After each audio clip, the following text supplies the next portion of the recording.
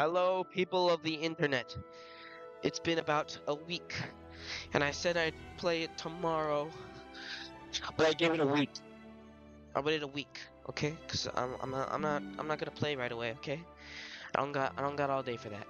So instead, today, I did not do any of the Archon missions. I didn't do like anything much, so we're good.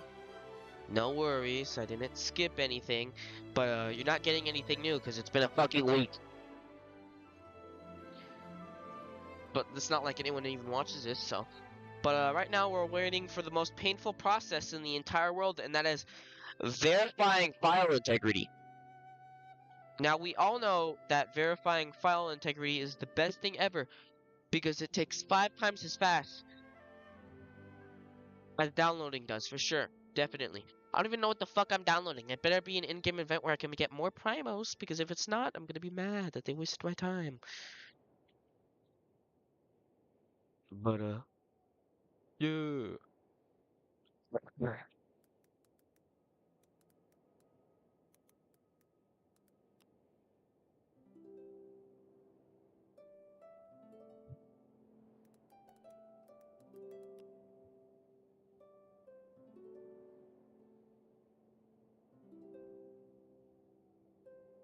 You suck. We're at 84 now. So, I did a little bit of exploring though. I did play the game, but I didn't fucking get to the Archon quest. So I'm making sure to save that for this exact live stream. But, what I did do, is I did 2 world quests. I didn't do all of them. I started on them. We had one that had the Melusine. She's a painter. And we went down to the city, and there's this little cave filled with Melusines and shit. And that's what I did. And then there's this one with an Oceanid. And so far, I don't remember. We just rescued her like siblings and shit, and then talked about ancient dragons. So not I haven't done much. I just did a little exploring. Just did a teeny tiny bit of exploring. I even get that I haven't even touched the game that much. I didn't even do like any exploring whatsoever. It's like such a minuscule amount of exploring. It's so teeny tiny. It's so minuscule. It's so miniature. And what I mean, it's such a small amount. Don't mind this area over here. When I say it's such a small amount of exploring, I mean I did in fact get all of the fucking waypoints in Fontaine because I don't want to walk around. So what I did was I did a quest that's over here, this one, and then I started on a quest. Then I did a quest that's like somewhere over here. It's like right over here. But we're not here for that. We're here to finish the Archon quest. But here's the 2 quests. They have like their own tabs and everything. So I don't know what the fuck this is either. So story quests. We might do this today too. I don't know what the fuck this is. I don't know why you're showing me chunk. Did I not claim them? I did. Crazy. Anyways, so that's that. No new events, I'm sure. Yeah, there's nothing. Who's this? What is this? No, no, I did this. Okay. Yeah, I did this too. Okay, I did this thing, I fucking cleared all that. These are the guys you fight. That's the guy that fights. So, let's get started on the Archon quest. Back to the Court of Fontaine. We go. I did get spoiled in the entire quest because I'm just that type of guy. So don't expect anything big reaction like, oh my god, what? That happened? No, I already know it happened because I spoiled myself, so.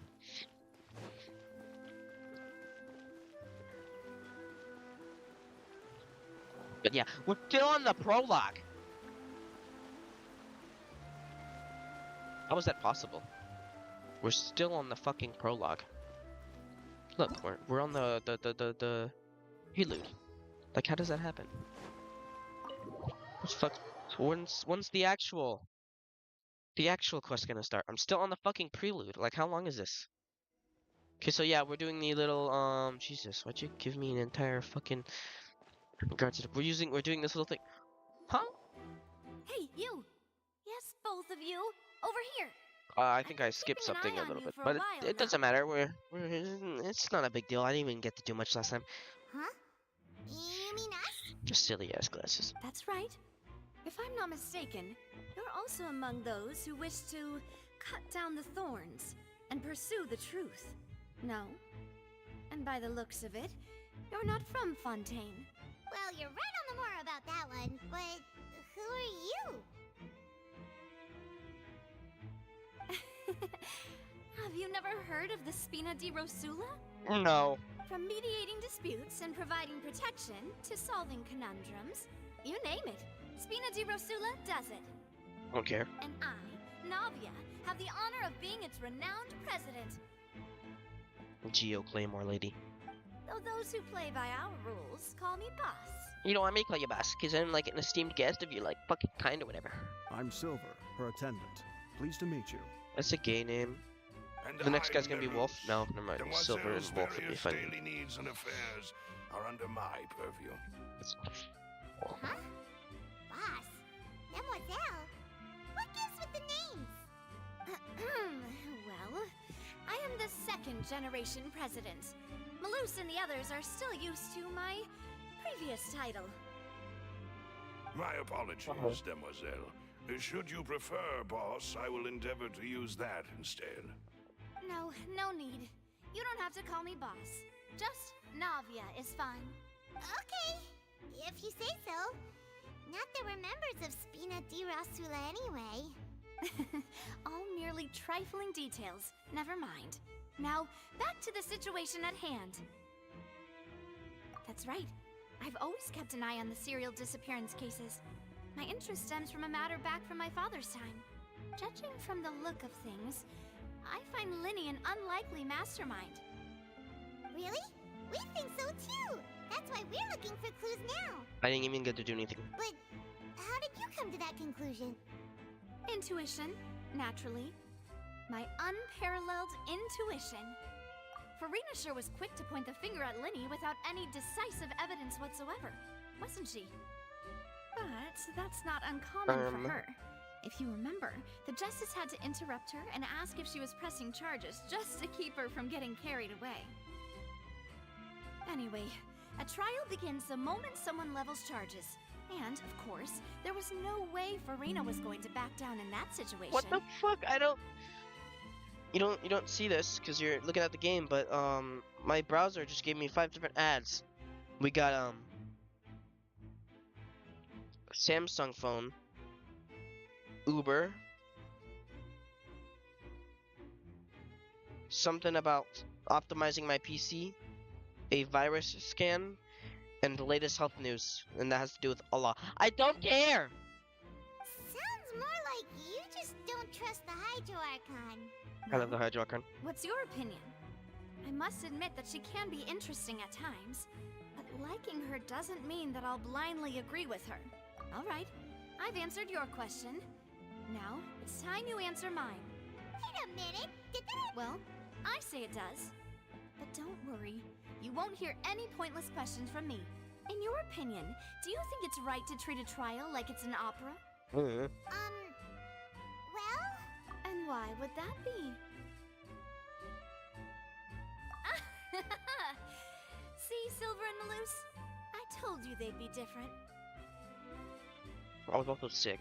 Most astute On Monday. of you, Demoiselle. But no one gives a I shit. too think that the traveler's response was most excellent. No matter how wonderful the script or how fervent the audience's expectations may be, the trials that go on stage here must be based in fact. And if that can be done, boss, then... All right, that's quite enough, Malus.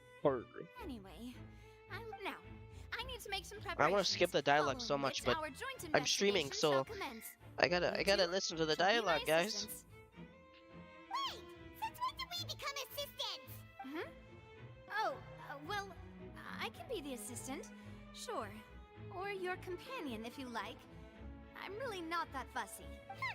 That's more like it. Far be it from me to brag, but I believe that Demoiselle's intuition will be instrumental in uncovering the truth. You wish to save a friend from false accusations, and we wish to unravel the disappearances. In this sense, our goals are aligned. You have a point. And what about you over there?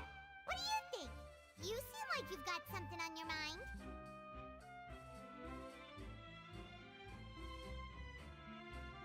Where do you get that idea from?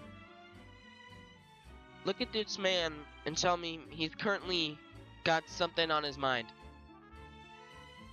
He looks like he's not thinking of shit. That's what. I have nothing to add. Exactly! Oh, alrighty then. Stupid fucking potato ass. We'll be making some preparations first. Just be sure to let us know if they start revealing Linny's tricks. Then, Can I walk away now? Do I walk in now? I'm gonna walk? Yes, okay. Okay. So we must look for clues, right? The Melazine here. What are you gonna say? Member of the guards. Yeah, what's happening with my game? It's lagging for some reason. Maybe I should turn off global illumination. Sorry, but no one can freely enter or exit the Opera House at the moment. No, we're not leaving. Were you always guarding this entrance? Oh, sure. Yes, after the Chief Justice gave the order, everyone coming in or out must undergo a strict inspection. So, the missing girl couldn't have left from here. At least, not from that point on. I doubt there was... How can you be so sure, Well, because I was in charge of security near the entrance at that time. I couldn't see Linny's performance from here, which was quite a shame. Just my luck. But still, I did not abandon my post. And I stayed put no matter how loud the applause was. If someone had so much as even approached the door, I would have noticed it, let alone if they had tried to leave. We Melazines are... So, Oops, it's Gabe. safe to say the girl couldn't have left through here. Alright, Yeah, huh? for your help. This'll be useful info. No one left the Opera House during the magic show, and after the incident happened, only those who had their identities cleared by the guards could leave. Okay. I gotta go. I feel like I gotta go upstairs for something. Like one of these. My game is either lagging because one, I'm streaming it, or two,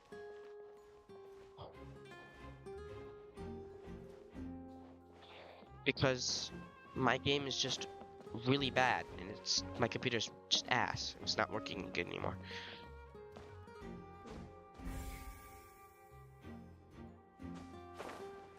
We're gonna ask us for the person over here.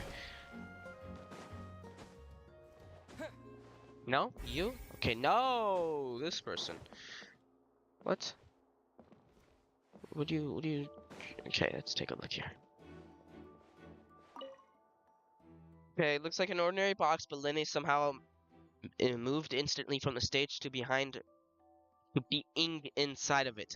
How do you do it? I don't know, dog. What the fuck are you asking me for? Okay, let's ask you Esildor. I see that you're investigating the area. Well, it just so happens that I'm interested too. Are If you you being a find any penny? new and interesting leads, Who are you? be sure to share them with me, alright? What's your We purpose? don't have too many... Then why don't I tell you my hypothesis first? The way I see it. And I'll start it with that loud thud. The thud? Oh, you mean the sound that happened during the countdown? Yes, exactly. It wasn't terribly loud, but I suspect that most people heard it. It's just that everyone was awaiting the results of Linny's trick with bated breath, so no one paid it much mind. But now that the incident has happened, the thud has become an important clue. That makes sense. So, what do you make of it? I'm of the opinion that it may have been the sound of Linny's accomplice. Lynette, perhaps. Jumping atop the water tank, or something like that. Why? What is this? And when the pyrotechnics went off... Oh, okay. So, this is named Cowell, who was trusted by his colleagues. Inspector Pops was assisting with the show and keeping the card engaged. Got it. Okay. and fireworks launched at the tail end of the magic performance set the rope dangling the water tank alight, causing the tank to fall and kill Cowell, who was within it. It seems evident that Lynn is the likeliest user of the prop to commit a crime. However, the reason for the victims being Cowell and the reason for the chosen lady's appearance remain mysteries. She cut the rope, sending the water tank crashing down. But wasn't the noise we heard too loud for that? Perhaps the balance wasn't right, leading to a particularly rough landing. Oh, that's true. I suppose I must reconsider.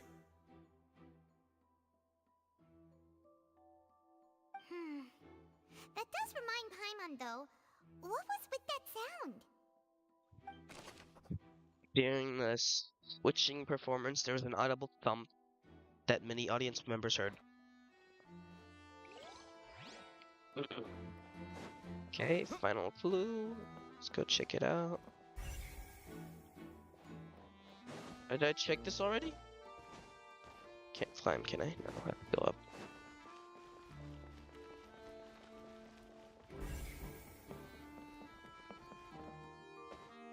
Yenton, what do you got?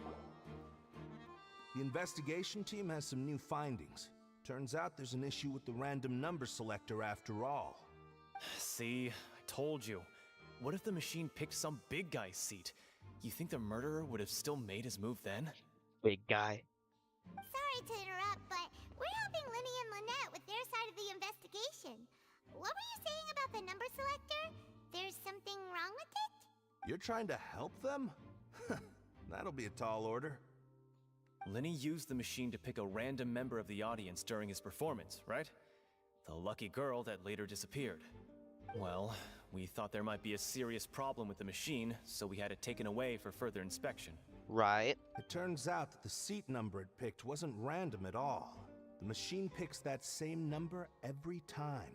I'm sure you already know that you have to make a reservation in advance to get a seat, regardless of whether it's a trial or some performance. In other words, Linny knew who would be sitting where from the very beginning. That sounds suspicious. That much checks out. Linny reserved our seats for us, too. Bet you see why I was saying it'd be tough to make a case for Linny. Even though it's bad for Linny's case, Paimon had better write it down. The device was used during Linny's magic performance to choose a lucky member of the audience. However, guards found that it will generate the exact same number no matter what. Clearly, someone has tampered with it. Shit, that's lag. God damn. Okay, let's see. Broken magic box was left on the scene after the guards completed their investigation. Looking at it now, the water tank must have struck it really hard. It's a fucking piece of metal, what'd you expect? Is a dead guy here? So where the magic box was struck, if Cal weren't inside the box at that moment, he might have dodged the falling water tank. Water! Not Waller, what the fuck? Okay, inside here, let's take a look. So this is the rope that broke and caused the water tank to fall. Uh-huh. The rope looks pretty durable. How can it be burned through so quickly by fireworks? Why are you suddenly so serious, Traveler? Well, someone definitely cut it. Did that look like it got burnt? Nuh-uh. Oh, look! This bit is made from different material! Most of it was burned away, but there's still a little bit of it left. I don't know what a fucking flash cotton is, dude. So if a rope meant to hold something was made with that kind of material in it, then... Wait! Why don't you write all this down? Let's take notes! This rope was used to suspend the water tank. It suddenly broke when fireworks were being launched on stage. The investigation has shown that the location where the rope snapped was made of flammable material.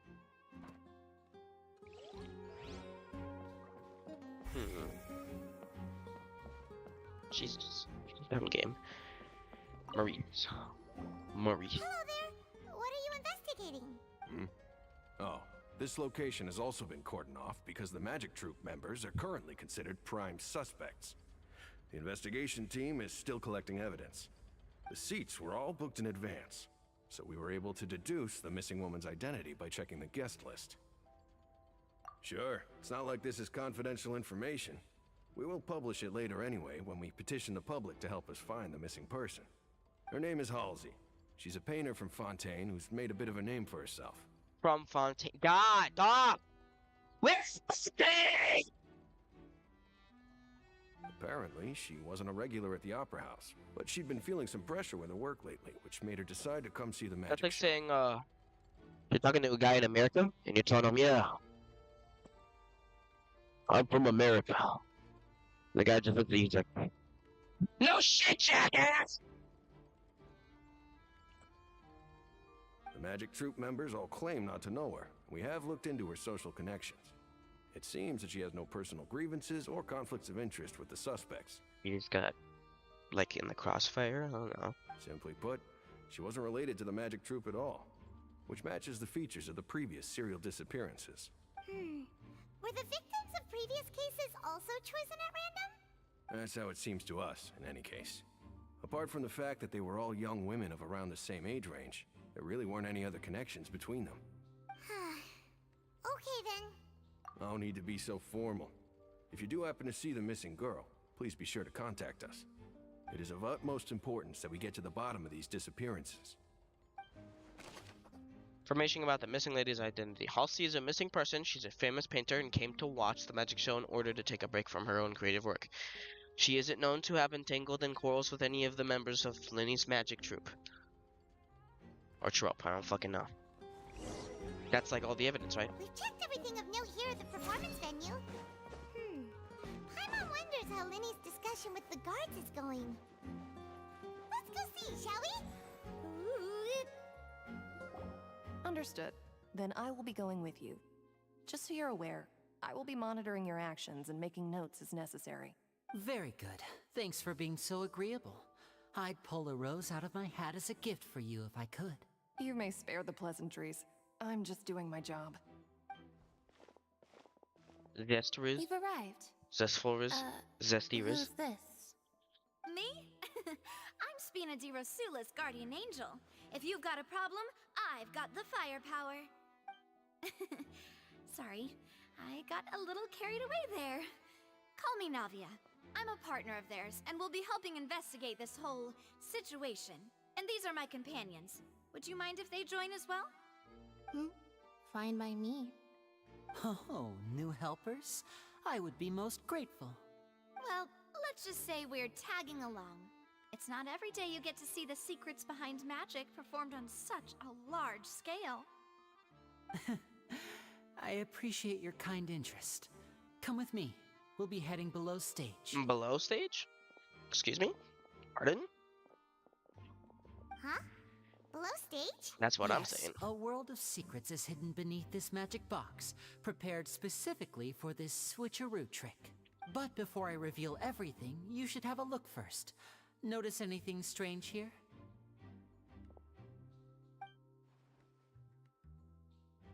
What? You're not giving me a good look. I'm not trying to be dramatic. Remembering the details of a trick will help you understand the methods used to perform it more easily. Huh. Weren't there balloons and other decorations here? Where did all that go? Ah, good eye. That said, you're still far from discovering the answer. Back of the door isn't the same. Huh. The back? You mean the ins? Very good indeed. I thought you might not be able to catch that, given that you were sitting in the first row. The back of this door was patterned. Those patterns are now gone, replaced by a smooth wooden board. So, if you put 2 and 2 together, what do you get? There's another box in this? I don't know. Exactly. All right, let's go. I'll tell you how it works as we head down. It's a fucking elevator or some shit. Oh, so there was a passageway under the magic box! I knew you'd figure out most of it as soon as you saw this place. I mean, I kind of knew. Like the basic thing, how do I get this guy from one place to the other?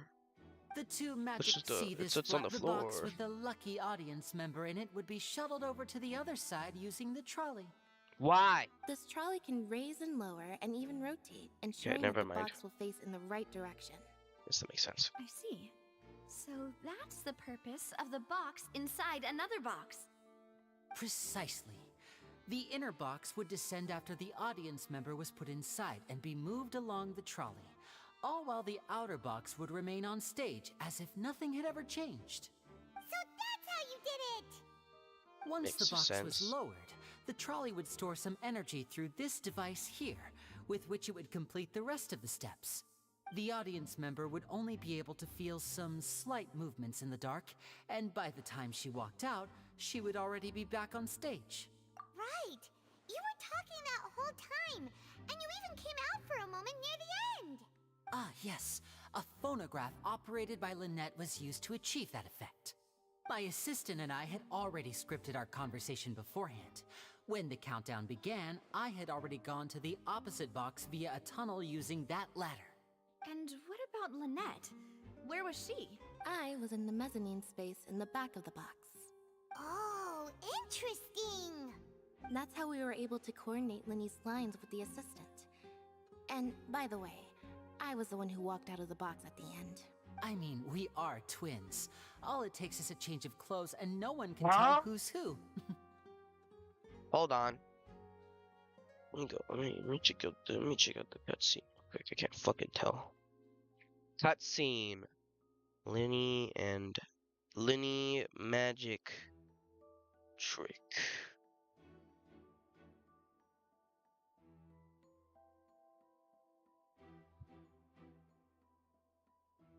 Is it the cutscene? Shut the fuck up, Japard.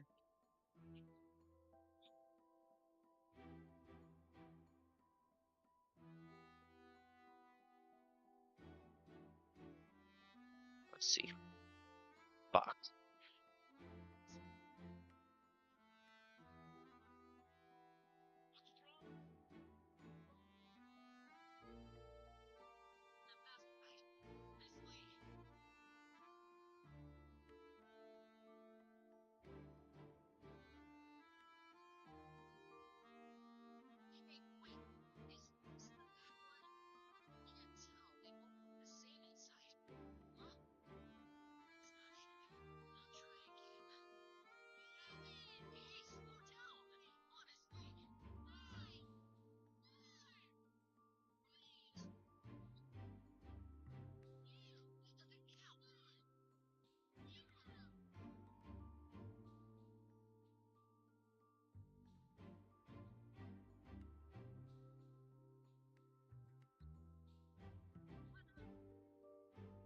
Yeah, no, I don't know what he's talking about.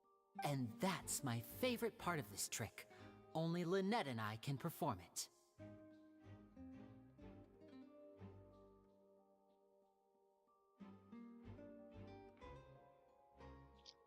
So that's how it all worked! Wow! Every detail you revealed was more amazing than the last! Lynette would briefly walk out of the box and then go back in, jumping into the tunnel and escaping before the box on the trolley could finish ascending. What? And then I walk out of the other box in the audience area, and the trick would be complete. The operative word here being would. But as you saw, Cal was in the box, not our audience member. She, on the other hand, mysteriously vanished. We really don't know how that happened. If not for that interlude, this would have been an astonishing trick. I probably never would have figured out how you pulled it off. And yet, to think that someone was able to use this magic trick to commit a crime. Could we have a look around? I think we can come up with some more leads. Switch. This is the scene of the crime, so Linny and Lynette are not permitted to stay here. I'll escort them back up. Yes, of course. No need to be so strict now. The fuck was I that won't disappear hand into motion? thin air, you know. You fucking that fat. Thanks, everyone. We're counting on you. Magic trick. Linny gave a detailed account of how the trick was supposed to work by using a box inside of a box. The idea was for the box containing the audience member to be transported across via a tunnel underneath, and Linny himself would also use this tunnel to get to the side. Meanwhile, having changed her outfit, Linny and her assistant would take charge of on-stage attractions. I guess Linny was one of the on-stage. I don't know, dude. On-stage mega box or magic box. The magic box on stage is an additional layer to its rear in which Lynette and Linny clothes remain hidden, she would later appear at the end of and lead people to believe that Linny had been instantly. It's still confusing. What fuck? The magic box at the center of the audience stand has 2 layers, and beneath it is an entrance to the underground tunnel. This was how the lucky audience member was meant to have transport without the audience knowing. Come on, don't give me another one. Okay, thank you.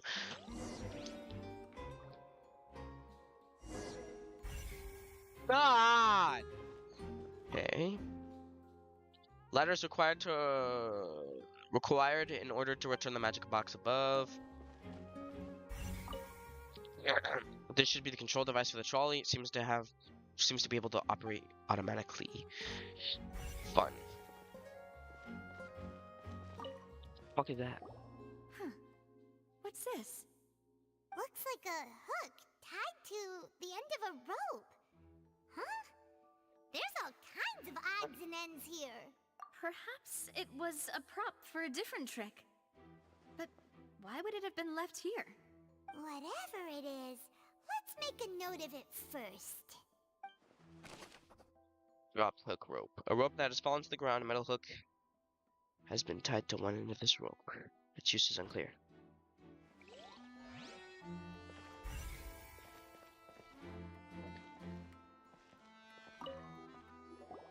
The floor is wet. Please be careful not to slip. Speaking of which, why would there be water here? Oh, Paimon knows! It's one of those tricks. I wonder what the water. You know what I'm thinking? I'm thinking. Flip the jug over only for the water to disappear? Here's what I'm thinking. It's for the fucking water tank. They need water for the water tank. And here's a broken vase. Huh. Did the trolley knock it down while moving? Must have been a spare so they could fill up the water tank, but it broke. Maybe because, I don't know, a giant fucking water tank fell. A metal box fell on wood floor and probably shook something under. That can't be. The trolley moves along tracks from start to finish. It couldn't have hit the vase at this distance. Let's note this down too and think about it later. Broken flower vase. There are many pieces of broken flower vase on one side of the tunnel. All the water within has been spilled. Just for the distance, it seems unlikely that it was knocked over by a trolley meant to transport the magic box. Okay, how fun. Oh, what the fuck is this? Investigate clothing. Oh, these are the clothes that the lady chosen from the audience was wearing, right? Her clothes are here, but she's nowhere to be found. Right. And do you really need to do that if you're Why the fuck are her glasses different? Ugh, this is so confusing. Paimon doesn't want Paimon, you did a magic trick, you stupid bitch! She's like, why would they need to change their clothes? And then she put on a different pair of glasses. Young lady clothes. The clothes belonged to Halsey, the lady who went missing, were found in the tunnel. The reason for this remains unknown. Please tell me, does the glasses stick? They do! They stick! That's stupid. What's this?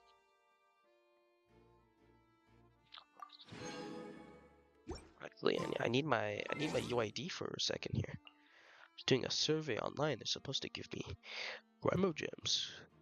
I'm a very needed member of society. That's it. Okay, thanks. Give me my mail. Okay, what am I looking for? This thing. Tracks. High precision is required to complete this magic show, and tracks are perfect for making the trolley stay on its designated course. Easy. Don't tell me this more. Fuck! Storage boxes. All kinds of props and costumes are haphazardly stuffed inside. We have an event here. That might be something important. The trolley is crucial for transporting the magic box to the other side. The culprit must have used this to execute their plan. Here we go. Cutscene. Cutscene. Fucking dialogue. Don't say place, Paimon. It's a place. It's a bed. Okay. You haven't even gone to the bed. It seems someone could fit through here. Yeah. Totally not. Huh. Could this have been the suspect's escape route? Alone, perhaps. But if they had to pull another person with them, the space would be too narrow. But there are no other ways in or out of here. Oh, you're right! Let Paimon write that down. Tunnel vent looks like it could allow one person passage, but barely. What leaving along the missing lady seems unrealistic prospect. Seems Time we're to go just back about done up. investigating down here. Really? Yes. Let's head back up.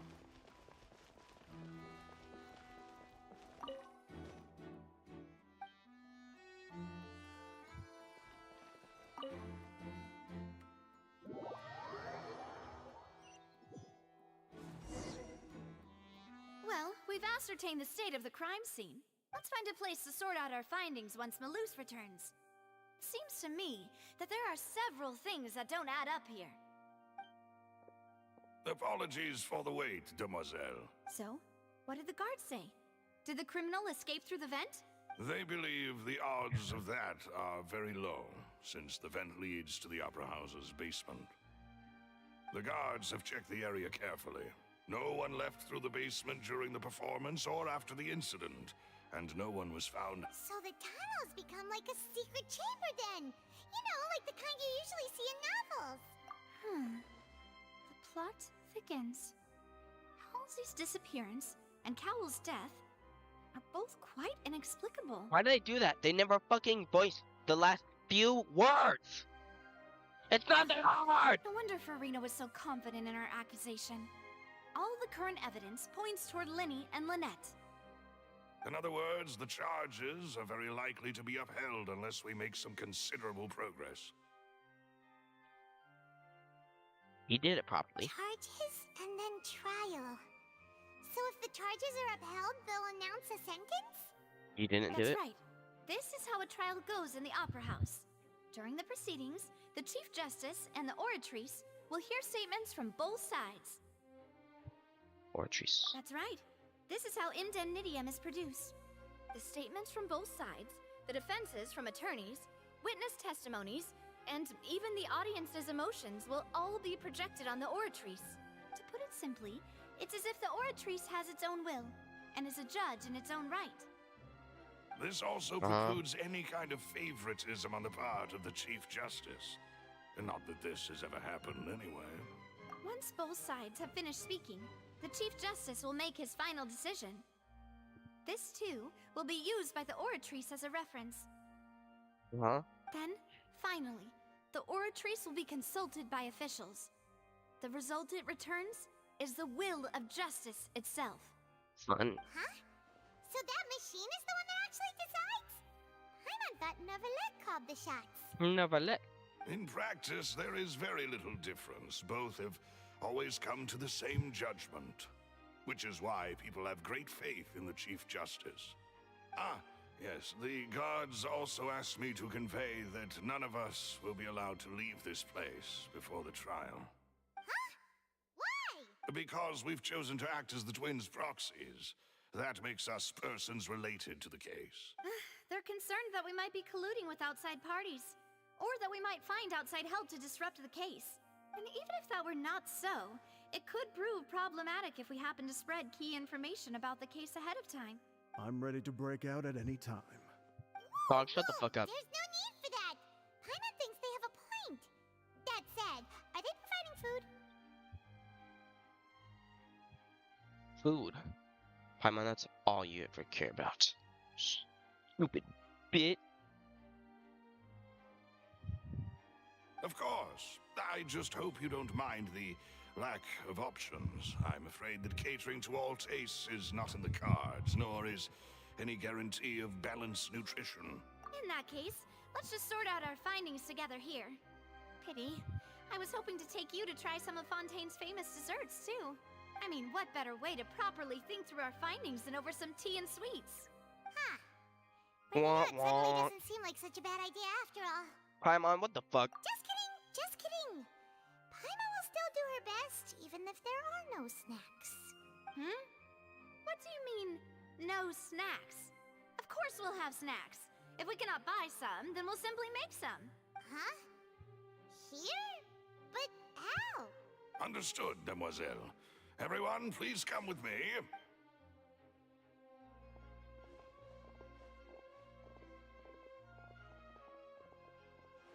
Wait, you're carrying a portable stove with you?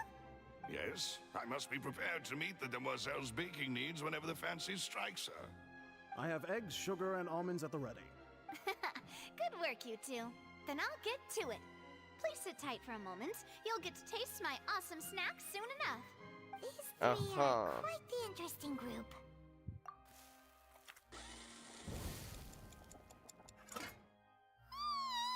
And Paimon thought it smelled good while it was still in the oven. Oh, it's even better now. Paimon can't stop drooling. From the way you had these two guys carrying all that stuff around, Paimon thought you'd have them do more during the baking process. But you ended up doing the entire thing by yourself. Beating the egg whites, grinding almonds, Womp, everything. womp, womp, womp. I was applauding. Womp, womp, womp, womp. The fuck? And I was giving encouraging smiles. Okay. Paimon was just thinking, aren't you worried about getting your fancy dress dirty beating egg whites and baking like this? Well, I don't think it's carved in stone anywhere that fancy ladies can only read books, sip tea, ride horses, and play the piano. I just really enjoy making snacks. Don't underestimate beating egg whites, by the way. It's a real arm workout. You also need to beat them to just the right consistency, or your macarons will crack. Anyway, give these a try, fresh out of the oven. There's 3 for each of us. Only 3? Let's see. Let's look at these. We got blue and pink, green and pink, yellow and brown. Then, like pink pea. I don't know what the fuck to do with the macarons, dude. It's a macaron. Well, What are you eating complaining too about, many Paimon? sweet treats might send all that sugar to your head. You wouldn't be able to think clearly about the case on a sugar rush, would you? Tea is ready to be served as well. This is Demoiselle's favorite. It's not Strong black. black It's tea not with black a tea. floral fragrance that clears the mind and lifts the spirit. No need for concern. I'm merely doing as I should.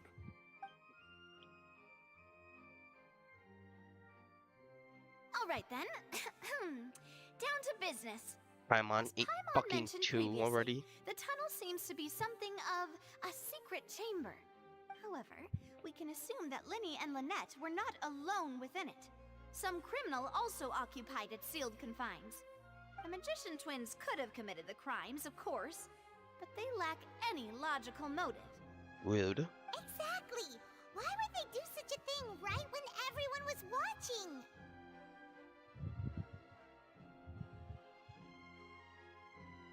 With the other 2 people, the missing girl and the deceased guy named Cowell. The flower vase and the thud we heard during the performance could indicate some altercation between Halsey and the criminal in the tunnel, resulting in the shattering of the vase, the discarding of her clothes, and her abduction. Why would he take off her clothes? Perhaps the criminal thought that since she was chosen from the crowd, she would be too easy to identify if she was still wearing the same clothes. Okay. That makes sense. That makes sense, but the real trouble is... True. None of the clues we found thus far support the existence of this third person. But the only people left to consider are both technically victims, whether it's the missing girl, Halsey, or poor Cowell. Right. Could Halsey have secretly made modifications to the magic props in order to murder Cowell before making her escape? That's right. And even if she had tampered with the setup, she would need to understand the entire trick to pull it off. Nor does she have any motive. The guard said that she has never had any dealings with the Magic Troop's members. Looking at fucking literally Instagram videos because I don't give a shit. Were we not thorough enough in our search?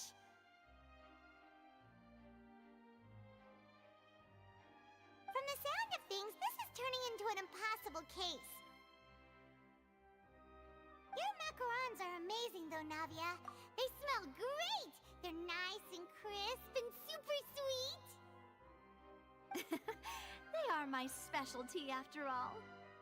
And I see you've already had 5 of them. What? 5?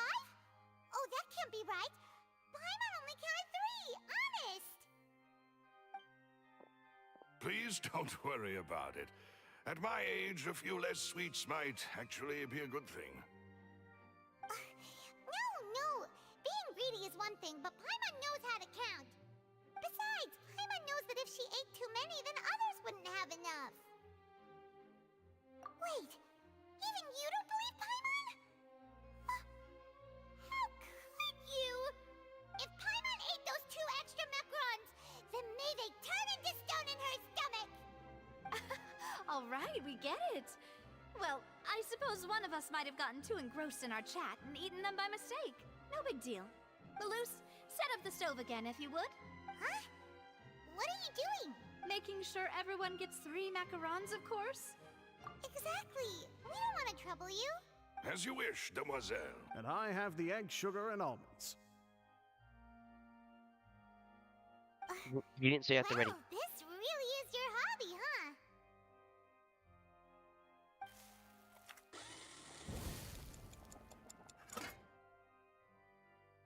Well, that's it for snack time.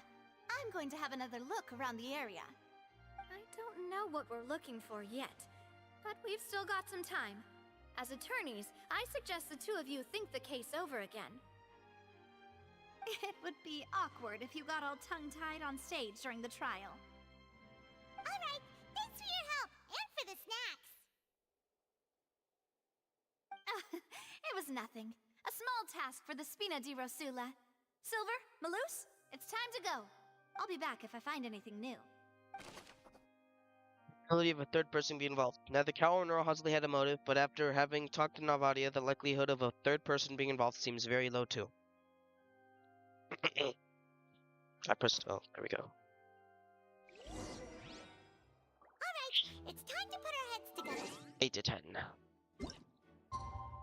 Womp.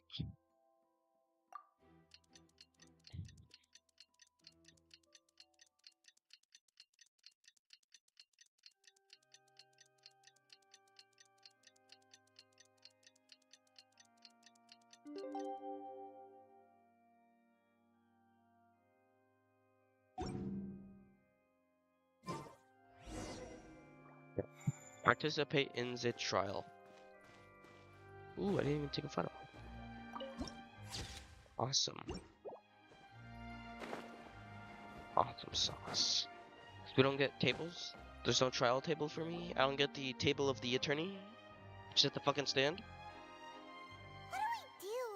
The whole situation is so confusing. Good plan. Impossible things don't just happen. We'll get to the truth one way or another. Just relax.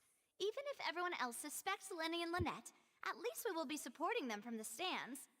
Besides, I doubt Farina understands any more about what happened than we do. Thanks, Navia. Well, we'll be going then. Best of luck to you. Huh.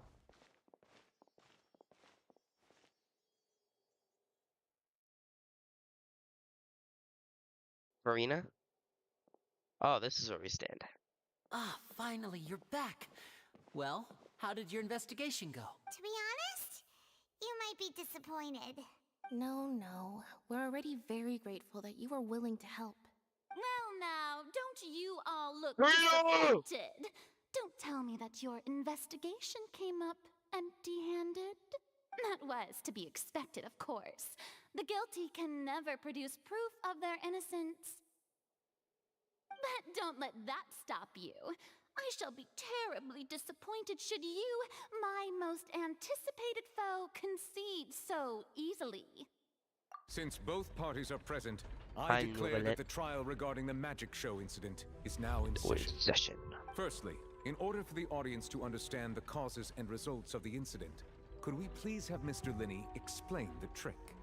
Yes, of course. I will explain while Lynette demonstrates on stage. All the necessary items have been prepared.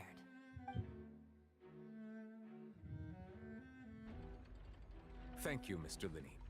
In that case, I take your statement to be that you ran to and remained hidden within the magic box in the audience stands once the trick began, and thus could not have committed the crime. Is this correct? Yes, that's correct, Your Honor. In that case, I call upon the prosecution.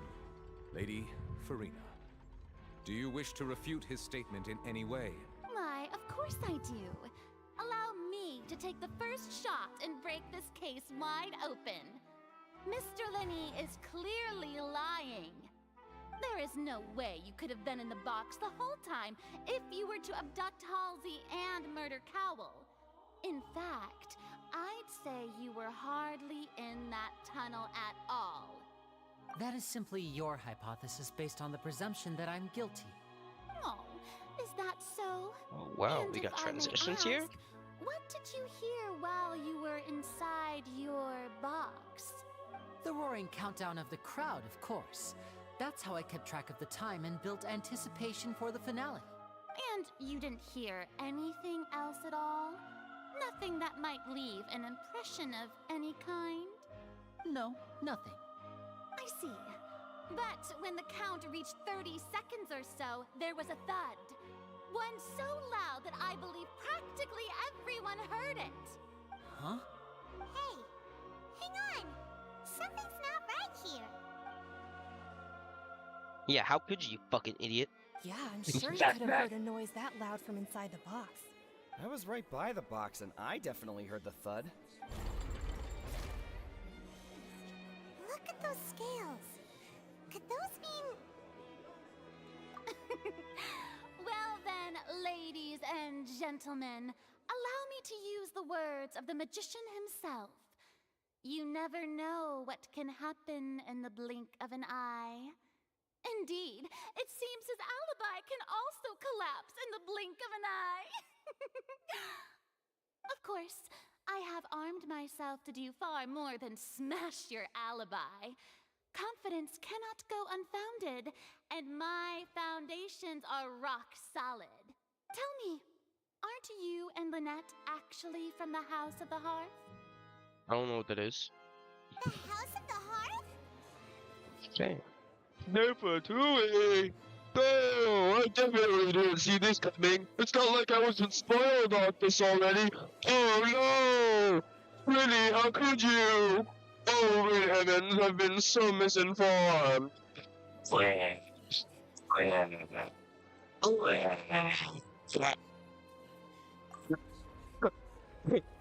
Damn, what the fuck, No dog? You wonder good? they did something like this. So the serial disappearances were the Fatsui's doing. Now it all makes sense. I swear I've heard you before. I've got a feeling that what happened on stage probably wasn't just an accident. What does that mean? That's irrelevant. Our identities have nothing to do with what happened. Indeed. Then perhaps you could tell us everything that happened during that 1 minute. Your first priority is to prove yourself innocent after all. I'm sure there is little that needs to be kept secret now. Unless your script already has holes in it. The Outlander is speechless. My, oh my, don't they look flabbergasted? Yeah, Now yeah, comes jump the for it. infighting in Discord, I suppose. This was almost too easy. Good thing I made all those preparations. Seems the all-nighter I pulled last night is really paying off. Hey, Linny, why didn't you tell us this before? Liddy and Lynette are Fatui. Order! Oh, Order. great heaven. Mr. Linney, allow me to re-establish the facts. Lady Farina has raised 2 points.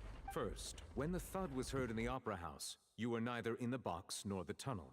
Second, you and Ms. Lynette are both members of the House of the Hearth. Are these claims true?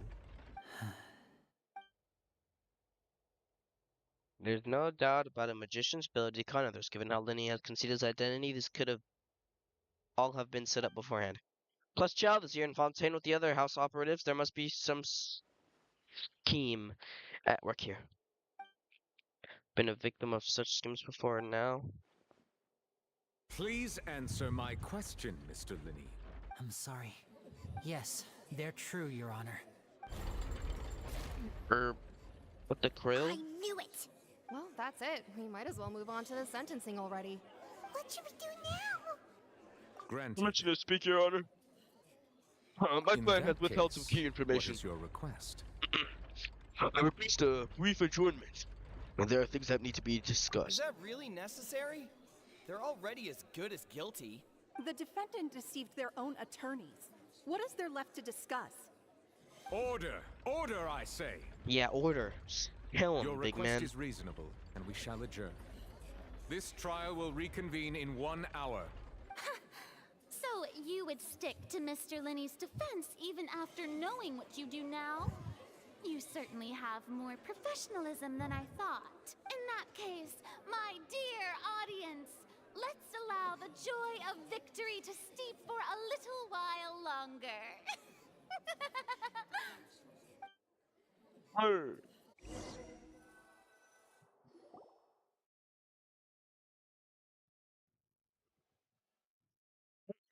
Goddamn. Yeah. Tell me why, bitch, I'm a fuck. Well, this is awkward. I didn't think the Hydro Archon would dig all that up. I'm sorry, Traveler and Paimon. Yeah, sorry. Paimon doesn't know where to start.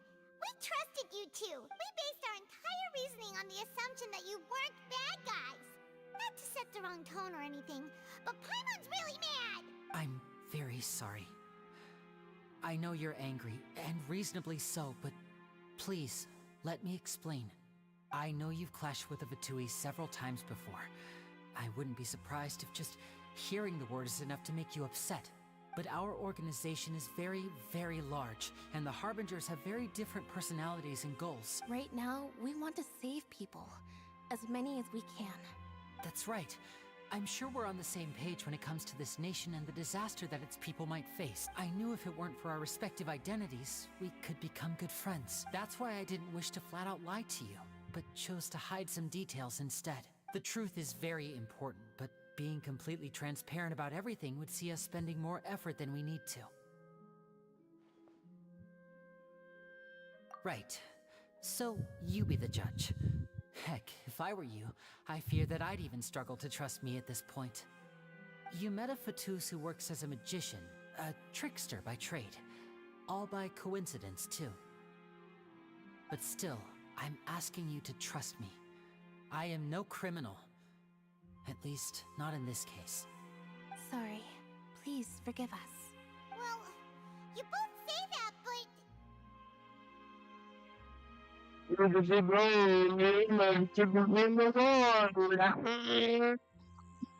Right. Let's hear your answer first, and no lies now! Of course. I'll answer any question you ask. We've been trying to find out how the Oratrice operates. We want to know why it has a consciousness. Why can it deliver sentences accurately?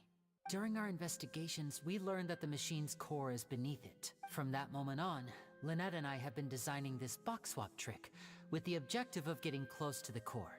Is that why you needed a whole minute? That's right. In truth, the audience would take about 75 seconds to count down from 60, while I would only need 15 to get to the opposite box. So, after jumping into the tunnel, I accessed the Opera House basement via the vent, and went to investigate the room in which the core is stored.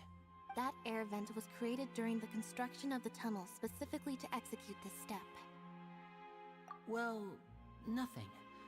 As soon as I reached that room and was about to investigate, I heard someone's voice. Which should have been impossible, of course. I was quite certain that I was the only one in the room. That voice seemed to recognize me and tried to speak to me. I chose to err on the side of caution and retreated the way I came. On the way back, I saw the broken vase and the clothes on the ground, but the countdown was almost finished, so there wasn't time to give it any thought. After that, the homicide occurred just as you saw. Well, that explains why you didn't hear the thud. Because of that prophecy I told you about, of course. We must know all we can about this nation's secrets in order to deal with that prophesized crisis. That's the only way we can save everyone. So, there you have it. The whole truth. I swear, I didn't hide anything from you this time. It was never my wish to proceed under this cloud of mistrust either. But like I said earlier, you can be the judge. If you want to leave because you don't trust the Fatui, there's nothing I can do to stop you. Well, Traveler, you decide. Paimon will follow your lead however you choose. Okay, thank you. Thanks for giving us a chance. The current problem is that the scales are tipped pretty badly against you two. If we want to refute the Hydro Archon's accusations, we're gonna need a seriously watertight Huh? Oh, Paimon thinks she gets what you mean. What are you not letting me in on? Lenny claims that he headed to the chamber containing the Archer's core upon entering the tunnel and did not witness the crime. Did not witness the crime taking place and thus did not hear the thud. Lenny claims to have heard a mysterious voice within the chamber house that houses the Orochi's core within the opera's house's underground structures.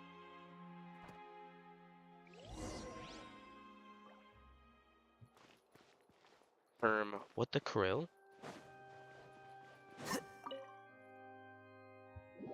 Let us go forth.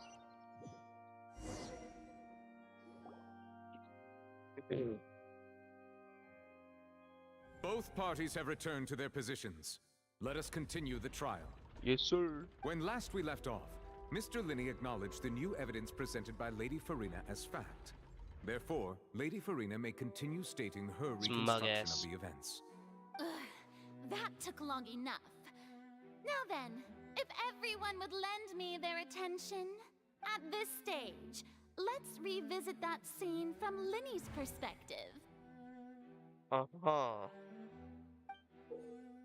Based on the opposition's current events, you identify loopholes in the statement.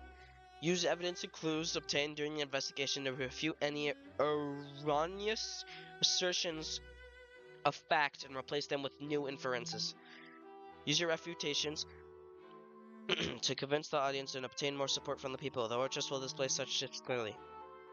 When you finally refute all incorrect content, you complete the cycle of refutation and will offer you the truth. What the fuck? As the countdown began, he entered the tunnel. Right. When the flatbed trolley passed, he opened the box and got into an altercation with Halsey, which caused the loud thud. Right. He did not realize that this sound could be heard by everyone in the opera house, which is why he claimed earlier that he could not hear the sound. He didn't claim that. She just didn't fucking know. Finally, he used the vase to knock her out, before making her change clothes to prevent others from recognizing her. I don't get why would you... At this time, Cowell arrived in the tunnel, having heard that strange noise, and caught Linney red-handed. So Linney proceeded to knock him out too before stuffing him into that box. You make him sound like a powerhouse. Linney is an absolute fucking... Afterward, Linney passed bad. No, that's the wrong term. Let's go with box in the audience stands before operating the devices such that Cowell's death would be ruled an accident.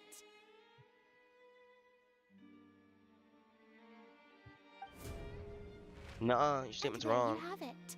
That's the truth behind what happened. I won't say that.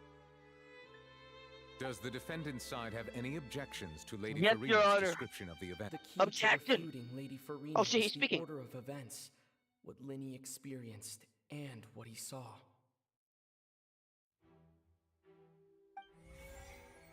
Okay, so I just need to... What?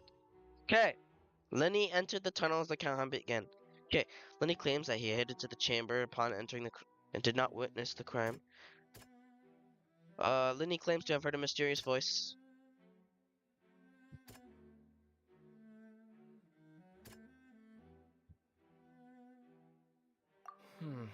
Seems this won't produce... What do you mean?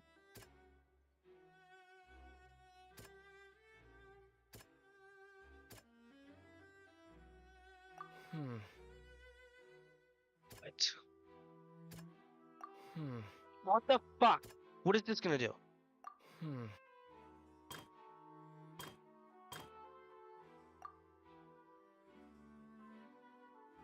Entrances and exits. No one left the opera house during the magic show. Okay, no. Linny attacked Halsey. The loud sound from Linny must have been very confused.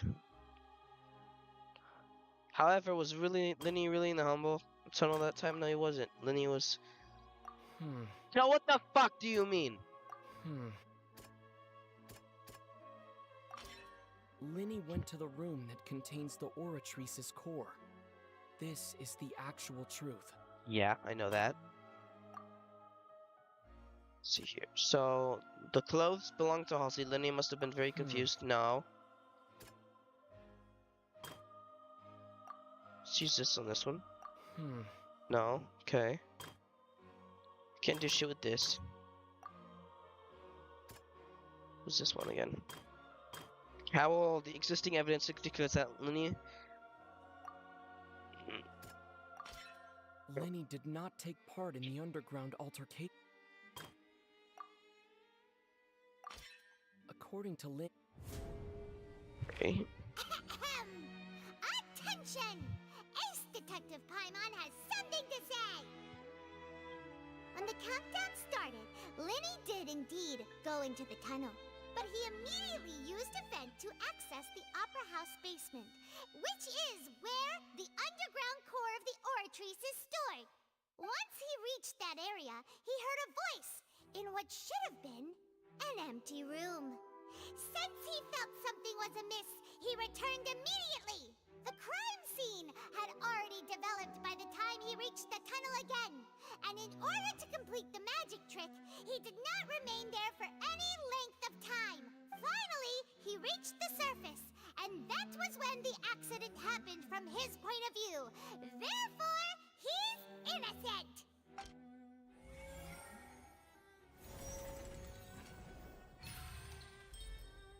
Uh-huh. I mean, I don't see how you can fail that. Paimon did it! Paimon actually managed to say all that! Wasn't it awesome? In other words, you believe that he knew nothing of the incident? Yes. That's right! My reasoning? If that's the case, then if Carol hadn't entered the tunnel, who was the entire setup meant to kill? Assuming that what you say is true, Linny only needed to kidnap the young girl to cause a new disappearance case. What would the point of killing someone on stage be? Oh, they have a point. That's right, you tell him! And that's why they're partners of mine. They've managed to turn things around. Yippee-ki-yay. Oh, well, your denial is very strident. I'll give you that. But what proof do you have to back your claims? Of course I do. If he had been in the magic box the whole time, how could he have not heard that sound? Why do you ask? You're saying that he wasn't?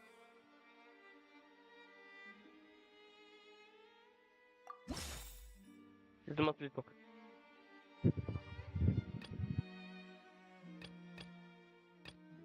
Irrelevant. You're telling me a bunch of shit that's irrelevant. Halsey is the missing person.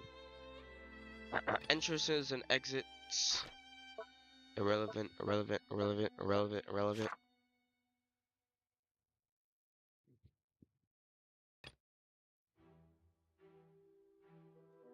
He wasn't in the box, therefore he can't fuck with her. Are you sure we don't need to give this more thought? Paimon thinks... Oh, you're gonna tell me what the fuck I need to say? Are you sure we don't need Shut to give the this more fuck thought? up! That's right! Linny wasn't in the box or in the tunnel. That's why he didn't hear anything strange during the performance.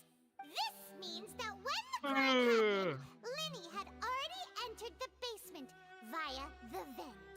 The same clue you used to disprove his alibi has Damn, now close up. become the best proof! How do you like that? Well played. To think you'd use such such logic. Well then, if it wasn't Linny who committed the crimes, then who was it? The murderer was. Like the gear icon. Fuck, what, dude? Select entrance and failure to verify the corrections or deductions. If you made mistakes, you make another selection. Once you have answered all questions correctly, you complete this logic chain. Okay, the guard's investigation report indicates that the fireworks released near the end of the show ignited and burned through the ropes suspending the water tank above the stage. This caused the water tank to fall and kill Cowell in the box below. If Linny is no longer under suspicion, only the other members of the troupe would have tampered with the props. Linny gave us a detailed account of how the magic trick was supposed to work by using a box inside of a box. The idea was for the box containing the audience member to be transported across via a tunnel underneath, and Linny himself would also use this tunnel to get to the other side. Having changed her outfit, Lynette and her assistant would take charge of onstage interactions. Clothes belonging to Halsey, the lady who went missing, were found in the tunnel. The reason for this remains unknown. Who's the person who could possibly committed the crime? Who's this? Could there have been a third person involved. The deceased's name is Cowell. That would make no sense. It's gotta be the third guy, dude. What?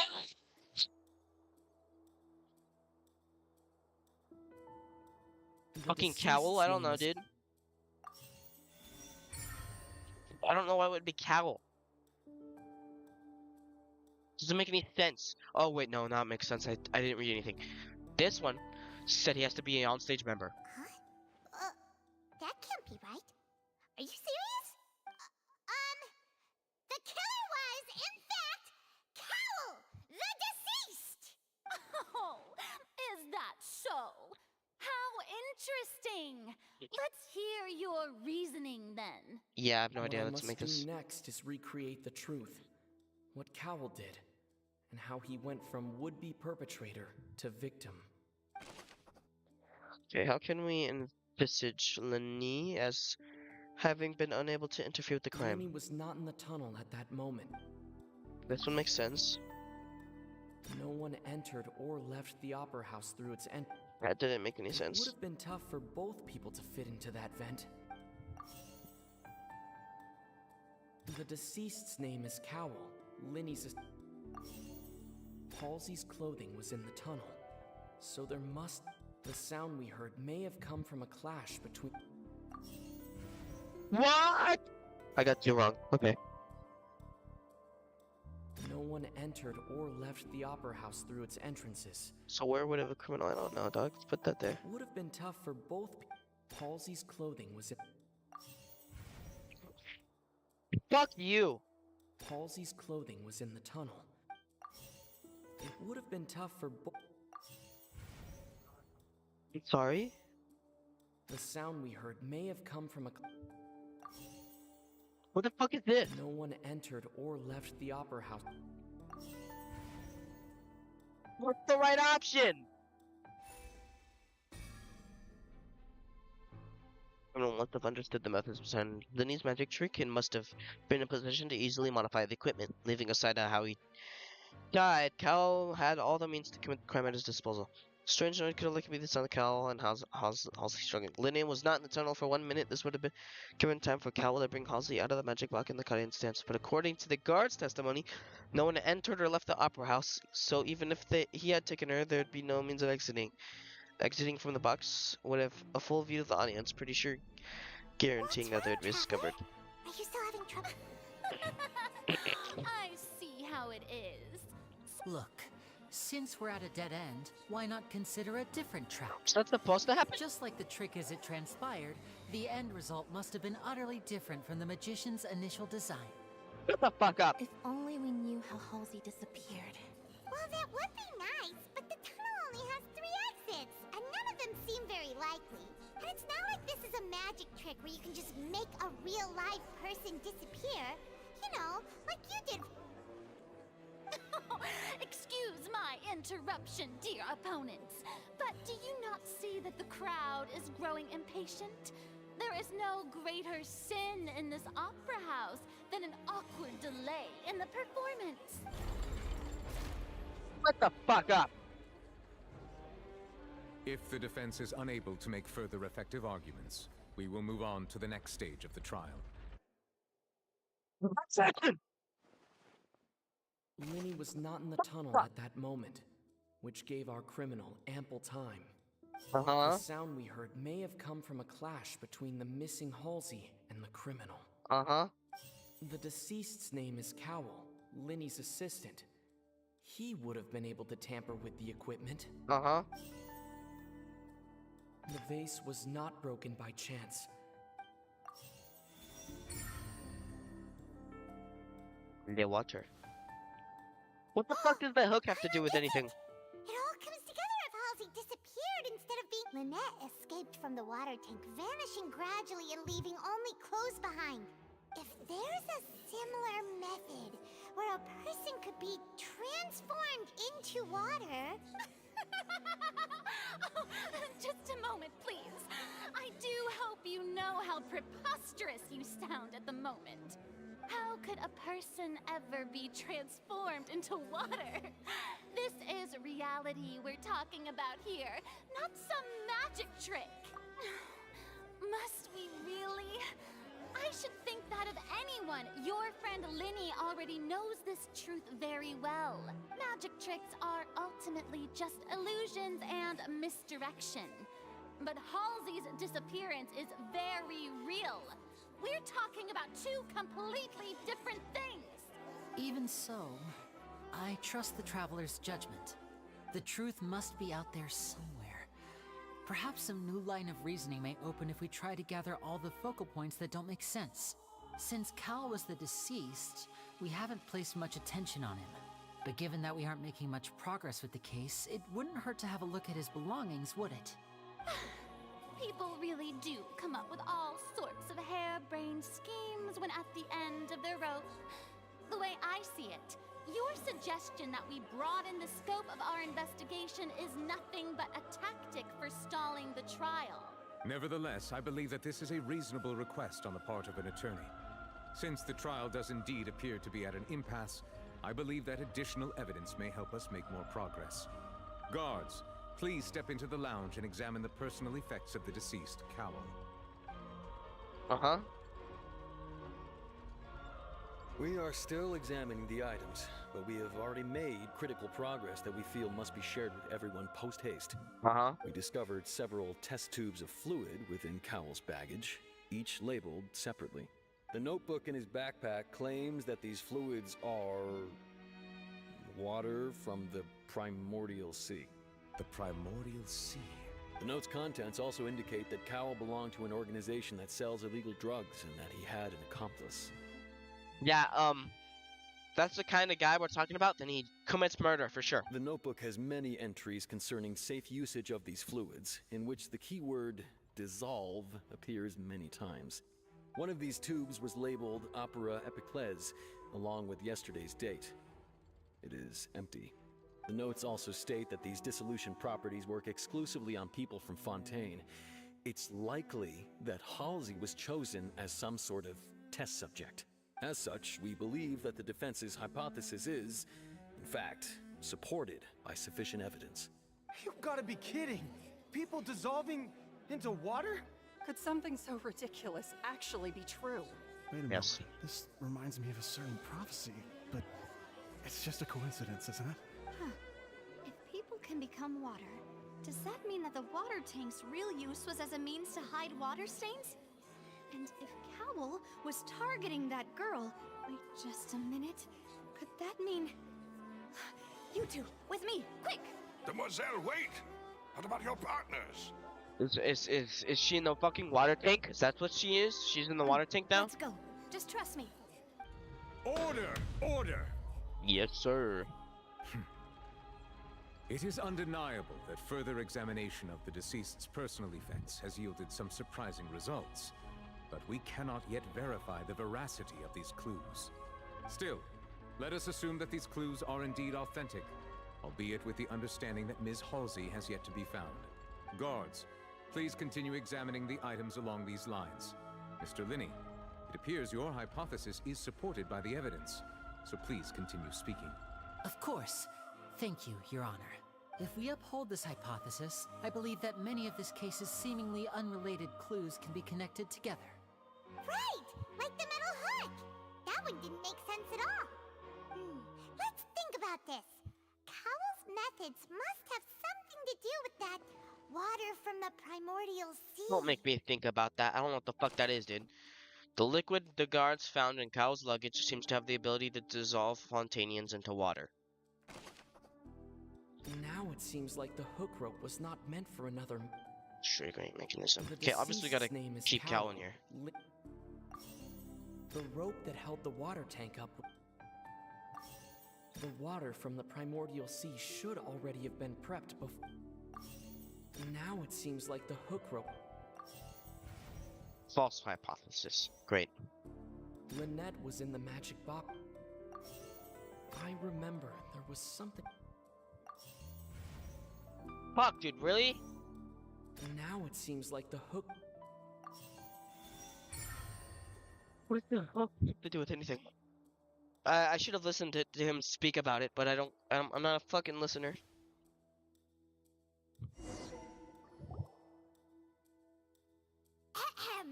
It's Ace Detective Paimon's time to shine again! Don't say that in public. In the original plan, Cowell would tamper with the water tank rope and the number selector securing his target. When the magic box containing Halsey was lowered, the metal hook would retract gradually and pierce the balloon at the top of the box. When the balloon attached to the box popped, the water from the primordial seed inside it would pour down and dissolve Halsey.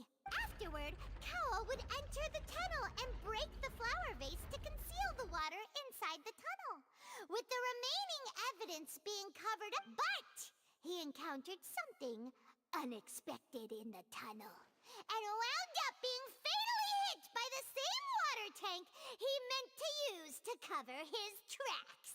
Huh. That does make... That actually links together a lot of the more confusing pieces That made of no evidence. sense for me. Oh dear, what do I do? Even I think they sound convincing now. Have I falsely accused an innocent person? What a humiliation. Now, it seems like the only point of contention remaining is the exact circumstances that led to Cal's death. His notes mentioned he had an accomplice who could be related to the situation. On that note, the guards have just contacted me indicating that they uncovered new evidence. I shall now invite him on stage to share it with us. Thank you, Your Honor. We were just inspecting the luggage of the other people involved in this case, and we found an identical sample of the water from the primordial sea among Linny's personal effects. What? That can't be. Oh, does this not clear all doubt? My dear citizens, my loyal audience, allow me to present my reasoning and bring this performance to a swift close. Linny did not need to take part in the dissolution of the young woman at all. Indeed, he did leave the scene via the vent. Having made modifications to the props beforehand, his accomplice Cowell then caused Halsey to vanish using the water from the primordial sea. But upon his return, in cruel avarice, Linny desired sole credit and prepared to do away with his partner in crime. Ultimately, he knocked Cowell out, and the tool meant to cover the crime up also became a murder weapon. Now, as much as I regret having come to such a viciously straightforward conclusion, it does seem that the famed Fatui is quite the cold-blooded and ruthless organization. Am I right, Mr. Linny? I don't think so. No. We used up all the evidence we collected. There's no way for us to make a rebuttal here. We can if we Is try. this the end of the road? Nuh-uh, not for me, buddy. Okay. What the fuck? Oh no. Paimon can't think of anything either. It doesn't look like there's any way around this. Seems using the water as new evidence was too good a move. Why did this have to happen now? I think we've all seen enough now. And we have ample witnesses to my flawless reasoning. I believe this is indeed the finale.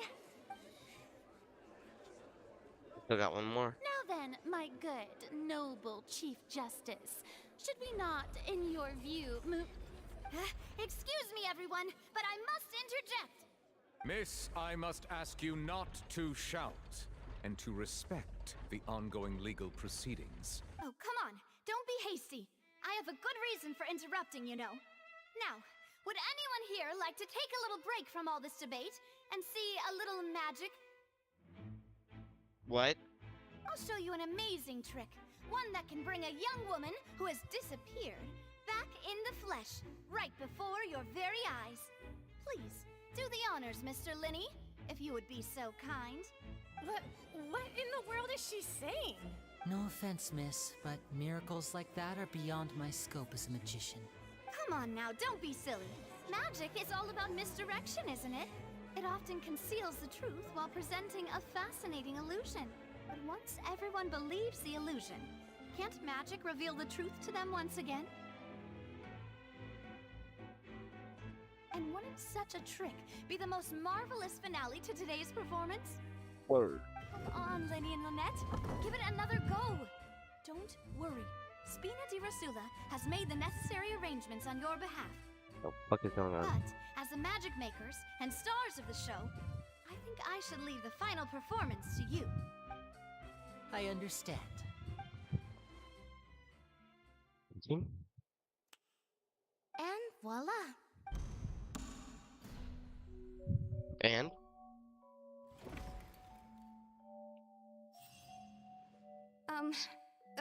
Sorry for the interruption. Wait, isn't that Halsey? So the whole thing about people dissolving wasn't true after all? To be clear, I'm only here because this person told me that if I testified, the merit of doing so would lessen my sentence. I was hiding outside this room listening to the proceedings because I was afraid that I would be the one put on trial. Why? I was just feeling happy that no one had noticed me. And then before I knew it, she caught me. That'll teach you to underestimate us three. Where should I begin? Hold on. I'm sorry. I'm the one who killed Cowl. I admit it.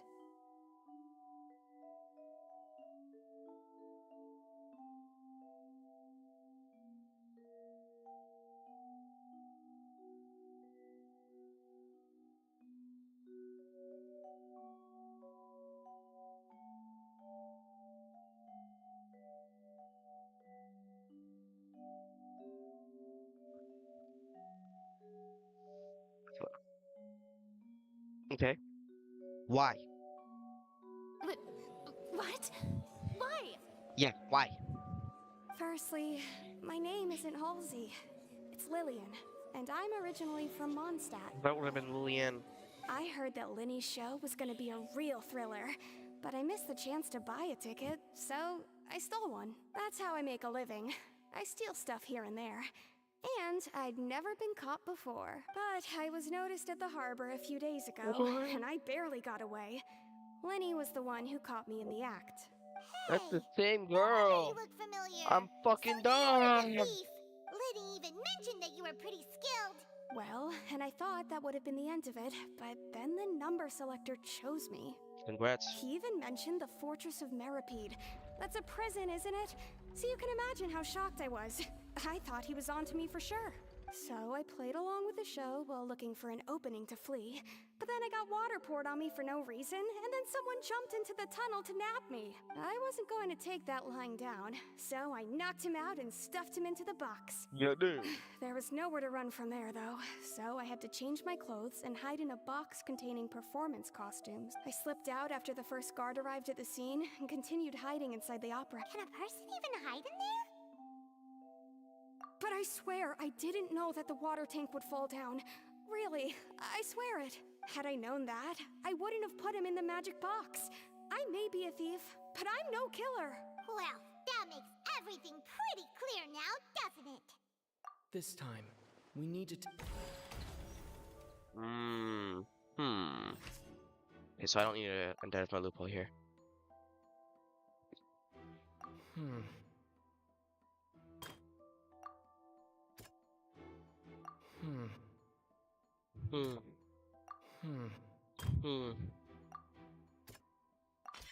The strange sound wasn't from a fight. It was Lillian's attempt to break out when she was frightened.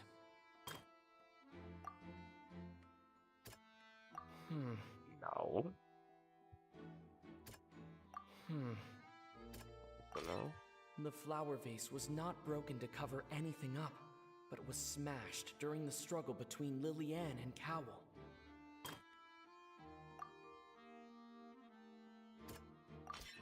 Lillian was afraid. And it's Ace Detective Paimon time!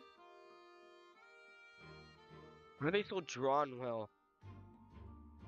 Having been selected out of the blue, Lillian panicked. Her panic only intensified after she entered the tunnel and had water poured on her head. So she kicked the door open, producing the thud we all heard.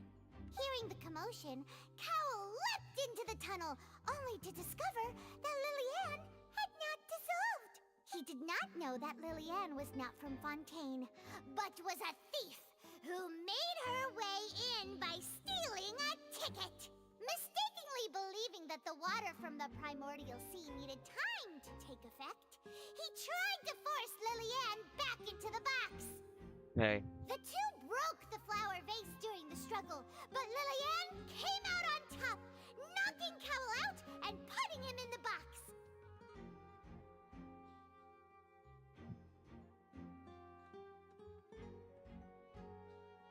With no way of escaping, she changed her clothes and hid in the costume trunk until the performance ended.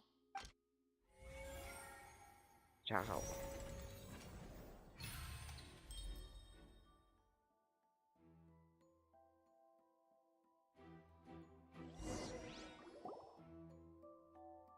She knew that she would have to go through guard inspection if she tried to leave afterward.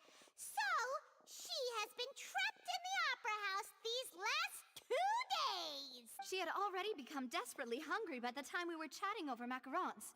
So, she swiped 2 of them right under our noses. Talk about a sneaky thief. At this point, all the events that happened in the tunnel have now come to light! Ah, so that's the whole story. Bravo! Bravo! Yippee. Now then, Lady Farina, do you wish to speak against the defense's statements? Please answer the question, Lady Farina. Also, if I may add, the trial has not yet ended. As such, I request that the prosecution not leave the room before the proceedings have concluded. The fuck you going? What? Are you reading my mind now? No, I have no further arguments. I admit defeat. But really, could you at least have left me with some dignity? Wow, look at that! She's like a deflated balloon now! If there are no objections, then as the Chief Justice of Fontaine, I shall once again repeat the full sequence of events. The actual perpetrator of the serial disappearances, Cowell, selected his next victim from the audience reservation list. With some modifications to the selector, he could ensure that the pre-selected young woman would be chosen. To cover up any evidence while committing the deed, Cowell thought of allowing the water tank to fall, which would conceal the water left behind after the young woman was dissolved. He also tampered with the rope suspending the water tank, using the fireworks at the end of the performance to cause the tank to drop and hide the watermarks. He poured the water from the primordial sea into a balloon during the preparation of the magic box and stuck it to the box's lid. Finally, he passed the prepared hook on a rope through the gap in the magic box's door when bringing the young woman to said box. When the magic trick officially began, the box containing the woman was lowered into the tunnel, tightening the hook rope and bursting the balloon containing. If all had gone to plan, the young woman would be dissolved at this time. However, Lillian was not from Fontaine, and thus fled the box with a loud noise. Realizing that there was trouble, Cowell entered the tunnel and met Lillian. Thinking that the waters had not yet taken effect, he decided to proceed. However, his opponent was more capable than he thought, and he was overcome, knocked unconscious, and placed into the magic box. and thus became his own final victim. Lillian, according to her own statements, then changed clothes and hid until the performance ended, before hiding in other parts of the opera house. As for Linny, he was in the underground structures within the opera house, and was thus ignorant of these happenings. From this reconstruction of events, we can conclude that Linny, the accused, is in fact innocent. While there is much in Linny and Lillian's conduct that should still be investigated separately, this case, at least, can be handed over to the Oratrice to make the final decision. And let's conquest tutorial, guys. Anyways, what's this gonna say? The fuck is going on?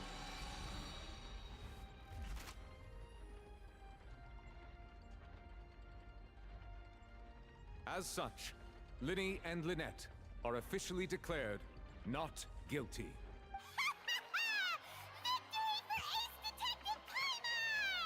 Great work, partners. Thank you all. Thank you so much. Yeah. Next, I think we deserve an explanation, Guard Vaughn. How did you find the water from the primordial sea in Linny's baggage?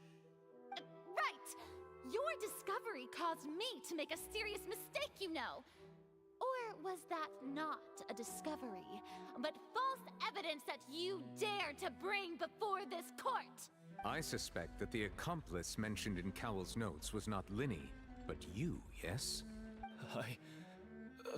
I'm sure you know what you must do to lessen your sentence. Speak quickly! Unless you want to earn yourself a one-way ticket to Coupon Town. I was just following orders. We were supposed to place blame for the serial disappearances onto Linny, and thus cause suspicion to fall on the Fatui. The higher-ups said this was the best opportunity to do so. And now that your plan has fallen through, and the secrets of the water have been revealed, you have become a liability to said higher-ups, yes? Therefore, you would be wise to tell everything you know, and seek the protection of the guards. Yes, I'll tell you everything I know. Our boss discovered that the water can cause people to dissolve. It can also be made into a potion, which when extremely diluted, can cause people to experience unforgettable exhilaration. We've been in this business for a while now, and have made decent more off it. The disappearances were also the boss's idea. I mean, this is the boss we're talking about. The... Oh shit! Oh shit! Live action performance, guys! Live link. Hold on. I want to fucking be a cool streamer and put a live link on my stream, but I can't. Yeah, he's dissolving. He's dead. He's gone. And now he can no longer talk. The boss. The link.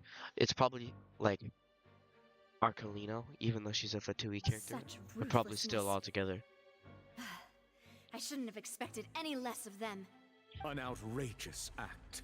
All present, please submit to inspection immediately. I'm not expecting that. I did my job.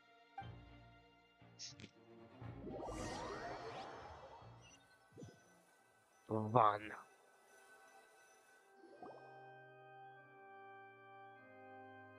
So, we're just going back now? That's true, but... Traveler, Paimon, please wait. Lenny... I know you may not want to speak to me right now. Maybe you don't even want to look at me. But still, let me thank you again for defending me to the end. Even after you learned that I'm a member of the Fatui. I guess. But regardless, I'd like the opportunity to set things straight. I didn't approach you with any ulterior motives or ill intent. I've spoken to you as myself, just plain Linny this entire time. As for why I'm a Fatus, it's because the goals of the House of the Hearth align with those of an orphan like me. That's all.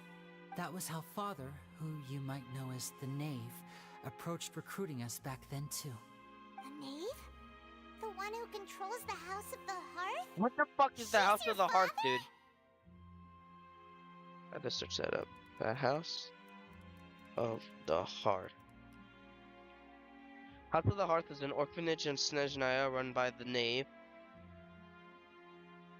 Several notable members of Fatui were raised there.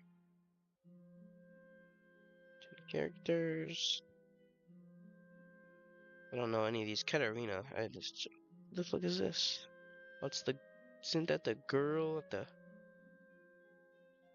bottom of the abyss?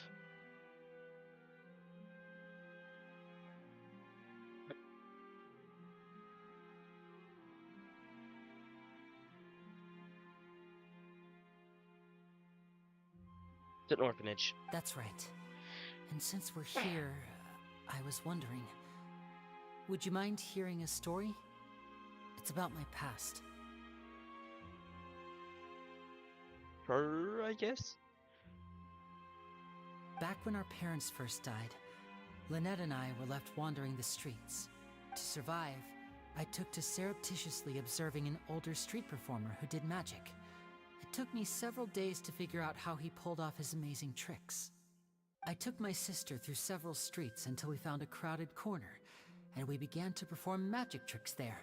To my surprise, we proved to be pretty popular, and we could at least stop worrying about where our next meal would come from for a time. But I didn't want my sister to remain a street rat together with me forever. Before long, an aristocrat came to me and claimed that he wished to take us in after watching my performances. So you went from orphans to nobility just like that? That was how we felt at first too. As if fate was on our side and we could say goodbye to those painful days. But I gradually discovered that while we were called foster children, he was really after my talent for magic tricks. I mean, he adopted you because he fucking saw you watching the magic trick, doing the magic. What were you expecting? It's like, it's true. You magic tricks really well. I want to adopt them for no reason in particular. He would constantly take me to all sorts of banquets to garner attention, which he would then use to expand his social circles. That doesn't seem too bad either. Better than roaming the streets at any rate.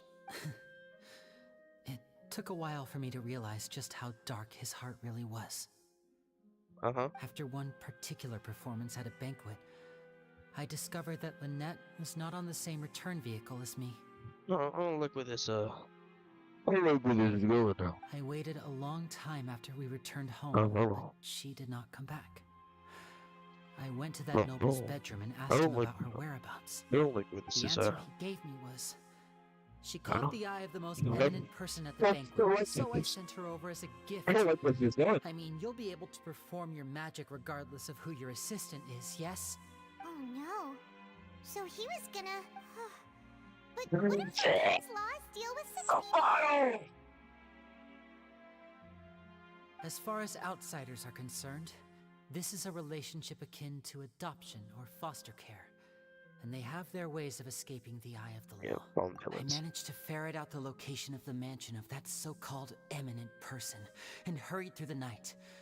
But by the time I leaped over the walls, avoided the guards, and made my way in, all I saw was the moonlit ground covered in blood, and the knave standing there in the darkness. So, she'd already taken care of that guy. That's right. She had rescued my sister before she could come to any harm, and had even discovered several girls hidden in a basement, all of them orphans. Father, I mean, the knave, might have seen something in me, and so she made me an offer. The House of the Hearth welcomes you, for your interests align with ours. Here, none will ever betray you. Indeed, betrayal shall never be permitted here. I was hesitant to trust her. I mean, I had just been betrayed by nobles. But she was also quick to destroy the noble who had taken us in at first, giving us back our freedom. Oh, so that's how the two of you joined the House of the Hearth. She has her own plans. She has gained permission from the Tsaritsa to first use the Gnosis' power once she obtains it. She plans to use it to find a way to break the prophecy and save Fontaine. So, she believes in that prophecy too? That's right. The whole House of the Hearth is currently working to combat that crisis. Right. Today's case has also proven that people from Fontaine can indeed dissolve into some sort of water, thus further supporting the prophecy. All of us house members here, Lady Arlecchino herself included, are from Cool. Fontaine. We won't give up on she defending is. our homeland. I didn't know that. To us orphans, the only connection we have left to this world, apart from our family, is our homeland. So, from small deeds like distributing magic pockets to huge schemes like stealing a Gnosis, everything is aimed at dealing with that prophecy. It's all right. I understand. The only thing I can do is relate all this to you. I just hope you can understand that even as a member of the House, I have never stopped making my own decisions, and that I believe what I'm doing is right. If you should need anything at all in the future, feel free to find me. I will do my best to help you, as plain Linny. Bye-bye. What the fuck do you always look at it like Paimon? Am I done? No, I'm not.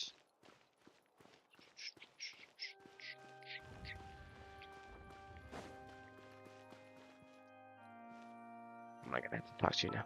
I wanna see what the next Wait. story, if she even has one. It's like, why are you highlighting over here? What? It's crazy. Let's see. Do you have story? When asked who the famous do these like complete? Okay, yeah. So they're only gonna tell you this specific story when you beat this level or whatever. Hey there. What was with the disappearing act you pulled right as the trial ended? I'm done. Were you looking for us, Navia? Well, this whole thing isn't exactly over, is it? I do feel that we're getting closer to solving the serial disappearances case, though. Don't you think so, too? Huh? What's wrong, my dear partner? Besides, are you sure we're the ones who can crack a case that's been cold for decades now? And given that there's new evidence from the trial, there should be a trail of breadcrumbs for the Hydro Archon's people to follow now, right? Ah, I see. Well, I won't lie. I'm a little shocked to hear that from you. But I suppose you are just travelers who have only arrived in Fontaine after all. Sorry. I might have been too presumptuous. Don't say that, Navia. Ah, and we were having so much fun investigating with you, too. It was like having new waters flowing into a stagnant mire, causing new hope to spring forth, and the reflection in the murk to become clearer. Sorry about that. I'm a bit prone to nostalgia. Don't mind me. Wait, shall we have a farewell meal? You know, to commemorate our time as partners? Huh? Do we really need to get that formal? Well, guess you really did treat us as partners, huh? Well, I'd just like to have a proper ending to every important memory. That way there are no regrets later. Anyway, it would just be a meal, so it shouldn't take up too much of your time. You don't have to twist Paimon's arm. If Boss Navia's treating, count Paimon in! Oh, wonderful! In that case, why don't we return to the Court of Fontaine and head to the Hotel de Boer? I believe we'll make it just in time for dinner. All right then, let's have our farewell. Oh, I'm done. Yippee! Yippee! Oh, sorry, Nilo. Yippee! What the fuck does Nilo have to do with judgment? The Hydro vision represents judgment, since we know that the entire fucking nation of Fontaine and Hydro and everything, and the god itself is the god of judgment. Last time I checked, Nilo was a brain-dead, red-haired animal type person. She has nothing going for her. What is she judging? Jin Q makes sense, because he's a very judging guy. He literally did the objection pose from Ace Attorney. Okay. Let's see. Let's check out. Is this the fountain that they were saying I could? Yeah. Okay, it is. Let's see. What do I need? Do I need to be in the middle? What's up with it? How do I use it? What's this one fancy fountain? How cool is that? Ooh. Cool. How the fuck do I use this?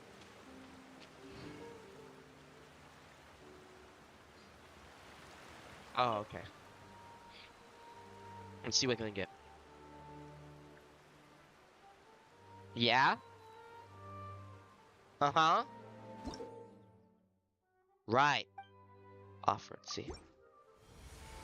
What do I get? Come on, give it to me. The fuck? Oh, wow, you get... Oh, short you get, yeah, I don't know. You get two of these. It's pretty good. It's pretty good.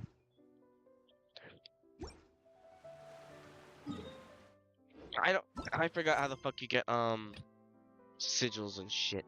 What is this? What do you... Blacksmith and Fontaine, but rather...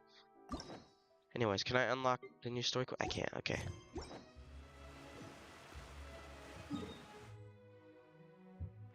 Let's go to the forge real quick since the lady was there. Oh god. Oh, motherfucker. What's this? You're telling me you have a new quest. Oh! 3!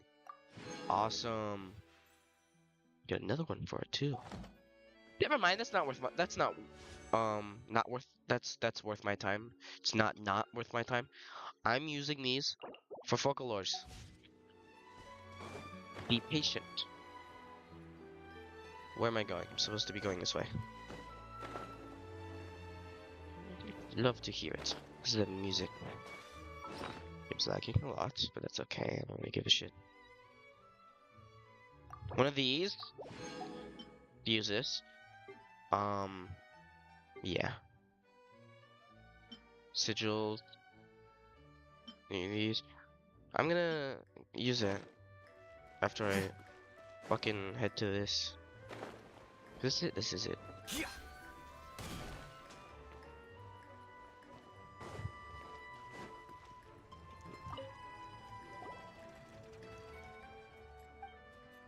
Can you give me a free weapon?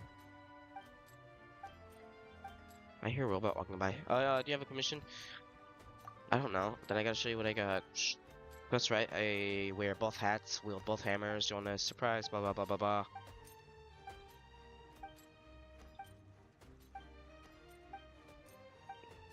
I literally don't care.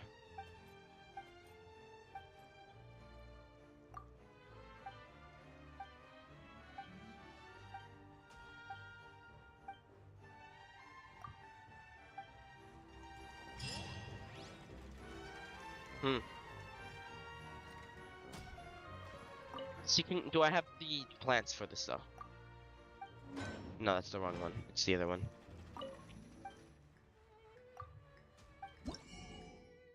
I don't. Look how cool those look though. I could always get one if I try.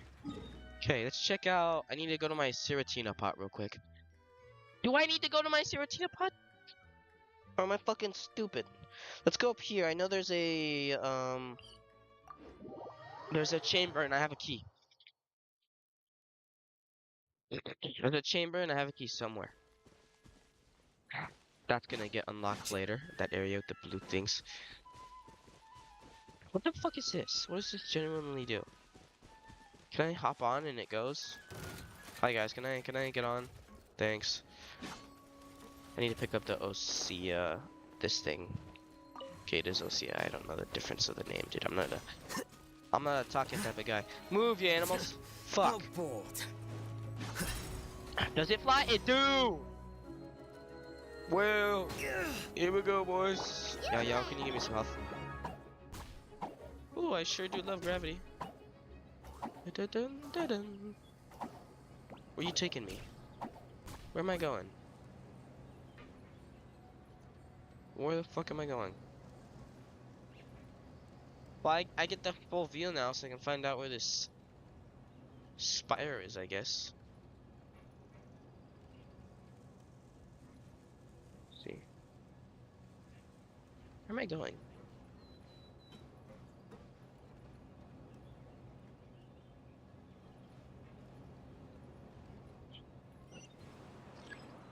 Hi. The fuck am I supposed to do this? Fight it? Yes. I can't shoot these down, Chief. Fuck, do I really need to? Behold, the princess and Behold, the princess and the I don't know how her name's pronounced. It's too fucking late for me anyways. Hi, official.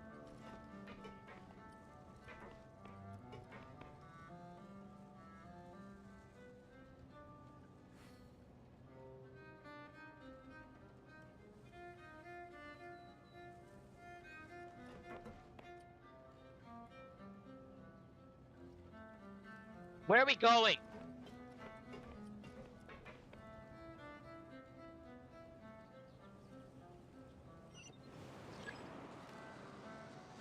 The fuck, dude? Why so many? How the fuck am I supposed to do that? Oh.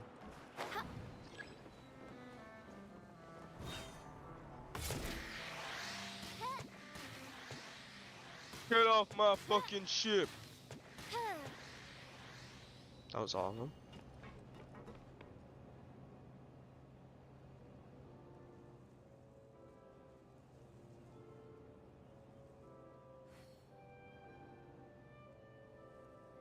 Is that one?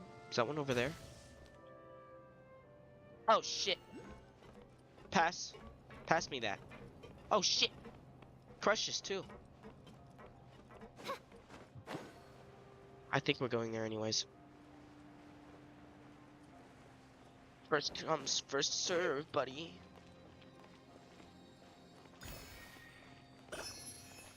No, that's exactly what we're doing. Ooh, they have another one too. What's this? Remarkable. That gives me, Cry out, my illustrious fuck, an name. entire store? Luxurious. Thank you. 10. Awesome.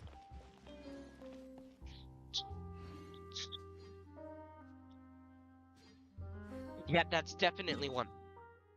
So there's one over here. Unless I'm looking the wrong way, because I'm kind of that guy. I'm kind of dumb. Let's see. Is there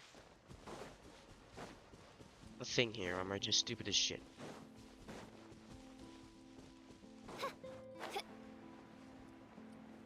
I think I'm just stupid as shit.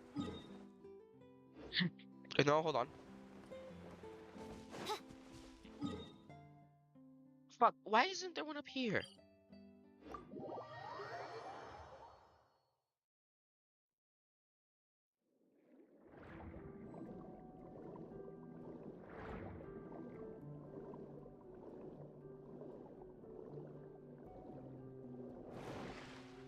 It is there, okay. You know, don't swim on the top until you're at the top, because you go like 5 times faster underwater.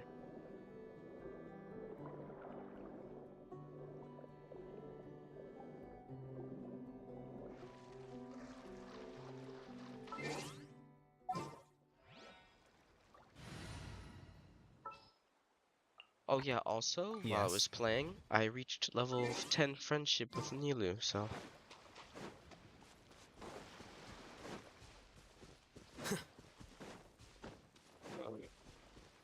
Ooh, fun.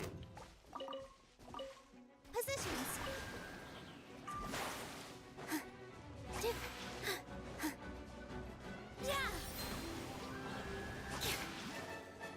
Please don't tell me there's some order to this.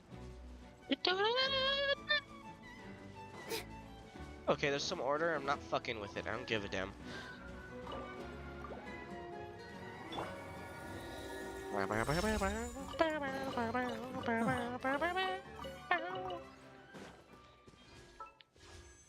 are we at, 23? 23.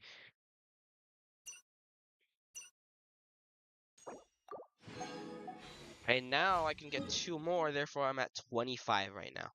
How awesome is that? Oh, no, it's over here. Right here, this.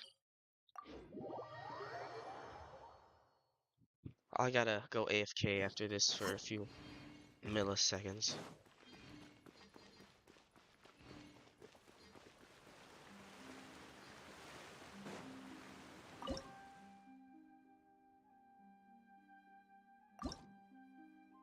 That's the wrong thing, but whatever. I get free wishes! I was counting wrong. I thought it was regular shit. Oh wait, I forgot to claim the reward. Okay, let's wish. Let's do a little wishing here. To get 2 free ones. So I get something good. Dog shit.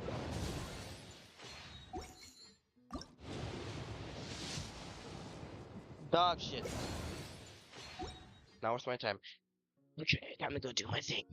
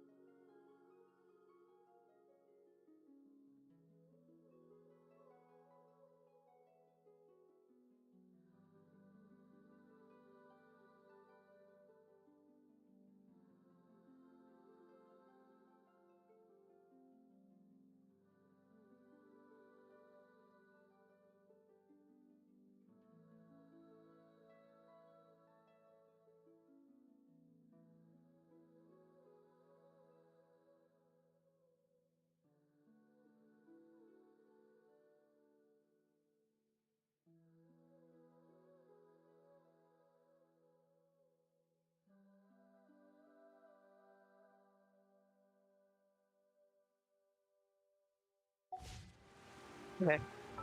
I want to see what my adventure wiki is. I should turn my Instagram off now. Complete a flight with blah blah blah, blah blah blah, and blah blah blah. Do I get anything here? Like I said, let's check out my fucking thing first. So how much do these quests even give me? Do they give any? They do. 900. Hold on. That's not enough. Take a look to my guys real quick. What am I doing? We're about to start the next quest, so just need to get the points or some shit. I'll plug this in too.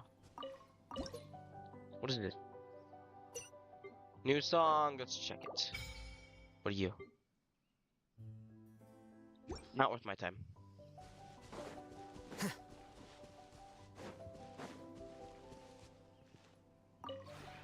We have put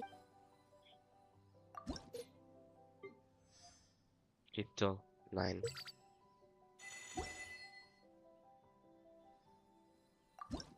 It's stuff in furnishing gunner. What is this? Still not anything at the one. God damn. What even is this? Quarter of metal glass composite building with distinct rather than if you didn't know it or it's a boutique. That's stupid. if you ever Just check out the character. Fucking hell, dude. Well, I mean, I'll get it eventually, but god damn. 6, I don't play with it that much. 2. 1 6 2 1 1.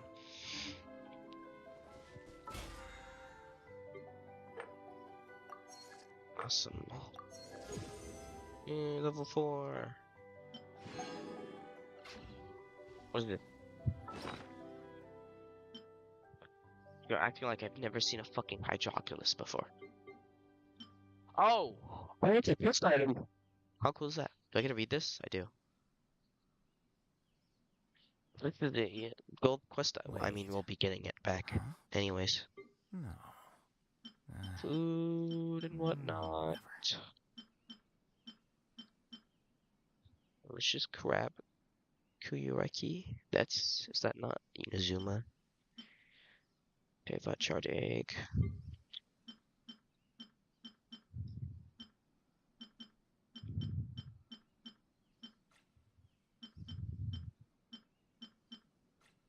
Most of these aren't new.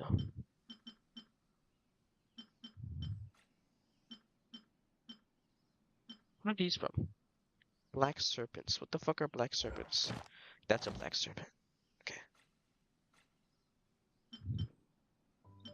The scribe's work is simple, which is exactly why I took the position. Yeah.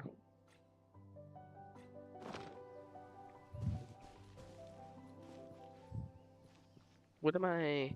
Okay, let's start the mission now.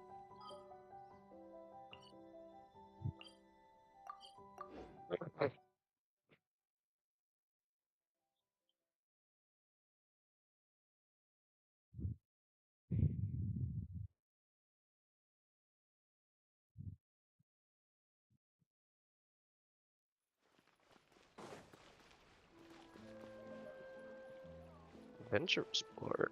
Oh, advertisement board.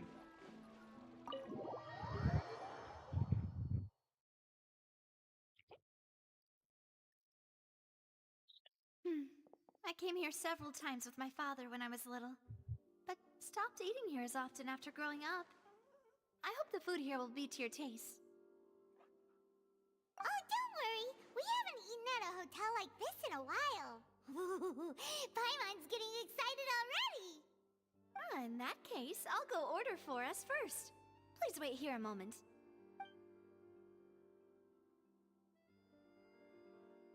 Ooh, everything looks so good. People in Fontaine sure know how to enjoy life. Why, of course. Go ahead, try whatever you like. If the food's good, I'll make a group reservation for the rest of Spina di Rosula next time. And if it's not? Well, then I'll still bring everyone. Albeit with only one dish per table. You, sure have your own way of doing things.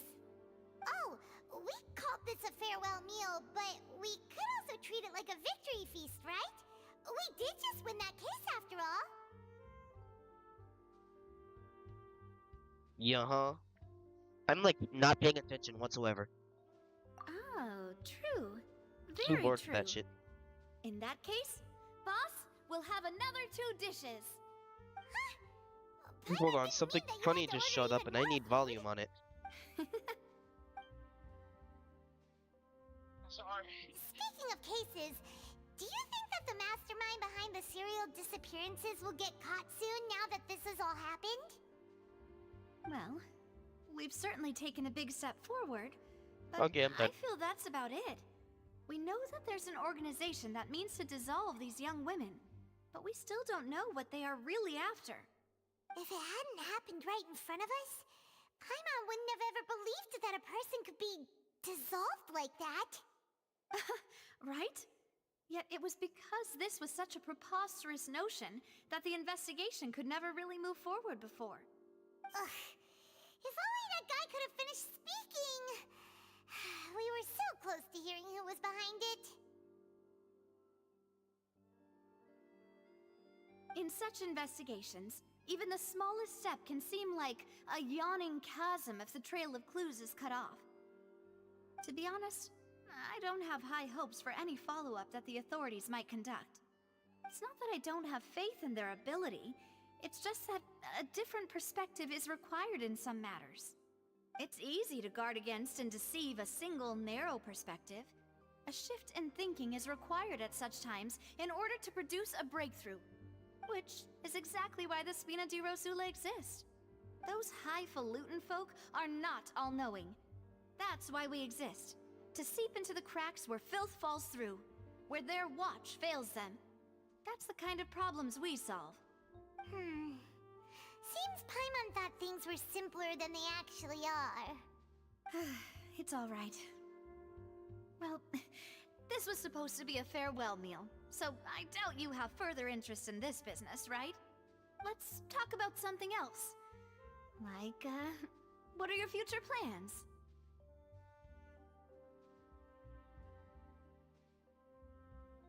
That's true. We didn't have a chance to speak to her after the trial ended. It didn't really seem like the right time or place to do it anyway. I see. So, your primary objective, which has been foiled so far, was to have a chat with the Hydro Archon. I've heard that there's a long line of people waiting to meet Lady Farina. I suspect you'll be waiting for quite a while, considering that you missed your chance today. Yeah, we've heard that she's super popular here in Fontaine, and that it'll be tough getting any of her time. Well, would you consider some more, unique ways? Perhaps even methods of, let's say, questionable legality? Guess that's Spina di Rosula's boss for you. Chock full of sketchy ideas. Well, what did you have in mind? Well, one way would be to infiltrate a performance troupe at the Opera House, only to abandon your act at the play's climax and ask to speak to her after the performance. I'm sure Lady Farina would be eager to see the ending, and would agree in order to finish watching the play, don't you think? Could you suggest something a little more practical? This plan seems pretty hard to pull off. We'd have to go learn how to act, and acting's really hard. Alright, here's another. Find a way to conceal yourselves under her bed, then wake her up in the dead of night and demand answers. Don't let her go back to sleep until she answers all your questions. I can personally testify that this one works. When I'm sleepy, I'll do anything as long as I can finally get some sleep. That might work, but that's not really the problem. The problem is we don't want to get ourselves arrested. Valid point. I overlooked that part. I was just thinking about leveraging a person's desire for sleep.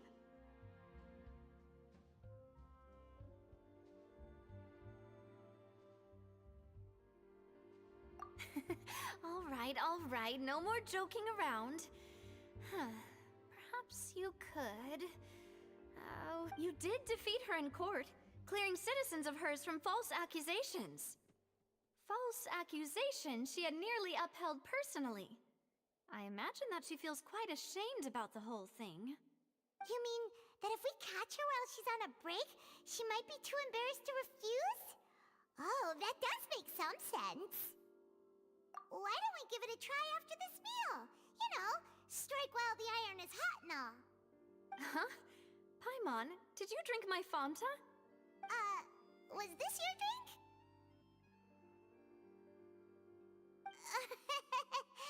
Sorry about that. Paimon wasn't really paying attention and the cup was right next to Paimon. Would you like to order another? No, it's fine. We're just about done here. Alright. Honestly, Paimon wouldn't recommend Fanta anyway. It tastes kind of salty and icky. Is that so? Well, in that case, we'll have to blacklist the Fanta here then. If we're all finished eating, then I'll go pay. Yeah, we're stuffed. Thanks for the treat, Navia.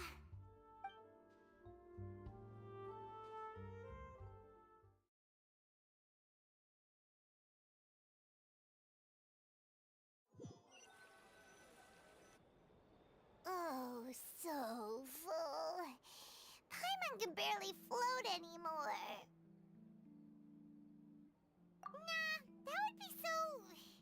normal. You know, like you. Okay. As for expenses this month, we're left with... Huh. Hey, Navia! What are you doing over there? Oh, nothing. It was just a meal, you know? Nothing the Spina di Rosula can't cover. Let's get ready to try to meet the Hydro Archon again. Bye, Navia!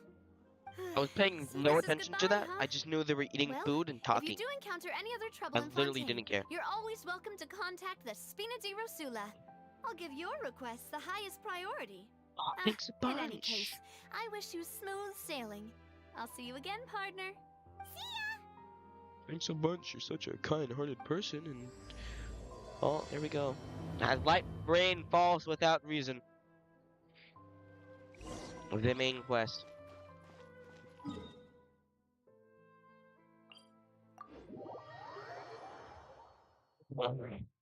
Hurt.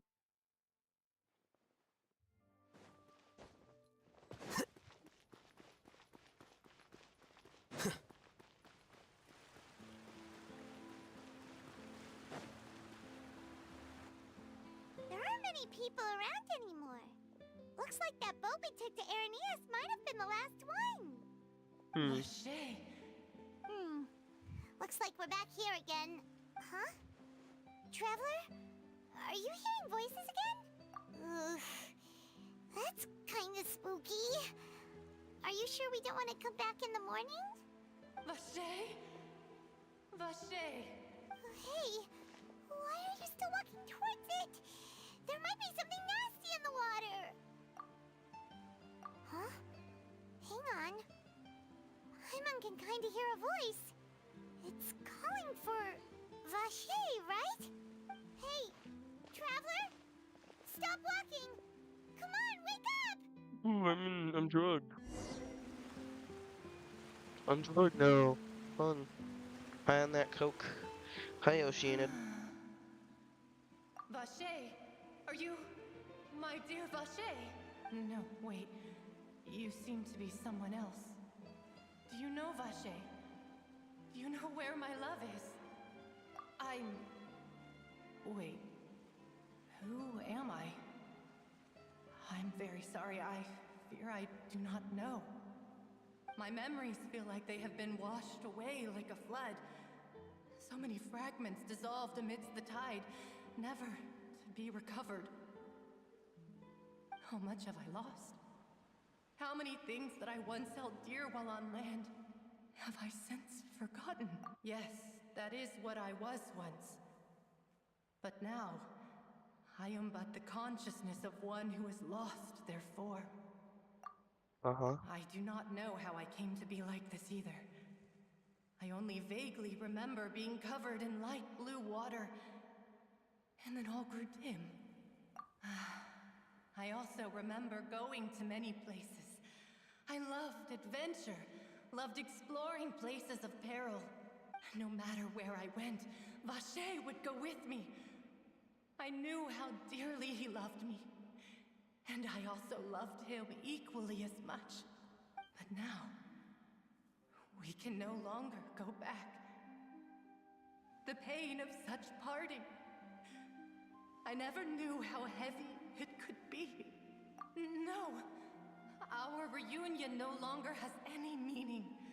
There is no way for us to create any new memories. The thought of me gives him no succor. So let it lie forgotten beneath the waters. If you meet Vache, tell him not to look for me. Tell him to move on. That is the only thing I still remember. Perhaps that is so. As I was submerged in the waters, losing consciousness, I saw Vache above the surface. His eyes were filled with such sorrow, such longing. If only I could have comforted him, told him that I did not suffer. Indeed, I had felt a great warmth. Is that what you call it? Dissolving? If anything, I consider it a form of release. It was a state of neither fear nor frenzy, with only an endless peace. like the water's still surface. I could also liken it to being a thirsty person who drinks water for the first time, and only then sees how they have lived for so long in a world of endless want and anxiety. I think I hear your companion. It's time for you to go, I think. Farewell, then. I am glad that you were able to sense my presence. Remember, if you see Vache, tell him not to seek me out any longer.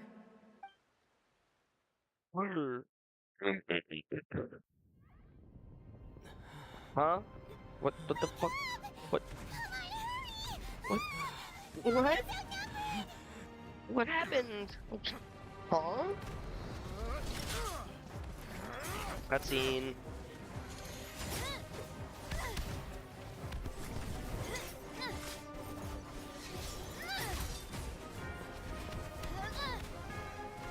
Demoiselle, look out!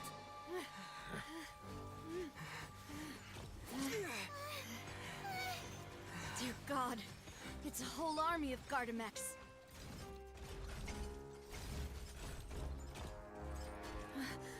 Chlorand?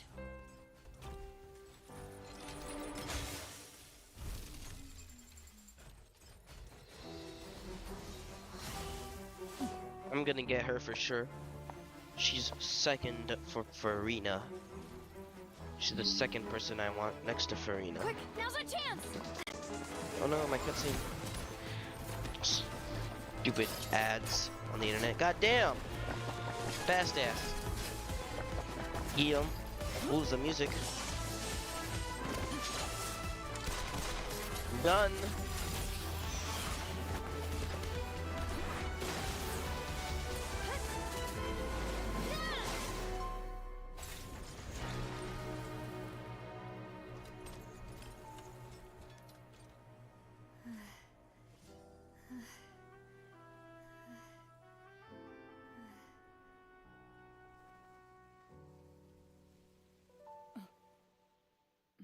Why were they attacking?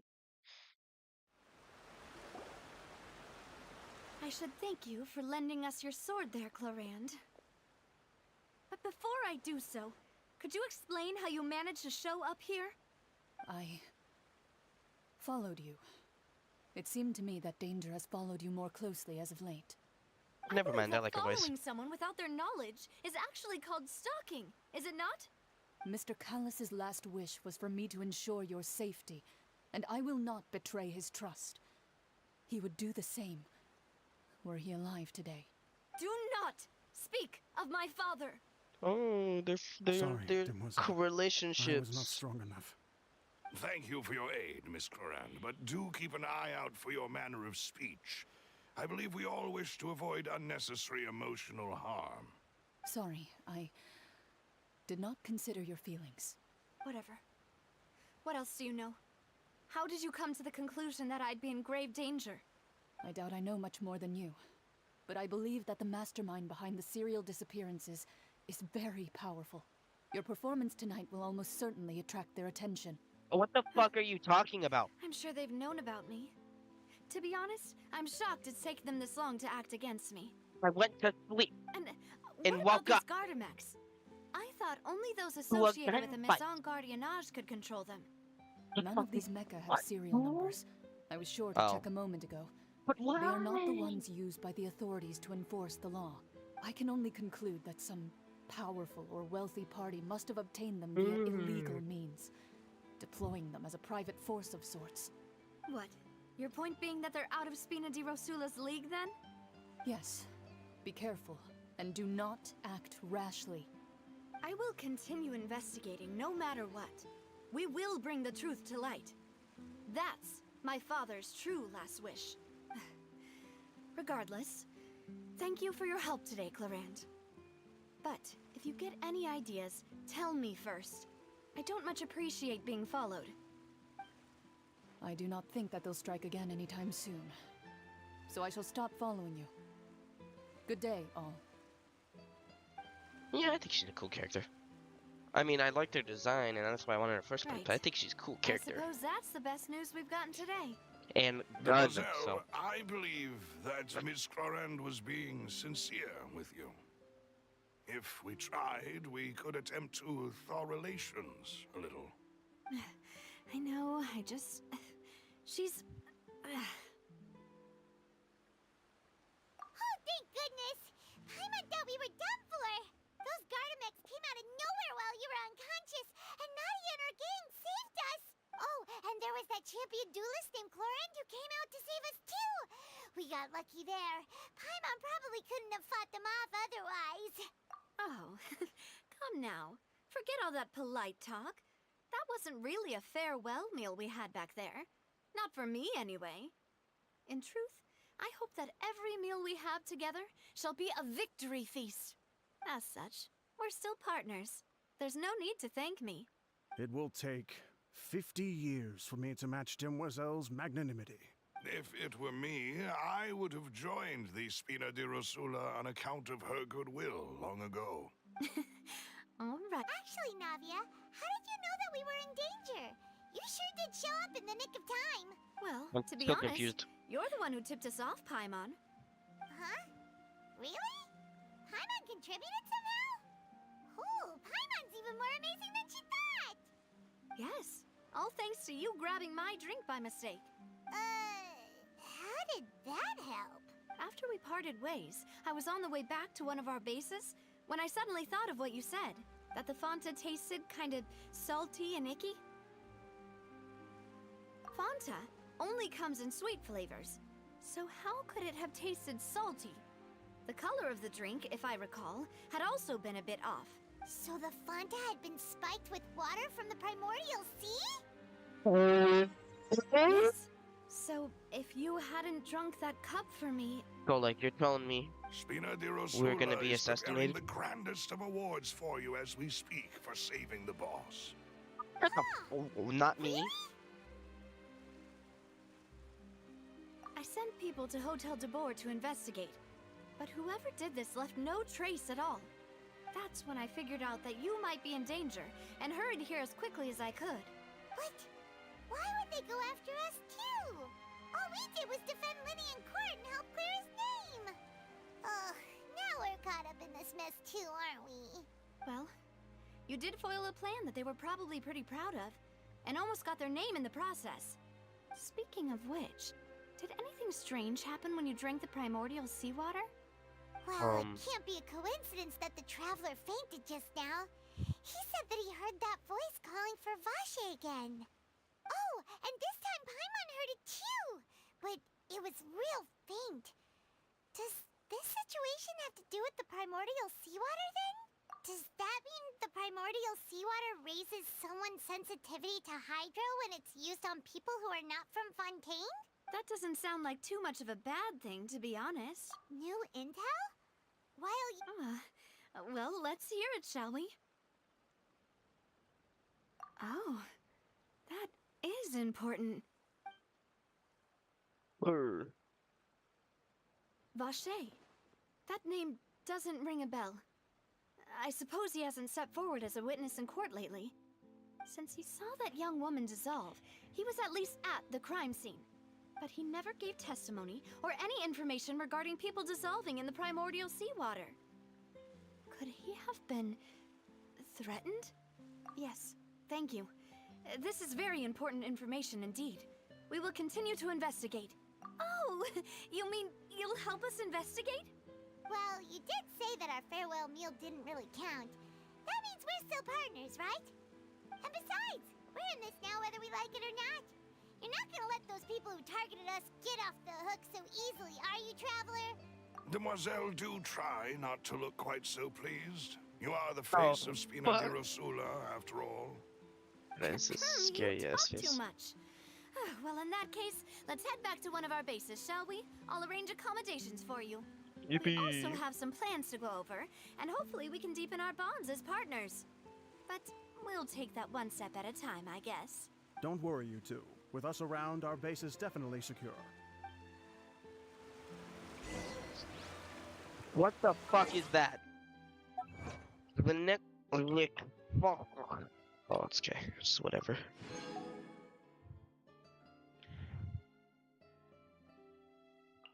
What's this? It's just Sumo Island. I could do this. I could get this pretty easily. What's my okay? It's not good. You suck. I would wish for him, but I'm saving. I mean, I would wish for like whoever's on the banner. Anyways, I want Nuval at third, just because he looks cool, and because he seems like a cool character. But I can't, because I gotta wait. Apparently he's gonna be a standard character at some point, or Rituals Leslie. I don't fucking know, but they're both catalysts, and somehow their gameplay was already leaked. So that's fun.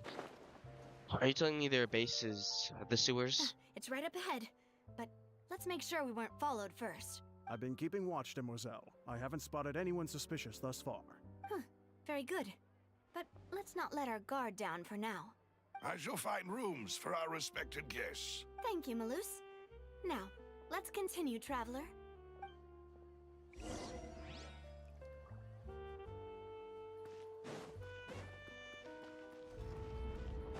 It is indeed the sewers. Zog, why are you? Why is this your base? What base is this?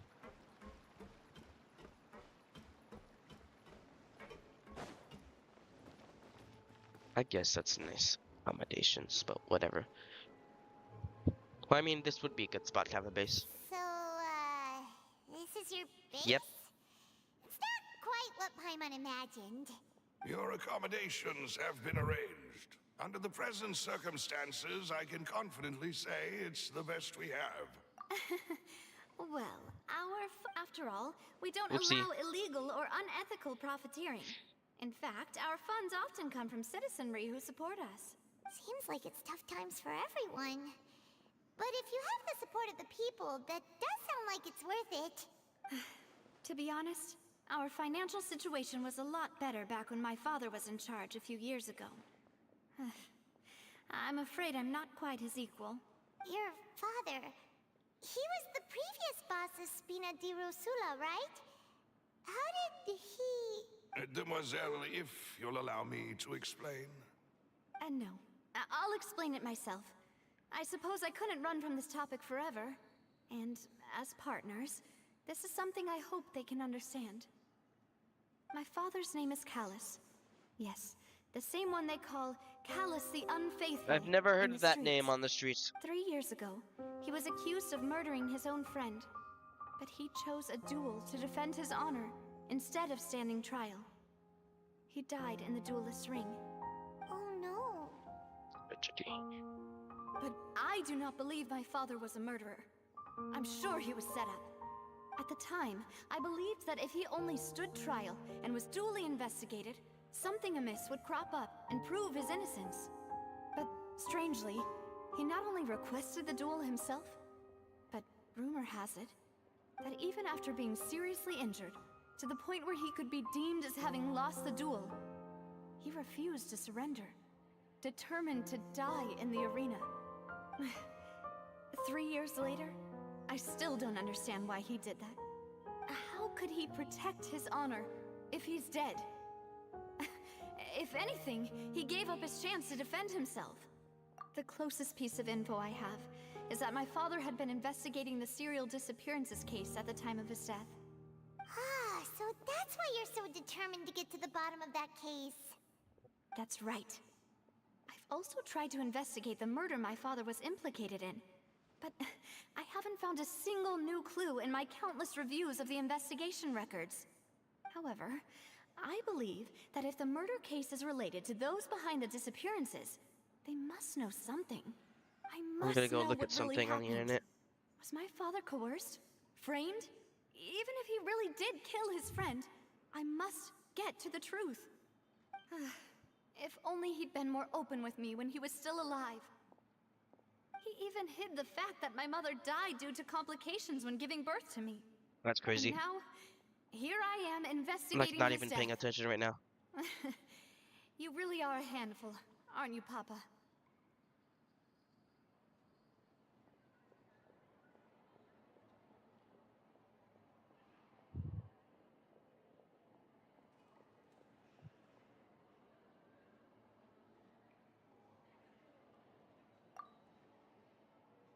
demoiselle.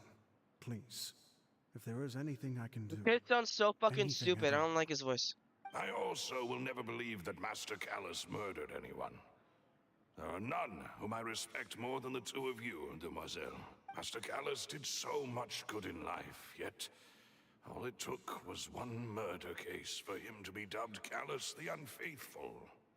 Even our supporters decreased greatly due to that incident, hence our strained finances at present. Wait, if Callus was such a good man, wouldn't people at least be a little suspicious when he was accused? No. Perhaps people just revel in that kind of drama. It's not something exclusive to people from Fontaine, really. Everyone's like that. People love watching the evil turn over a new leaf, but they also enjoy watching good people fall into an abyss from one slip-up just as much. But how could... never mind. If Callus was really falsely accused, we have to find the truth.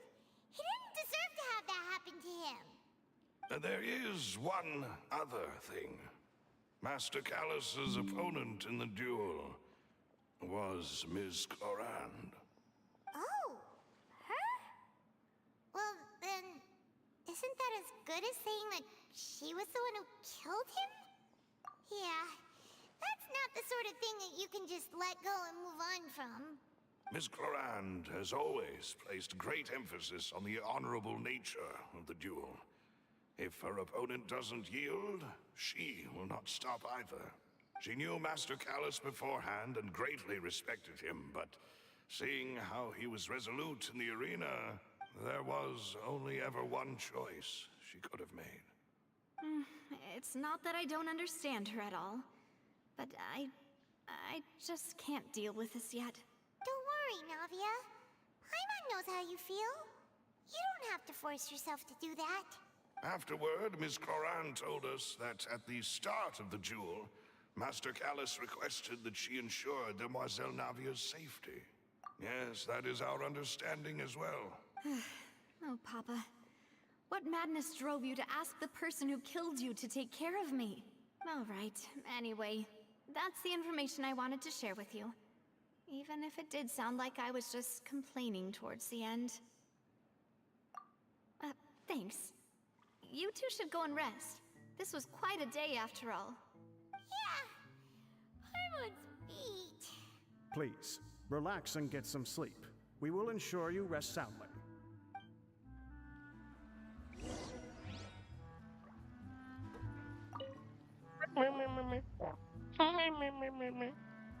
Amir? Paimon slept so well. This place feels almost too safe, huh? Navia? Where did the other two go? I sent them back to Poisson. It's Spina de Rosula's place of origin, and where we have our headquarters. There's not much for them to do here at the moment. Paimon gets the feeling that you're just trying to get them off your back. But never mind that. When did you get back? Were you waiting here the whole time? No, I just returned after going out for a while. I did some investigating yesterday regarding the name Vache. Wait, so you didn't sleep at all? How could I after having such critical new evidence appear? Guess Paimon wasn't speaking for everyone just now, huh? Unfortunately, this name seems to have been wiped from existence. It doesn't seem to have a match anywhere. I suspect that those behind this have already taken steps to hinder an investigation from this angle. But that does prove that this Vache person is a key witness in the incident. Does that mean we're too late, though? No. There is one ray of hope. One place in Fontaine that they would find almost impossible to threaten, no matter how much they wanted to. And that is the archives kept by Chief Justice Neuvillette. A place where detailed files on all the cases in recent years are kept. If the Oceanette you met is one of the young women who went missing recently, we should be able to find some related information there. So Neuvillette maintains an archive of case files? Whew. Guess that's the hard-working Chief Justice for you. In that case, let's go talk to him, shall we? Aren't you coming along, Navia? Did you get tired? No, it's nothing. Let's go see the Honorable Chief Justice. Chief Justice. Justice Chief. Chief of Justice. Justice Chief. I'm gonna have about what? Oh shit, 1,000. It's getting bigger. Yeah, let's go here. The palais is right up ahead. Come on.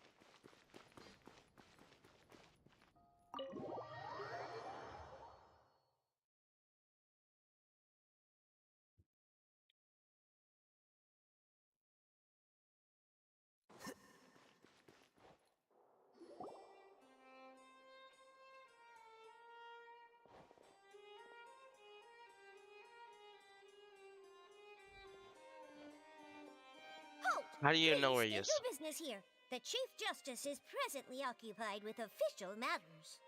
Huh. This place does look pretty heavily guarded. Guess that proves that Nervalet's files are really secure. Hey, don't you recognize us? Huh? Who are you? Just to be clear, I don't care who you are or who you might be related to. Our rules make no exceptions. See? They've got great discipline, too. Yep. Paimon can tell. If you're here just to crack jokes, I can point you towards the exit. Unlike some, we're busy, so please leave if you don't have a reason to be here. No. What I meant to say is, shouldn't you remember us from a few days ago? We were at the trial of the great magician Linny. Oh, yes, I remember. I read about it in the Steambird. You must be Linny's attorneys. It's all coming back to me now. We're here today to report and archive some information on a follow-up case. Huh. Is that even a thing? Silly character. Of course. Don't worry. We're here on official business. Silly character. So Trust silly. us. All right then, I'll let you through. The Chief Justice is just inside. Thanks so much.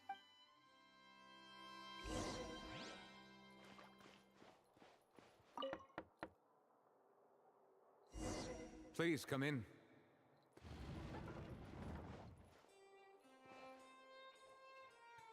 Goddamn. He's just. Hold on, I gotta walk in with more appropriation. No, close the door. Okay, never mind. Don't worry, the door just opened.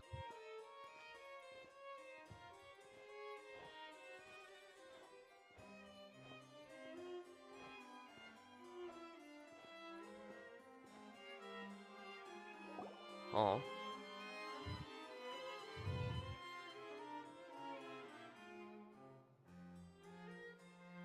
Sorry to barge in, Monsieur Nervalet.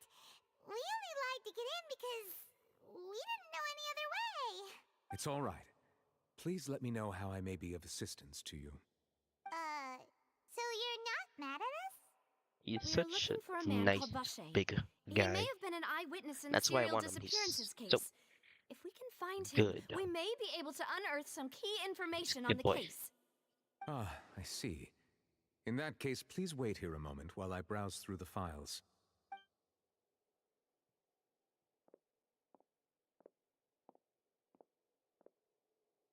Who knew that Nervalet would be so easy to talk to?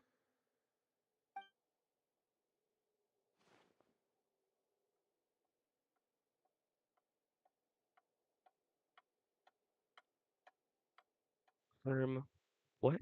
Unfortunately, I'm quite certain that no one by the name of Vache has been involved in any case, criminal or civil, in the past several years. There are no records of him either in the files or in my memory. Traveler, what if it was really just a dream? Is that so? All right then. Thank you so much, Monsieur Neuvillette. We'll take our leave now. Ahem. What was that? Was that recognizing or leaving? That sounded like you were going. Miss like, Navia, I can understand how you feel. Your father, Callus, was a truly exceptional man. We deeply regret his passing. And what are you trying to say? Monsieur Neuvillette? Are you trying to console me? Extend your sympathy? Or just express some tendril of regret? No. You are not trying to do any of that. I can hear it in your voice. There's no emotion behind No, your he's words. a big baby. You only said those things because you felt like you should. No, he's a big baby for sure. You're telling me that's an emotionless creature? It's just like last time. After my father took his place in the duelist ring, I pushed through the guards to talk to you as a last resort. I mean, he You is even told me judge then guy. that you thought there was something fishy with the case, yet you still allowed the duel to go ahead. It's what he wanted. In your You eyes, can't say no, the dude. value of a human life is nothing compared to those cold laws you hold so dear. If you truly regret my father's death, then why didn't you call a stop to the duel? Why didn't you give me the power to stop him from throwing his life away? Why did you just let him die, despised and hated by all? Everything was hanging on a thread at that moment. Just the tiniest effort could have changed everything.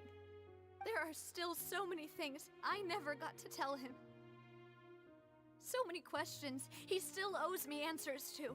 If you really have no heart, then just look me in the eyes. I, Navia, will show you the true meaning of regret. I'm sorry, Miss Navia. You and my father are truly alike. You keep all kinds of things in your heart and never say a word to anyone. It's not so much that you can't feel, but that you would never express anything. Oh well. In any case, everyone already knows full well the apathy of the Chief Justice. My apologies for taking my emotions out on you, Monsieur Chief Justice. Let's go, Traveler and Paimon. Or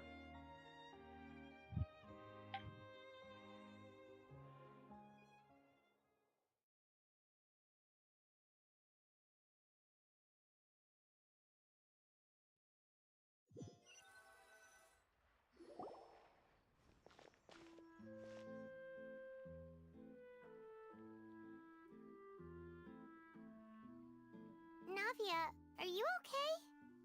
I'm fine. no. Rain. It's raining. You're right. Wasn't it still sunny when we went into the building? And there shouldn't be any active trials today. How strange. Now that I think of it, on the day my father was convicted of murder, it was also raining. What is it? Did you think of something? Yeah, he was outside. It was uncovered and the rain could fall there. Why? Do you think the rain could have affected the crime scene? That thought has occurred to us before. We've even expanded the search area to try to account for that, but didn't find anything of value. Oh? Wait. You don't mean... So you're saying that the true murderer could have been turned into water? And then got washed away with the rain? Yeah. And if that's what had happened, then no one would have believed your dad, even if he explained what he saw to the authorities. I really think I found a true genius for a partner. You're completely right. How did I not connect the dots earlier? All right, let's go to Poisson. With this new lead in mind, we'll get to the bottom of my father's case for sure. Yeah, we're gonna make progress for sure this time. Do you want to go with me now? Or do you want to head over by yourself? Great. Let's go then. I don't know what song one is, so.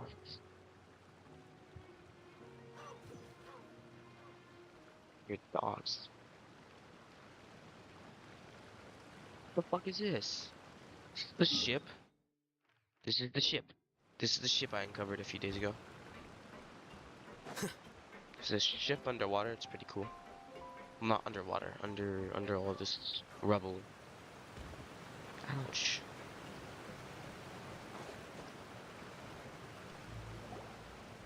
Whoa, what a huge ship! Why would a ship be anchored at a place like this? There's no need to be so surprised. While it may look like a ship, it's actually Spina di Rosula's headquarters.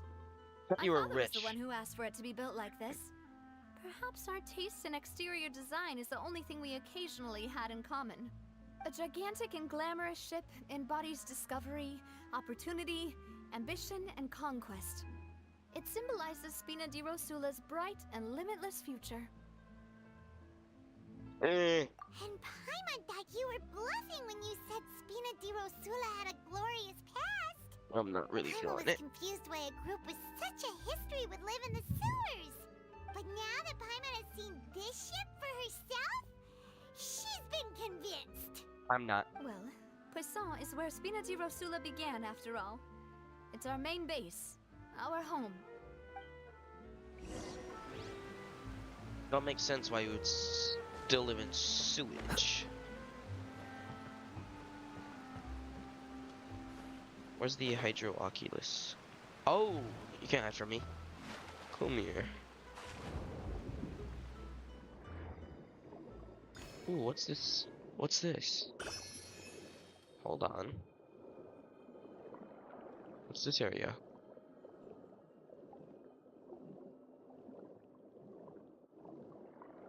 Where did it go?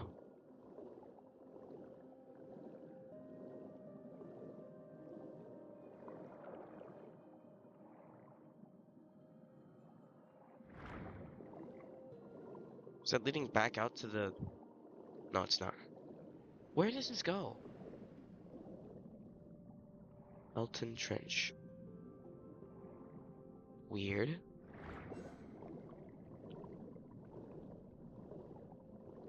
Yeah, where's it going?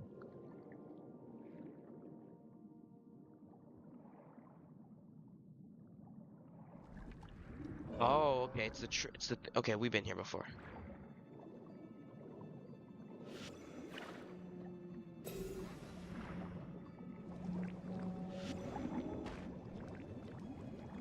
Where the fuck is the fuck? Sorry, who's fighting? Is he going invisible?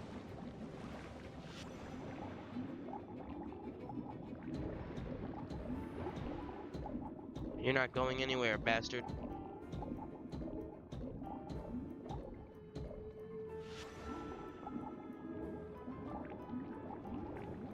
Oh.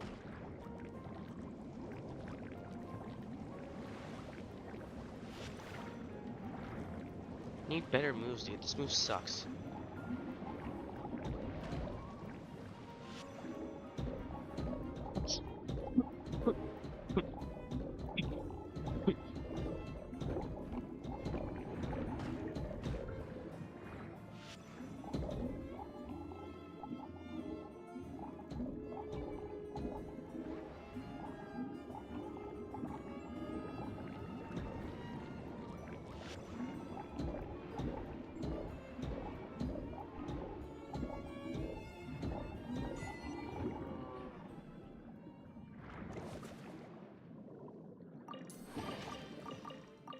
Cool. See what's down here.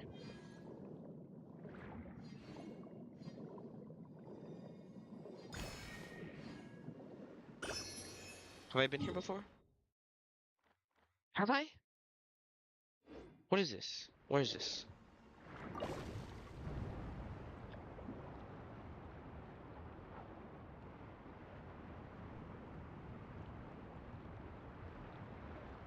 No, I don't think I have. Actually, I don't know.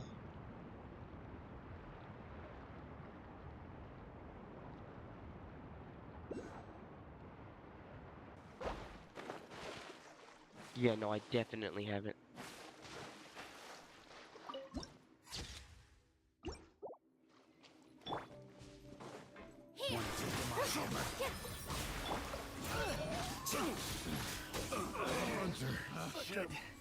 Ice my hammer. Test subject.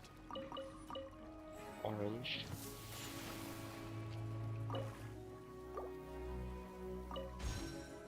That tingle? With all my strength.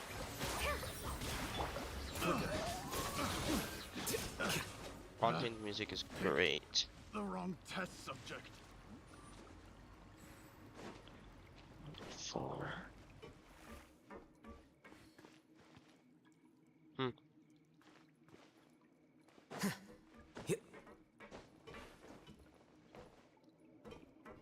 I wonder if you can have a bunch of friends and sit on every single one of those chairs. Like the thing in Sumeru, you know?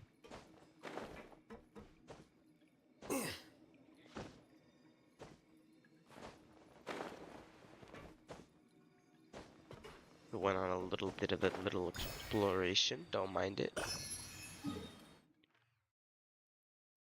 Let's go back to the goddamn place now. I went way off the path.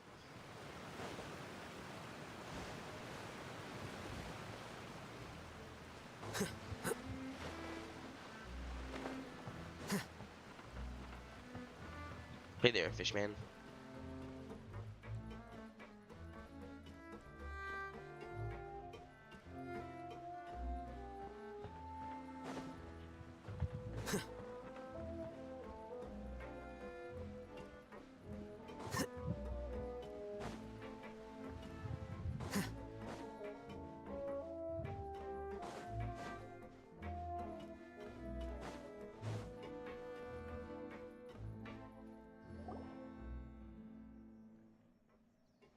Malus, we're back. Is this the old guy? Apologies for the wait, It is. Demoiselle, and our most It is the old important guy. partners. You said before that you still had some business at the court. What brings you back to Poisson so quickly? About that. It's because my partner here reminded me of something really important. You see, what if my father's case had something to do with water from the primordial sea? You still remember, right, Malus? On that night, it was raining? Yes, the case was quite similar to that of Mr. Linney's. Could you tell us a bit more about what happened before? Yeah, of course. Many years ago, something called synth began to gain popularity in Poisson. At a glance, it was a kind of drink that could excite your mood and produce many pleasant hallucinations. Wait! Didn't that guard guy who turned into water also mention that the primordial water could be used to produce some kind of potion? Yes, he did. Considering what we know now, it's almost certain that synth is created using water from the primordial sea. If you drink synth for an extended amount of time, you'll suffer many side effects, such as losing the ability to focus or control your emotions. I'm literally microwaving spaghetti. And if you were to stop drinking it completely, you'll experience flashes of paranoia and anxiety while lacking energy to do anything. It's an extremely dangerous substance. As he oversaw Poisson, my father was compelled to put a stop to synth abuse and called for a complete ban of it. Boss's uncompromising attitude incurred the synth vendor's wrath. Fucking cheese. But no matter how much they threatened or bribed him, he refused to yield. Not only that, the boss became determined to find the mastermind behind the synth operation and put an end to the problem once and for all. Yes, but the enemy was very cunning. So he could never get anything out of the dealers, all of whom only sold the stuff and weren't privy to the rest of the operation. Recognizing that, my father decided to contact the dealers in secret and cultivate personal relationships with them. Finally, he was able to convince someone to become his informant. The man's name was Jacques. He felt greatly ashamed about his work after seeing many families destroyed by synth abuse. That night, my father hosted a banquet at his countryside estate. He planned to meet up and exchange information with Jacques over some food. But then, we heard 2 gunshots from the courtyard. We raced to the scene and found my father, still holding a gun, and Jacques, who was already dead on the ground. Huh? How did that happen? Aren't they on the same side? Sounds just like Lenny's case, doesn't it? In both cases, the culprit seemed obvious, but neither appeared to have any motive at all. Looking back on it, though, I now believe the most important clue was something we all overlooked at the time. There were pieces of clothing left at the scene. Precisely. It's all thanks to you that I made the connection now. Back then, we all just thought they were some costumes that Jacques used to disguise himself at the banquet. But, considering it now, it's almost certain that they belong to a third person at the scene. With one extra person, we'll also need to reconsider why the 2 shots were fired.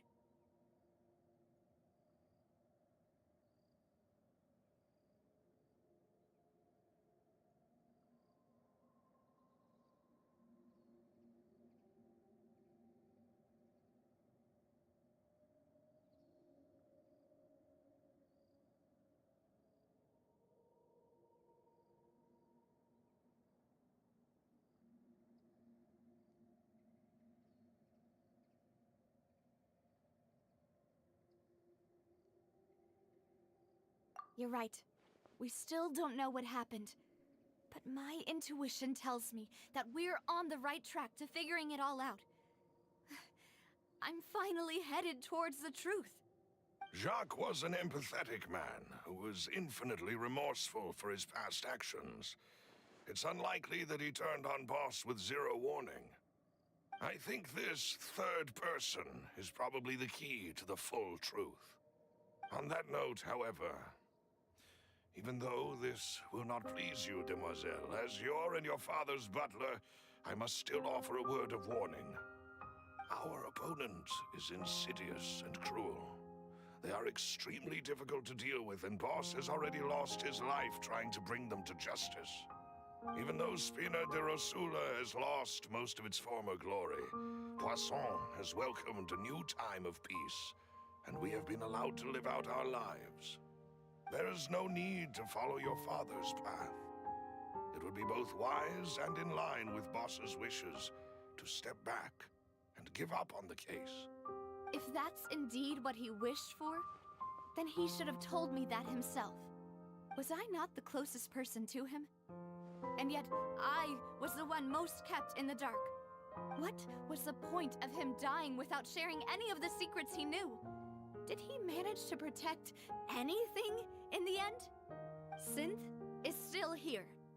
Callus the Unfaithful is still his epithet. And Spina di Rosula is barely getting by. Nothing has changed. Did he think I'd just accept his meaningless death and live out my life just as meaninglessly? I've never accepted that. Ever. Not since that day, and certainly not now. I want to find out the real answer for everyone's sake. For the missing girls, for the victims, and for myself. Navia. This is indeed the best moment to act. So, I was not paying attention to any of this. Reliable, and Okay. more importantly, I demoiselle, was microwaving I think spaghetti. you're also ready to take this on. Check this shit out. So You'll get you to hear some do know ASMR of me something eating else, fucking Maloofs. food. This is Yes, ASMR I channel. do. Check this shit out. Stop In fact, talking. even before that banquet, Boss already knew of the connection between Synth and the serial disappearances case. Mm. Microwave spaghetti. I'm gonna die of cardiac arrest, I swear.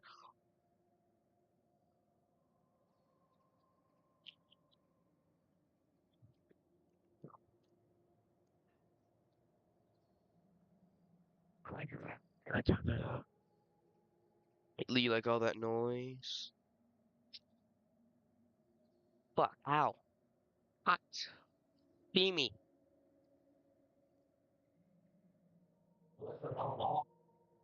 Watching Instagram. It's funny. Instagram's funny.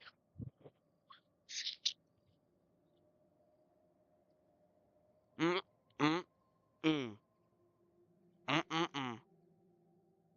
Mm. To the mm.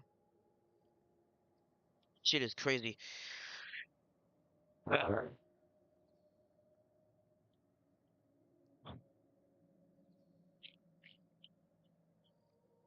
Well, I mute myself so you don't have to hear me eat anymore, and so I can watch Instagram reels. I'll see you in like 10 minutes or so.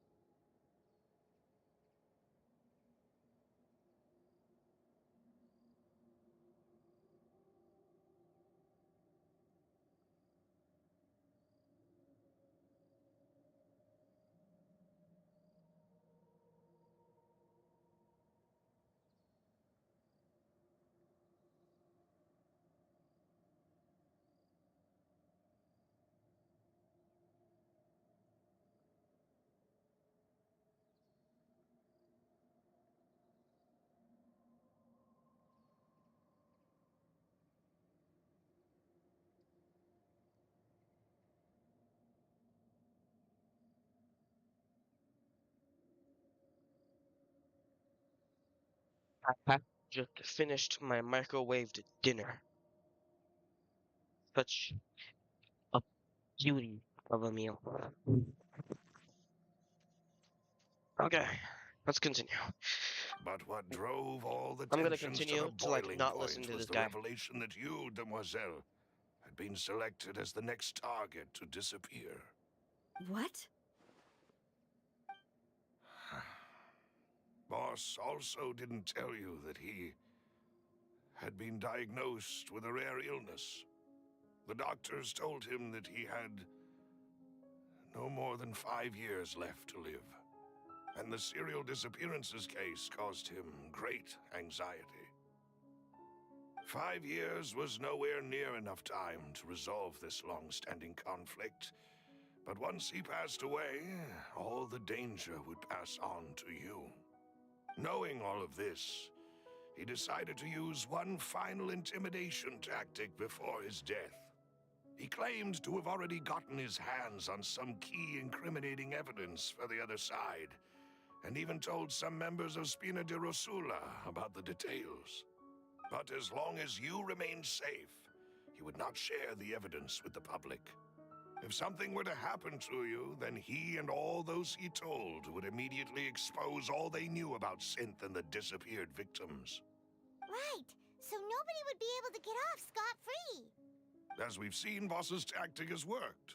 Even though Boss has been gone for a long time, the other side has not tried to take Demoiselle's life. No, I don't believe it. He never appeared to look sick to me. No father wants their daughter to see them weak and haggard, especially someone as proud as Boss. To him, dying in a duel and suffering lasting dishonor as the unfaithful was still far preferable than losing face in front of his daughter. So he chose to die in silence, so that he could protect me. I'm afraid you're not understanding this correctly, Demoiselle. What Boss wanted to hand to you was not a parasol, but a sword. If Boss's spirit could hear you telling me that you want to find the answer for the sake of everyone involved, I'm sure he'd be extremely proud. That fool. Couldn't he have just given it to me straight? No. He might have set up everything precisely because he never thought I'd be able to understand him.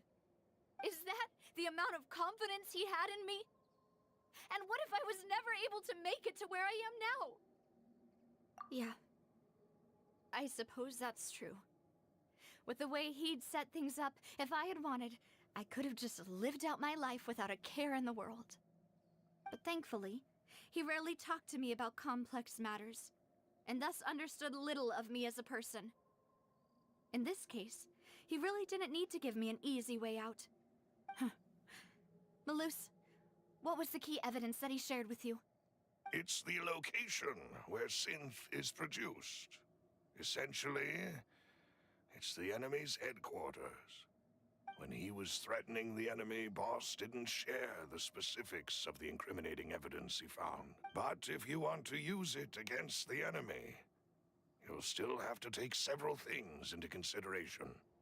Why? If we know where the place is, can't we just go storming in? You mustn't forget that we're fighting against a mysterious and dangerous organization that's been in operation for decades. There's no telling what might be lying in wait at their headquarters. We also have no idea what kind of evidence we may be able to find inside, nor what people we may be able to capture. But a single visit to their headquarters would be tantamount to a formal declaration of war. The worst case would be that we leave empty-handed, but also open ourselves up to full retaliation. Then, in that case, why not work with the Fontaine authorities? Well, you saw one of them. That's true. Seems my father really had no choice. But things are different now.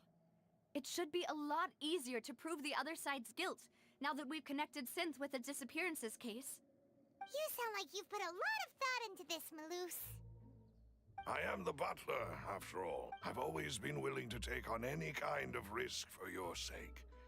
But considering my relative lack of ability, I've spent my time keeping... Thank you for all of that, Malus. Have you discovered anything new in the past few years? Let me think. One conclusion I came to was that the enemy must be quite familiar with Spina di Rosula, or at least have an informant planted here. When I announced orders to the organization's members on Demoiselle's behalf, I used to deliberately keep a few people in the dark and observe the reactions of the synth vendors.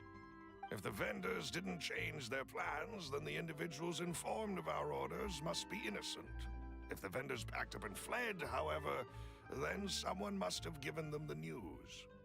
After several rounds of testing and investigative tracing, I've narrowed the suspect list down to 3 people.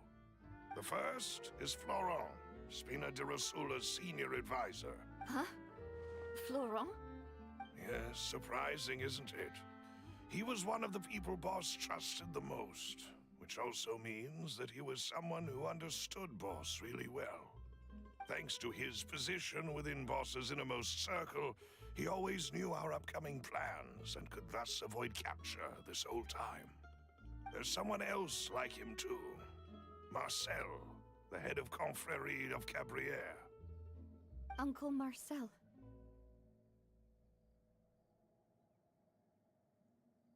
It's a guild in Poisson. Boss helped it to grow to its current size and prominence.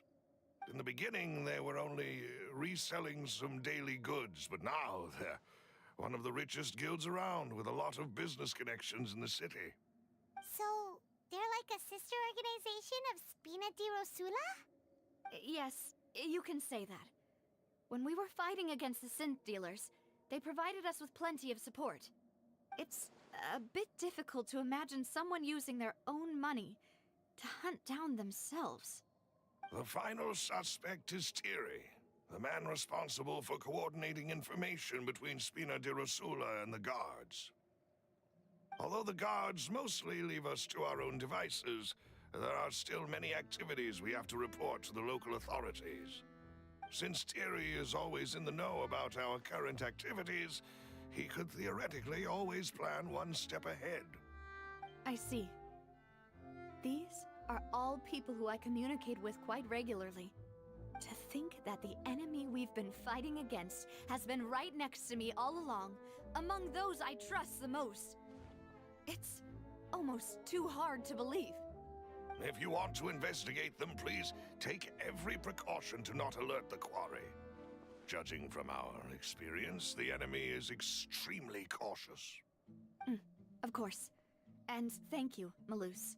You're too kind, my lady. I'm just doing my duty. And before I forget, proving Boss's innocence would also mean clearing him of blame in Jacques' death. After that incident, Jacques' wife and daughter were taken into the Spina's care. They still live in Poisson today. If it might help, you could also pay them a visit. I can make the necessary arrangements. Oh, thank you so much, Malus. You really are the best. A new case awaits, my dear partner.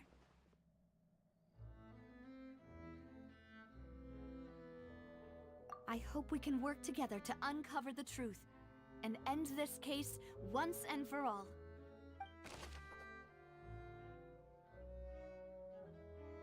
I'm still here, I just wasn't paying attention. 3 years ago, on a rainy night, banquet goers heard 2 gunshots outside the house. When they reached the scene, Gaz had a gun in his hand and Jacques had been shot and slain. Based on the investigations done then, there's no possibility that anyone else could have done the deed and escaped. Callus was thus adjudged to have been the culprit. Okay, cool.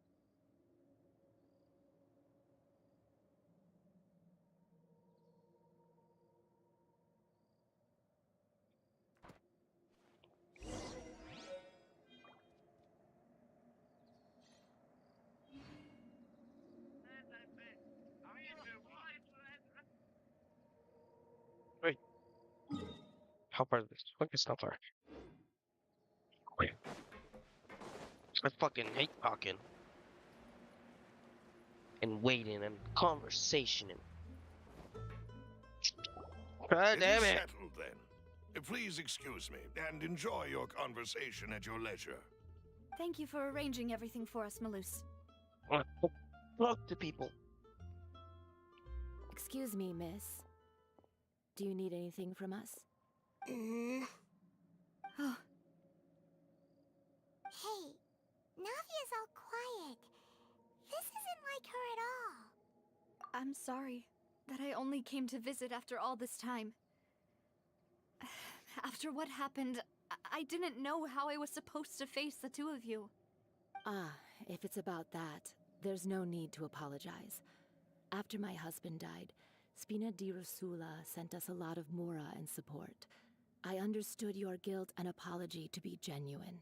But aren't all of those things nothing compared to the loss of Jacques? I can understand the kind of pain that comes with losing a father so Jacques, not needlessly. Jacques is. You don't understand at all. I didn't know how to face you, because I didn't know what I could possibly bring as a consolation gift. I know only the full truth could bring closure to you. And to all of us. I'm sorry. I appreciate the sentiment, but you don't have to carry all that guilt. On the matter regarding my husband, my daughter and I have more or less found our answer already. Would you mind sharing it with me? I really can't believe that my father could ever bring himself to shoot Jacques. I always knew that my husband's money was earned through others' suffering. He told me countless times that if he could turn back the clock, he would never go into the synth business again.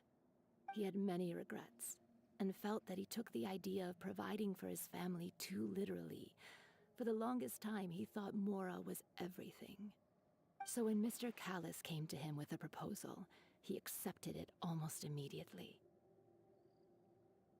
He tried to be as careful as he could, but even so, he was still found out by the higher-ups. They found out about his betrayal? Papa didn't say that exactly, but Papa did tell me that I should never be ungrateful. Before he left that day, he told me that he had no choice. It was only later that I realized it was his final farewell to the two of us.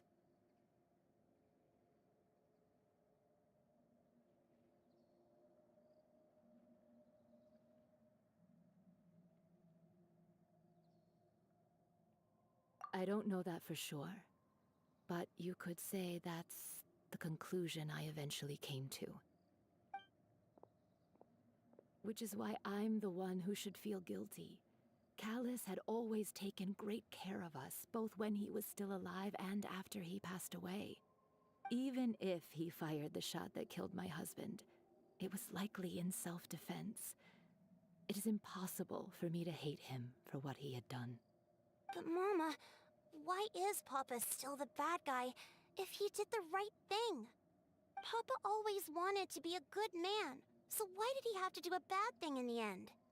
Well, things aren't always as they seem. You still feel like your papa was a good man, right? Yeah, Papa was a really good man. The best in the whole world. Then you should hold on to that. If a good man had to do a bad thing, then he must have had his reasons. Regardless of whether he left you a parasol or a sword. He must have done so to give you a better life. Oh. Thank you for everything you've told me. I will definitely find the truth. The current state of things is not something I'm willing to just sit back and accept. Thank you. I'm very grateful to hear this from you. Even though your personality is quite different from your father's, your determination when you speak is really similar. You really think so? That's the first time anyone said that to me.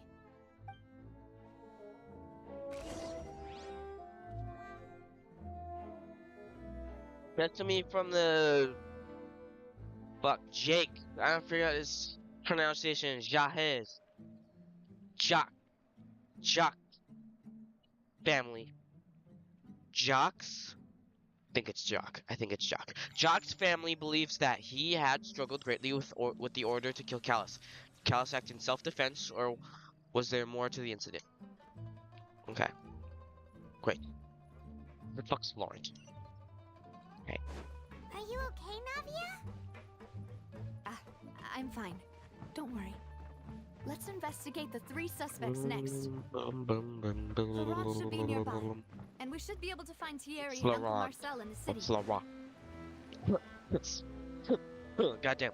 Greetings, boss. How may I be of assistance today? I'm sure you've heard about what happened at the Opera House. Someone got turned into water right in front of us. Yeah, I've heard. With something that dramatic, I'm sure journalists will milk it for all it's worth. And it'll be all the talk for the next several weeks. It also reminded me, on the day that the incident happened with my father, it was raining outside, and we found some clothes left at the scene. After my partner here put the dots together for me, I feel like we should try to reopen his case. Can you do me a favor and try to recall what happened that night? Let me think. Mr. Callus was feeling pretty upbeat that day. So he was drinking and bantering away with us at the table. After that, he told us that he wanted to go get some fresh air. So we let him go without thinking much of it. Who knew that we would hear 2 gunshots ring out right after? My first reaction was that Mr. Callus's life was in danger. So I grabbed my holster and made a mad dash toward the scene. But when I got there, it was already too late. Mr. Callus was standing over a dead body with a gun in his hands. All we could do was look back and forth at each other, not knowing what to say. So you also remember 2 gunshots then? Indeed. The guards said that the first shot didn't hit anyone, while the second killed Jacques. But I've never really bought that explanation. Reason being, Mr. Callus had left his gun on the table. I even made sure to confirm that before running to the scene. But according to the guards, that doesn't mean he couldn't have had other guns on his person. About the clothes left at the scene that you mentioned, do you think there was a 3rd person there who was turned into water?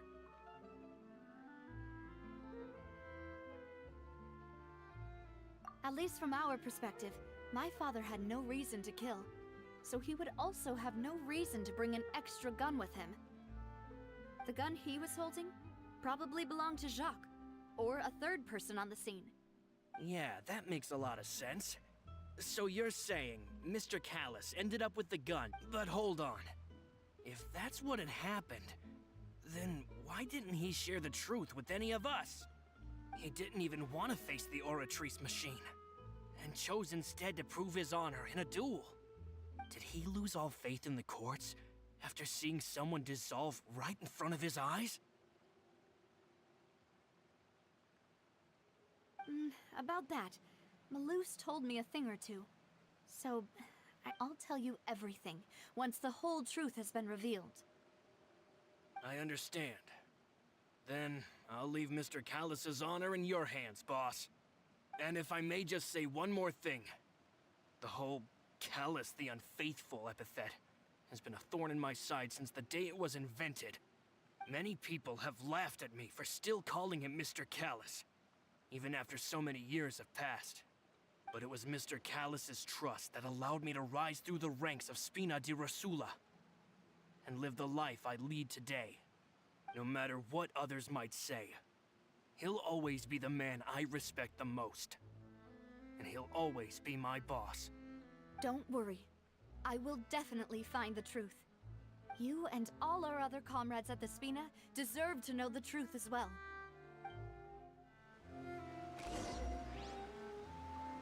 Information regarding Flora. I fucking don't know these French names. Flora, I'm gonna say Flora. Flora, the advisor to the Spina di Rosula, I forgot how to pronounce that, claimed that he was very grateful to Callus for his kindness. He was also present at the banquet on the day of the case and can provide evidence that Callus did not carry a gun with him when he went out.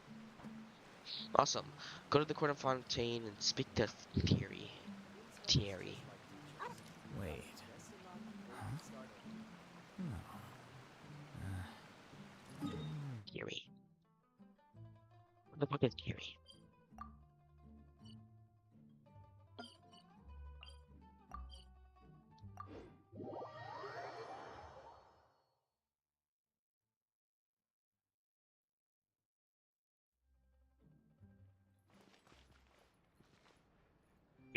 He's right here. Okay. Hi. Hey, Thierry. Thierry, it's me. Thierry. Basically got it right. Now, what brings you here, Miss? Oh, so you... Oh, okay. Hey, I'm also a member of the guards, you know. The way you make it sound, people would think I was sent off to Poisson because I had done something wrong. Are you sure there isn't a little bit of truth in that? Under normal circumstances, shouldn't you have been called back to the city already? I mean, where I work is really up to me. Let's just say I enjoy the ambiance of Poisson. Callus did a fantastic job running the town, building Spina di Rosula from the ground up and clearing many obstructions in my way. It would be next to impossible for me to find a similarly easy but high-paying job in the city.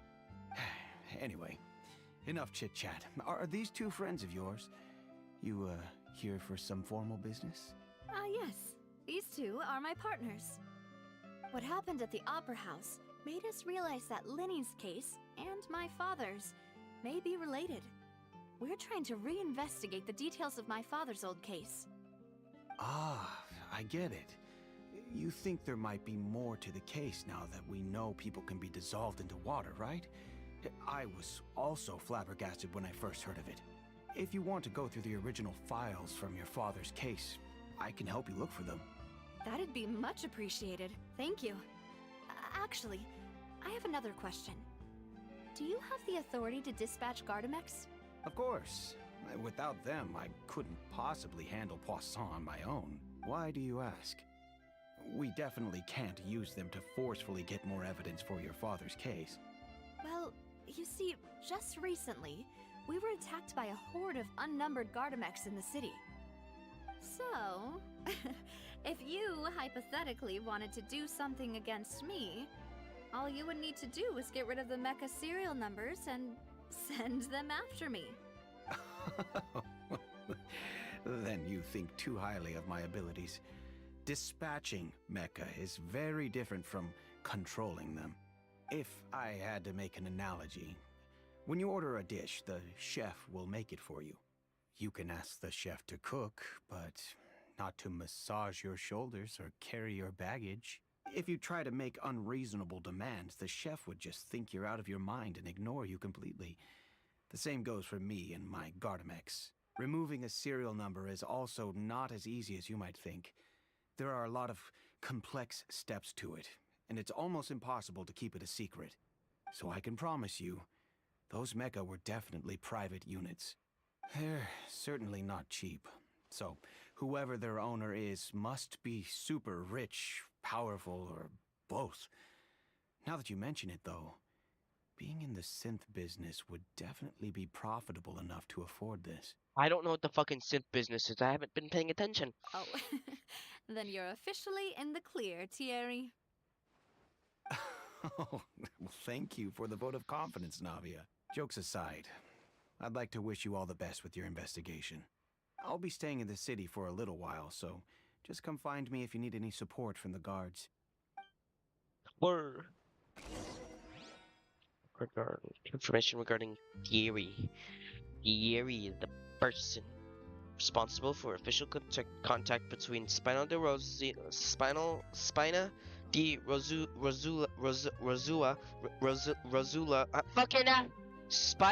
Rosula, I'm not gonna pronounce it, however it's pronounced, that's just I'm saying it, and the guards. According to him, the only the sufficiently rich can privately own large numbers of Gardamex. I'm gonna talk to Marcel. Let me see something. Can I send him? Or is that like legally? That is legally allowed. Okay. Then what the fuck is my world level going up? I'm gonna have to deal with this because the world level goes up in 5 fucking levels. I don't know how I'm supposed to. The world level goes up in 1 level. Oh, hold on. I don't know how that's gonna, you know, help me out, because the world level goes up, then the game gets a lot harder. And if my character is only level 90 and the enemies are level 100, that's a problem. Hello, how may I help you? I'm here to see Marcel. Fuck, I Could you cannot please pronounce let your him name. know? You can just say Navia's looking for him. Sure, I will let him know right away. Cal Tagny. Calcanig. Calpel. Calcagny. Navia, I'm just gonna say hello. Calcagny. Sorry to keep you waiting. I'm not as young as I used to be, so my legs are giving out a bit. Oh, it's all right, Uncle Marcel. There's no need to stress. I just wanted to talk to you briefly about what happened in the Opera House. I'm sure you saw everything too, right? Yes, I've never seen anything so strange. Oh, you were at the Opera House too? That's right. I went there with Navia to see the magic show. Who knew it would turn into a whole murder mystery? I also witnessed your marvelous sleuthing work. Quite impressive. To beat the Hydro Archon at her own game on her own turf, I can already imagine everyone in Fontaine discussing your exploits over a few glasses of wine. Oh, Paimon doesn't want to become the talk of drunkards. Apologies. It's just how Fontaine is as a nation. Everyone loves drama and theatrics. Uncle Marcel, you've also noticed that other thing, right? The fact that humans can dissolve in water? Yes, I was reminded of your father's case right away. Is that what you're investigating now? Exactly. I still don't have much solid proof, but I can sense that the other side has already begun to act. Oh, and what makes you say that? We were attacked on Araneus by some unnumbered Gardamex. And there was also an attempt to get me to drink water from the primordial sea. If not for the vigilance of my partner, I probably wouldn't even be here talking to you right now. Oh, you're giving us too much credit. Wasn't it you who protected us? Alas, it seems things are heating up again. The peace that Callus sought so dearly will soon become a thing of the past. But rest assured, Navia, Poisson will always remain a safe haven for you. If you're scared, you can always return there. If anyone dares to lay their hands on you there, the Confrérie of Cabrières will use its funds to the last Mora to bring them to justice. Thank you, Uncle Marcel. But I don't intend to go into hiding. I'm going to strike while the iron's hot. Do you have any new thoughts on my father's case? About that. Sorry, my age is catching up with me, so it'll take me a while to recall my memory.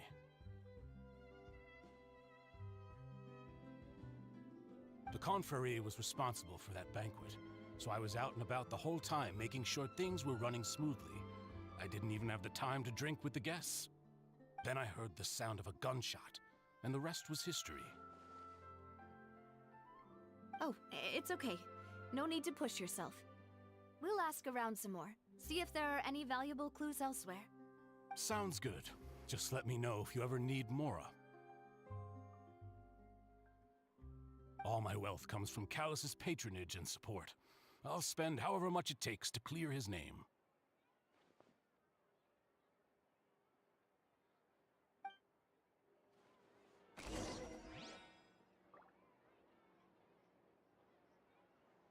Information regarding Marcel. I'm not going to pronounce it correctly because I wasn't listening to the conversation that we're having.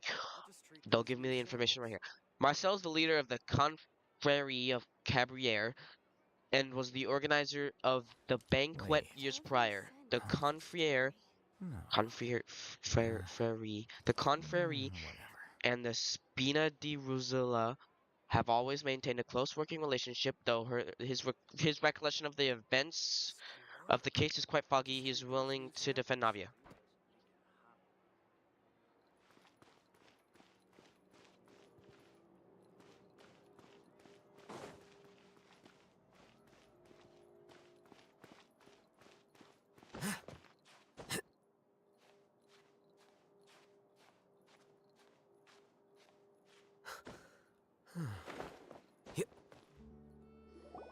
we've talked to all 3 suspects.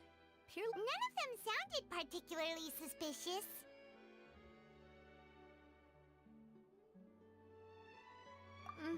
I suppose that's to be expected, though. If a single conversation's all that's needed to find them out, then my father wouldn't have needed to investigate the case for so many years. Anyway, even though we didn't make a breakthrough, let's still compile what we were able to find. But where should we start? You're right! Flora mentioned that Callus probably only ended up with the gun because of circumstance. That makes sense. According to Jacques' family members, he already told them that he had been discovered, and that he had no choice before he left home that day. If I had to guess, he probably received an order from the synth boss to kill my father. Had he refused, he and his family's lives would have been forfeit. So, Jacques fired the first shot? Oh? And why is that?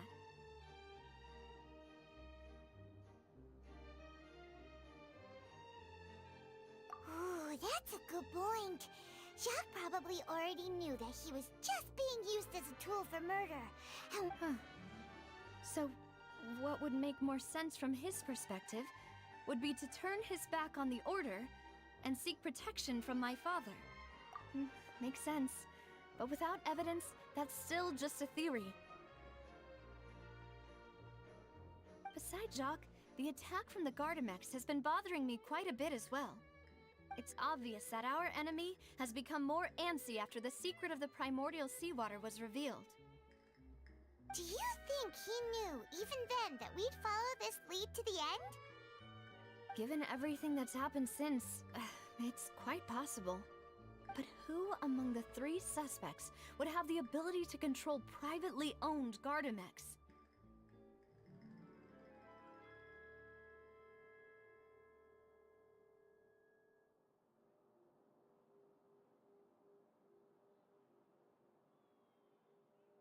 I think it's Marcel.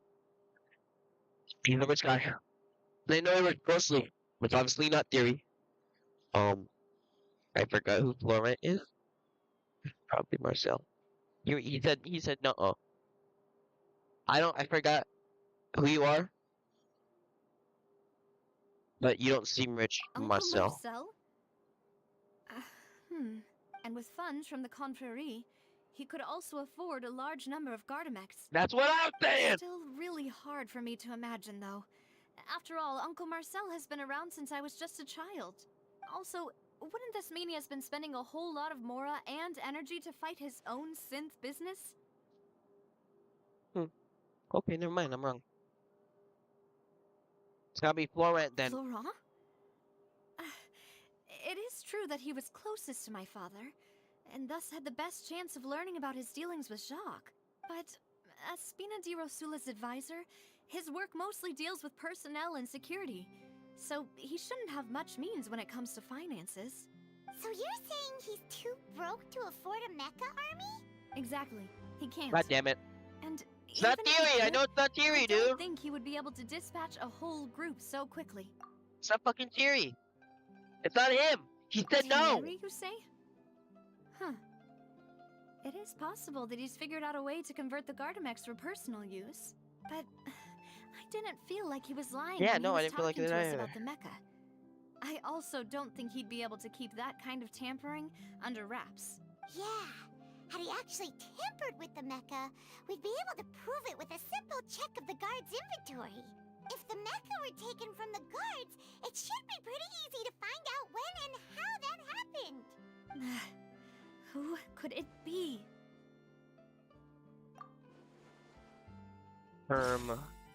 What the krill? Florent. You think it's Florent? That's the only one I can fucking choose! If you consider the incident with the Gardamex, only one really person fits the bill. Fuck, why are we looking at theory then? If we just consider with the incident, only one person fits the bill. Marcel, I just said that. If you think everything through, Uncle Marcel is indeed the most That's what I was saying first! Could we be missing other suspects? Malus didn't ladder thing when he narrowed it down to these three, did he? Malus has always been very reliable, and his judgment of others' trustworthiness has been fair and well considered. When he laid out his case for the three, the rationale he gave me made a lot of sense as well. The suspect is knowledgeable about the Spina's internal affairs, has the means to dispatch Mecha to assassinate us, and possesses significant intellect and foresight. Even if I don't want to believe it, I'm starting to see how things could all tie back to Uncle Marcel. Well, we still have another trump card on top of all the theorizing and speculating. Synth? I don't know what the fuck the synth is. Yes, Malus did say that charging straight in there would be extremely risky. But we don't have any other options right now. Ooh. We need far more solid proof Ooh. before we can hope to go charging in on our enemy. Ooh. Navia, here you are. Ooh. I've been looking for Hi, you. Thierry. Huh? Aren't you the guy from the guards? Did something happen? Yeah. News came from Irenaeus just after you left. We've got another trial on our hands. Wasn't that place built specifically for holding trials? What's so newsworthy about this one? I know. But they said the person they're putting on trial is a Fatui harbinger called Tartaglia. Oh my goodness gracious, I definitely didn't see this coming. I totally wasn't spoiled. What? Is that someone you know? Definitely not. Yeah, we know him. Maybe even a little too well. Well, he's been accused of being the true culprit behind the serial disappearances case. What dog does not It's murder absurd, people? don't you think? Yes, he does not murder people. How? None of our investigations have had anything That's what to do I'm with him. saying. They just saw That's what I Fatui thought bad. was strange about it, so I came to tell you the news right away. If the charge against him stands, then it'll be next to impossible to get the guards to support any of our planned investigations. Right. Because they'll think they've already found the culprit. Yeah. And it'll be a lot harder then to clear Mr. Callus's name. I understand. Huh? Split up? What do you mean? Just as expected of my partner. Since this is a trial about the serial disappearances case, the culprit's attention will be focused on Irenaeus, leaving his home base wide open. You're right. This is our best opportunity. All right then, let's do this. I'll stall them at the Opera House and charge Marcel as the true culprit. I won't have any chance of making that charge stick, though, unless we find more evidence. It'll be up to you to make it back in time and hand the decisive evidence to me. We'll help you, just like you helped us in Linny's trial. Demoiselle, please allow us to accompany you. I'm ready. Ah, Malus, Silver. When did you two get here? We heard that you'll be leaving Poisson and figured that you might require our assistance. It's our hope that you're confident. Thank you so much. Then, let's make haste for Irenaeus. Paimon, Traveler, I'll see you at the Opera House. See you then! Suspect analysis. Combining the information regarding the Gardamex and the investigation results so far, can be concluded that there is only one person who can have a large number of Gardamex in his possession and run the synth business without leaving traces. This person is no other than Marcel. Okay. Ooh, I completed a quest. Part. Now that Navia has set out for Irenaeus, we should also get going. Am I going underwater now? The location has already been Ooh, how marked on the fun. map, so let's head over. I am. Huh. According to Malus's info, the synth production base is underwater. Let's go and try to find the entrance.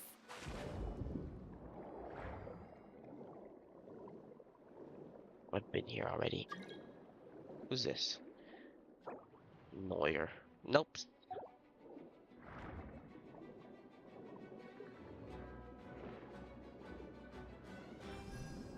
Hold on, the music.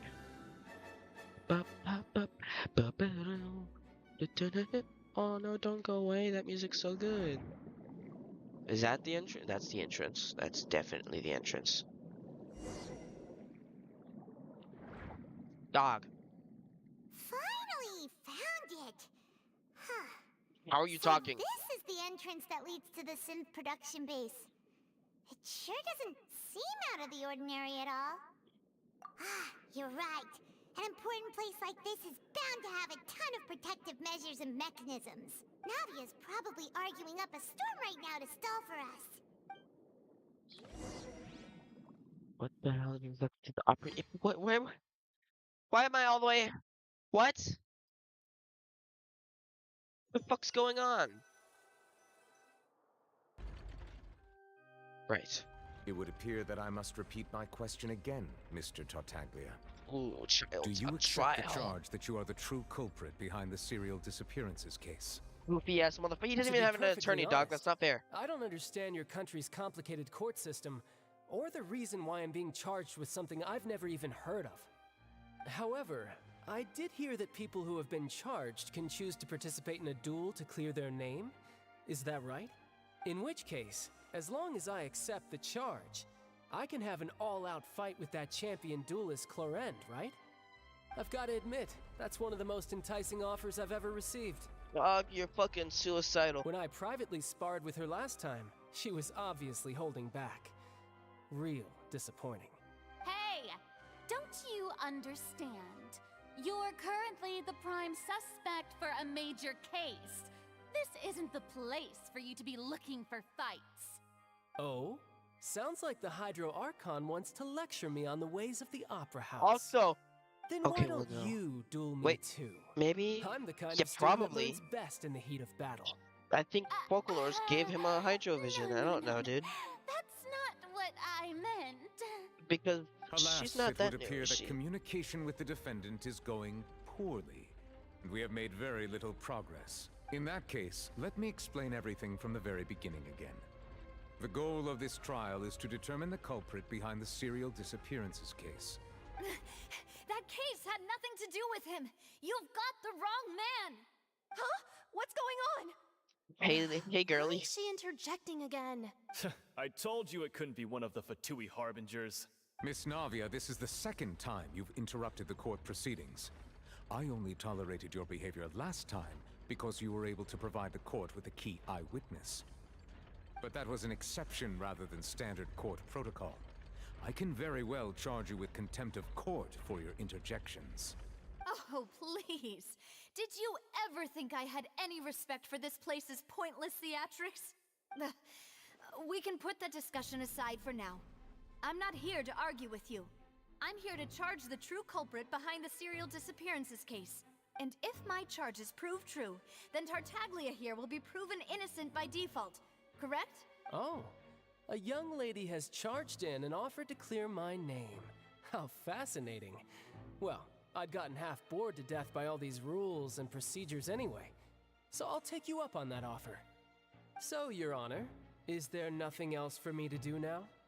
You may take a seat for now in the audience, but that doesn't mean the suspicions against you have been lifted.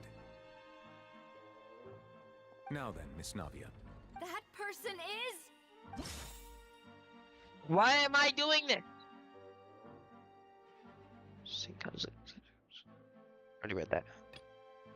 I'm not her, dude. Something's not right. Why am I being her? Like you only... Oh, no, you don't.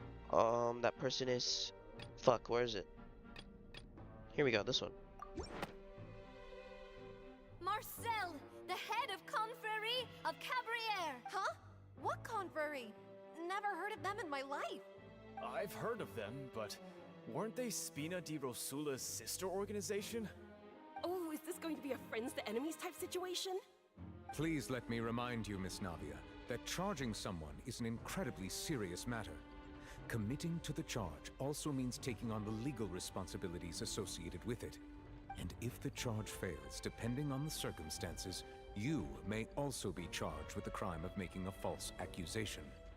Knowing this, do you still wish to charge this man? Yes, I do. In that case, I declare the charge to be valid. Miss Navia and attorneys, please take your places on the court. Members of the guards, please contact Mr. Marcel right away so that he may stand trial. Where is he?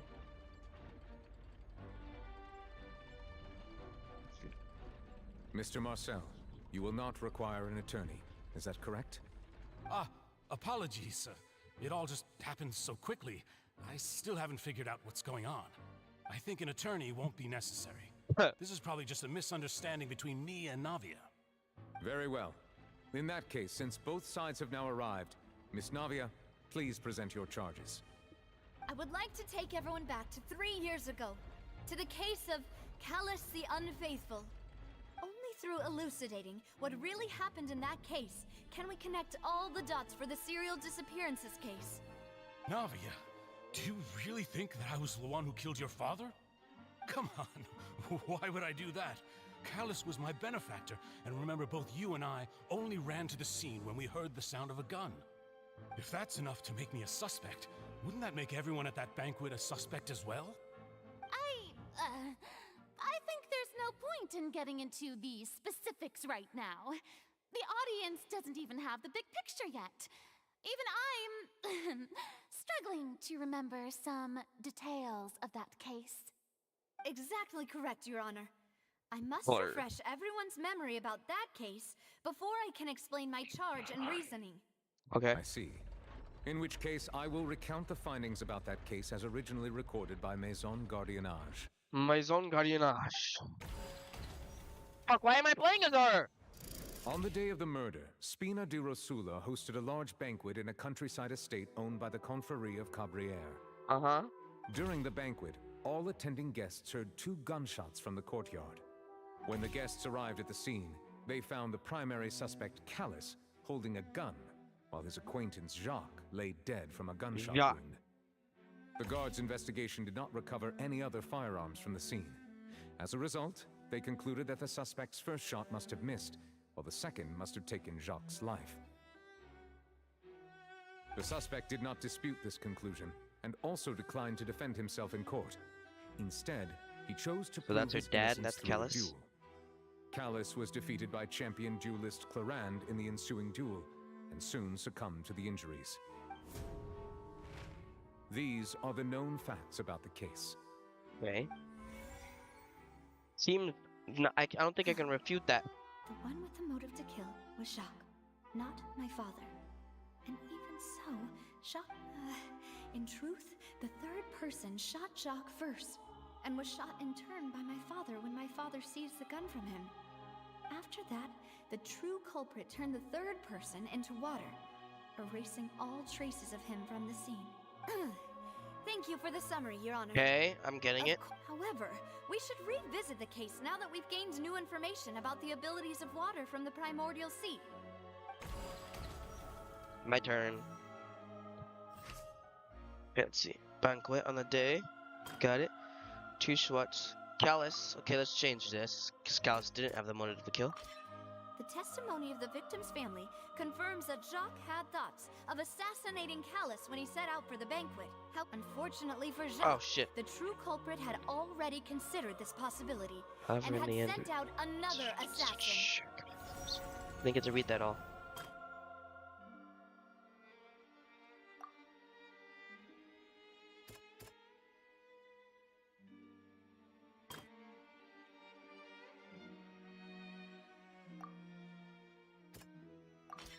A pile of clothing was found at the scene.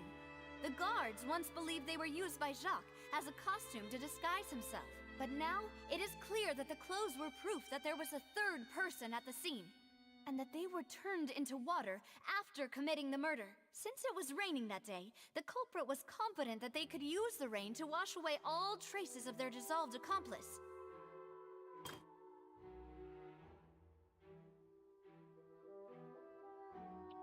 Rikuna is now certain that Callus did not bring a gun with him. Moreover, details of the case point towards a third person. Florent, Callus did not carry a gun with him when he went out. That's wrong. Combining the information regarding the market, Callus's clothing. This assassin first shot Jacques, then turned to shoot Callus, only for Callus to wrestle the gun from him and kill him instead. Realizing this, the true culprit caused the hired assassin to dissolve into water, leading everyone to believe Callus was responsible for Jacques' murder. This is the true version of events.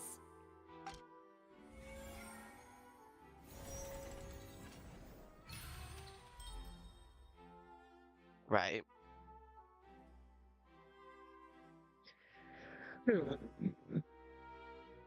Ah, so that's what happened. Wait, you're telling me something as dangerous as water from the primordial sea has been used for all these years? What a great theory. It also explains Callus's and Jacques' respective motives. I guess they didn't shoot each other after all. Mr. Marcel, you are the one being charged with the crime. He's like, you should provide a rebuttal if you wish to prove your innocence. He's like, oh, excellent. But I think I agree with everything Navia just said. In fact, there was nothing in her speech that directly implicated me. Then, may I ask some questions? In my opinion, we primarily need to determine two things. One, do you have the evidence to back up your claims? I'm afraid not. At least not at this very moment. Boo! If you don't have any evidence, Shut the you should fuck just up! go home! I may not have the evidence with me, but I know where I could go to collect it. If we look up the deserted clothes against a record of people who went missing around the same time, we should be able to find a match. Considering the serial disappearances case, the guards probably kept careful records of all missing persons from around that time, regardless of age or gender. That makes sense to me. Monsieur Neuvillette, I would consider this Wow, to she's be being a reasonable? That's crazy. investigative direction. Why do I feel like Farina's acting a little differently today? Oh my god, guys, she's being Maybe nice. She's scared of embarrassing herself again? Probably. Alternatively, she's become more diligent after charging an innocent citizen in the last trial. My second question has to do with the ensuing duel.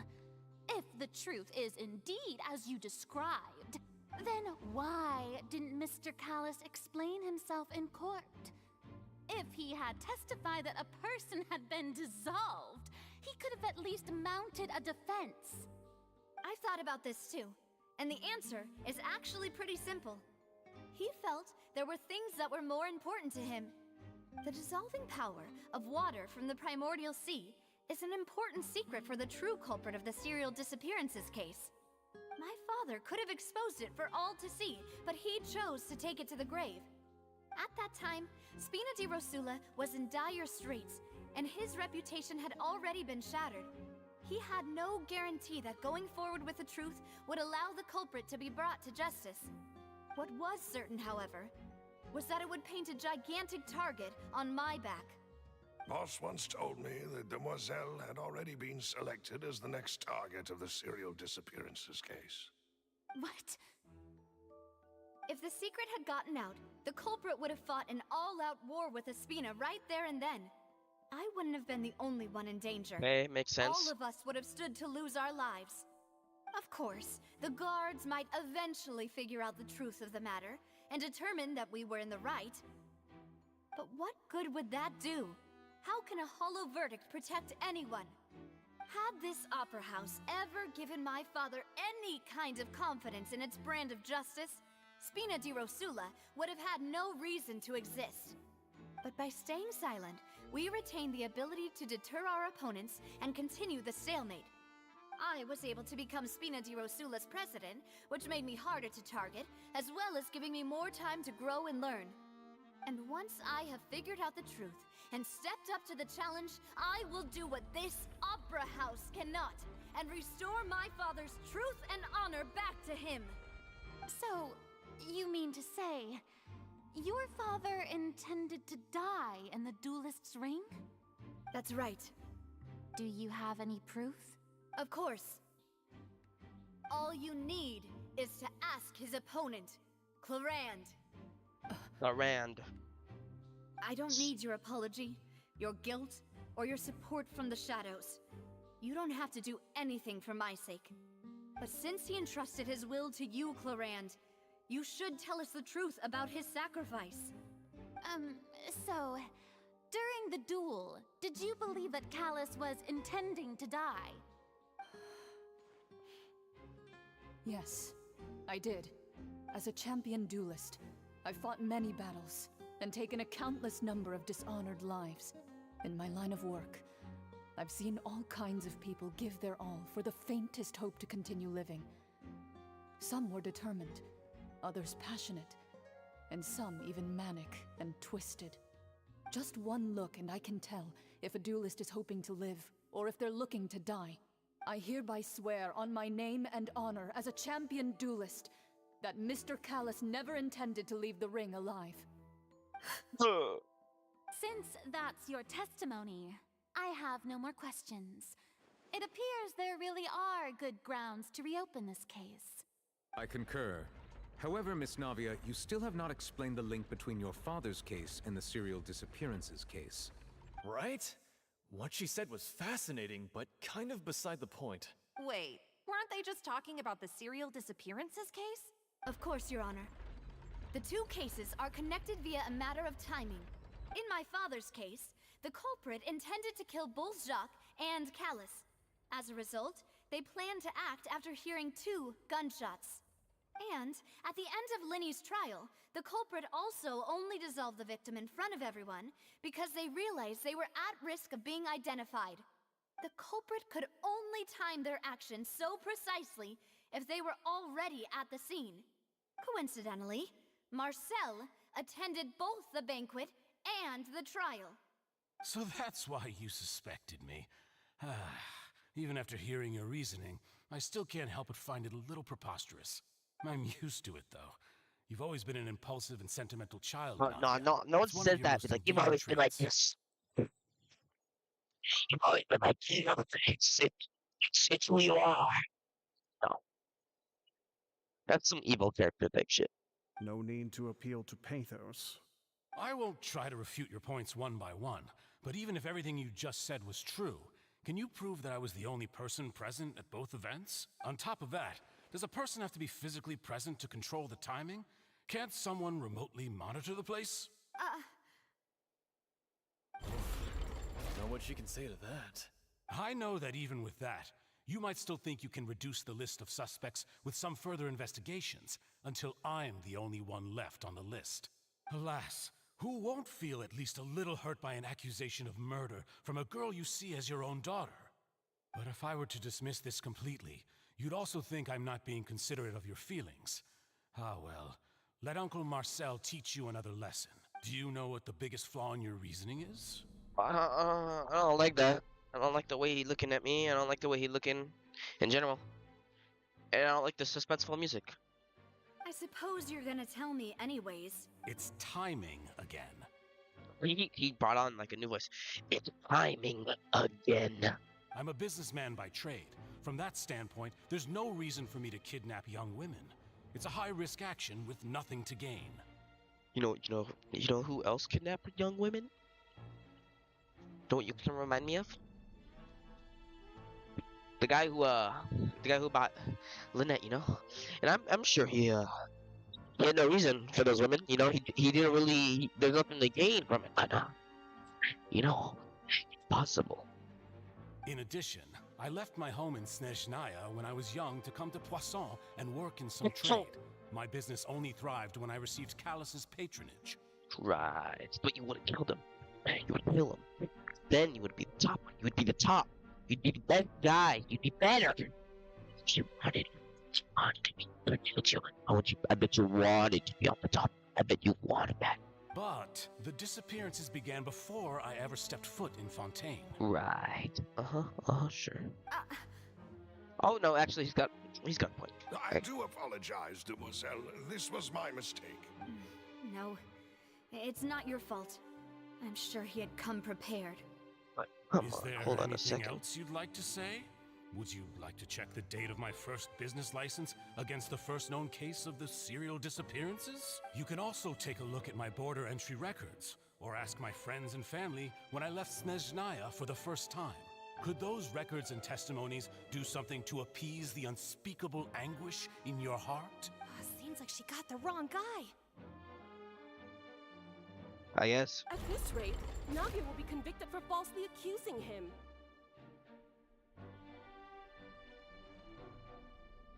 I think you've done a superb job of dissecting your father's feelings as he neared the end of his life. But aren't you going against all of his wishes and expectations right now? Whoop-mo. That's no good. He wished for you to become more rational, collected, and conscientious, instead know, of the way, dwelling only if on you your say own this type of shit, feelings. I can only think you're villain. Once you've learned to be more considerate of others' feelings and to stop rushing headlong into things, you'd have met most of his expectations. This isn't just about me, and it never has been.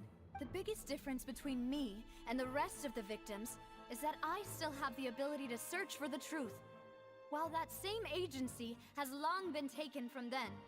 The people whose families were destroyed by synth abuse, the people who lost their loved ones to the serial disappearances, and the people who suffered tragic ends due to their sense of justice. Many people's images are flashing before my eyes. I'm sure some are coming to those of you in the audience as well. And whose image do you see, Marcel? Is it a man named Vacher? Oh my god, I sure hope he isn't a bad guy. I sure hope this Marcel guy seems like a really good person. I sure hope he isn't a serial killer. Oh, so you do know that name.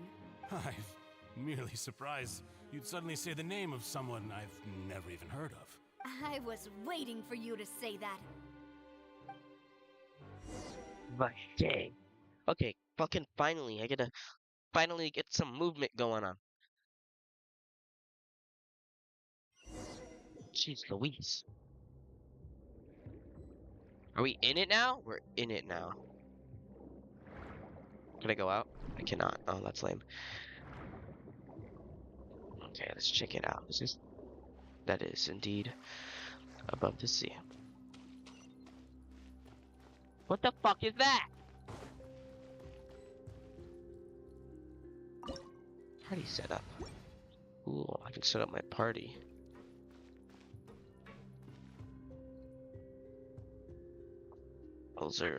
That's like, let's see, ish.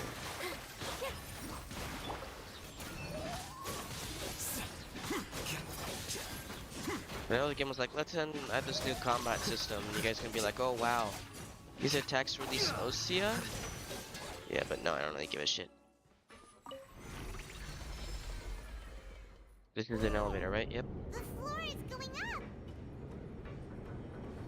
Is it because of this mechanism in the middle? That guy really prepared a lot of stuff for this place.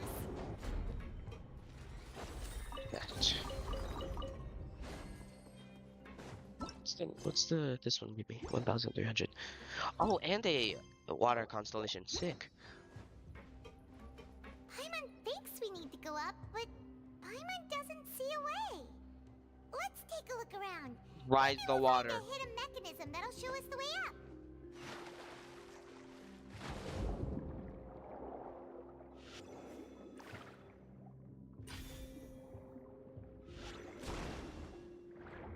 The burst one, right?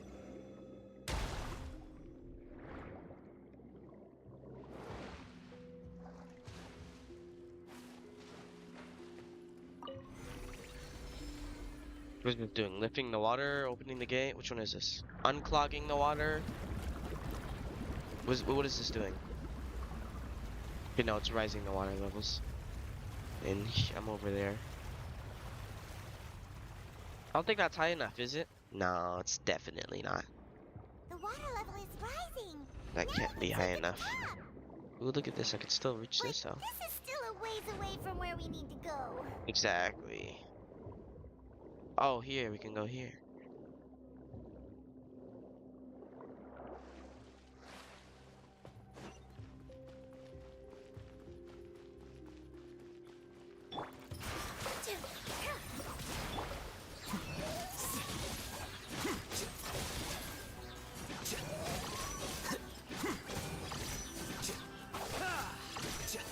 Hold on. Here.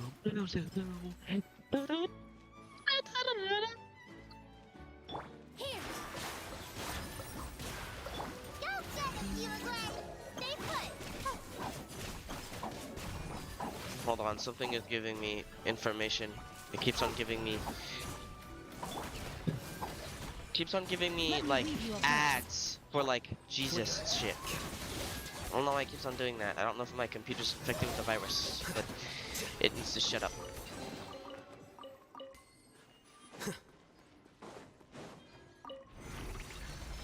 Yes, rise water. Do we need a cutscene? Yes, we do. Come on.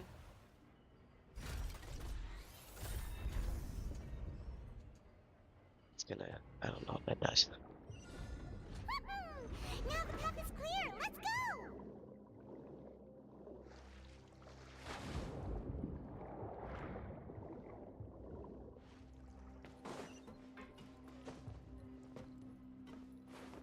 Let's check that out. It's a cool way, I guess. Yeah. That's what he said. He said, yeah. Fuck is this, dude?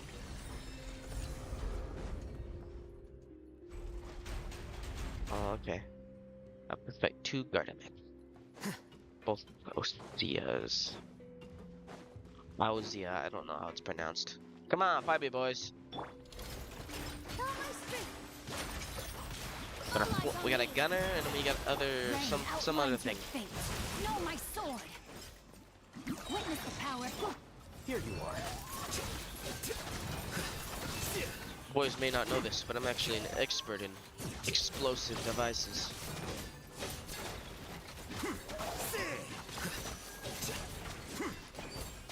Like I said.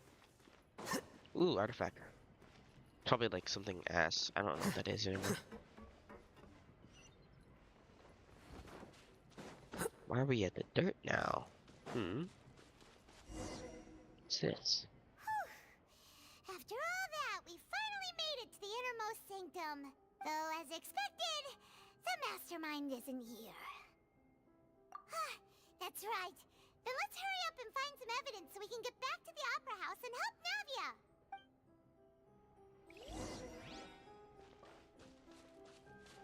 Oh, we have this thing again.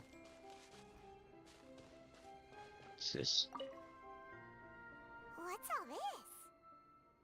It's a bunch of really cute things. Those are cute. Like accessories, a hair tie, a necklace, even a makeup box. Oh, Paimon sees it too, but why are all these cute things labeled with different girls' names? Oh, yeah, makes sense. Huh? You mean the girls from the serial disappearances? They were brought here, and then they were turned into water, and all the boxes of things, these names. That means... Oh, this is terrible. Missing persons positions. You discovered objects within the containers labeled with the names of those who own them within the depths of the HQ. The names here must have something to do with the victims in the serial disappearances case. This might be proof that this was their final stop.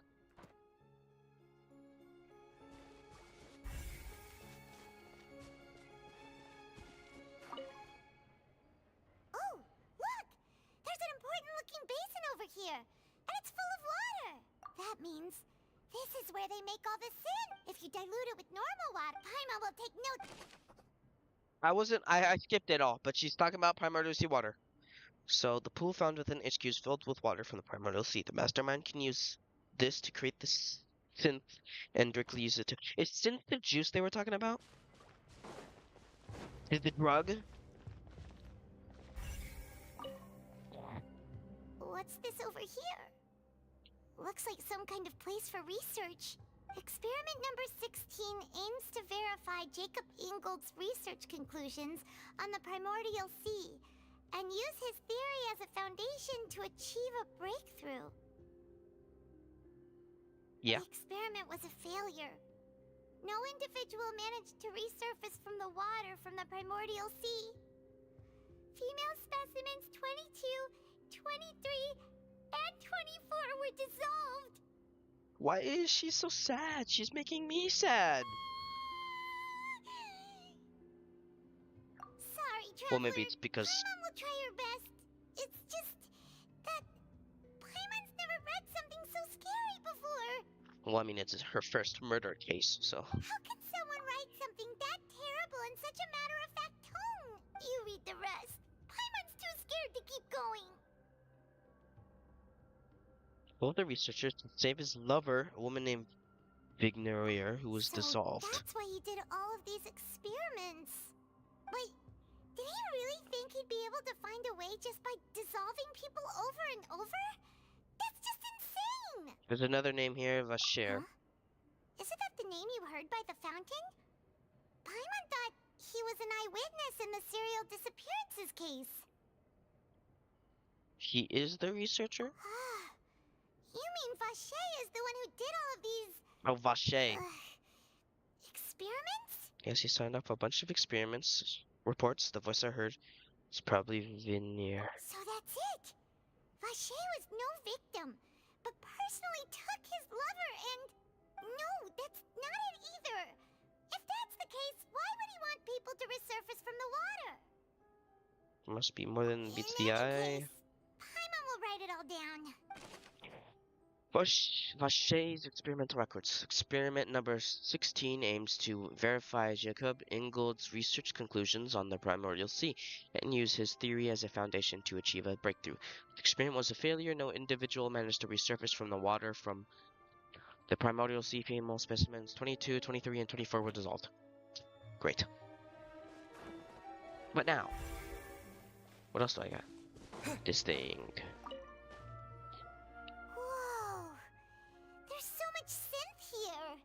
And so many bottles of ingredients that probably just contain the waters of the primordial sea.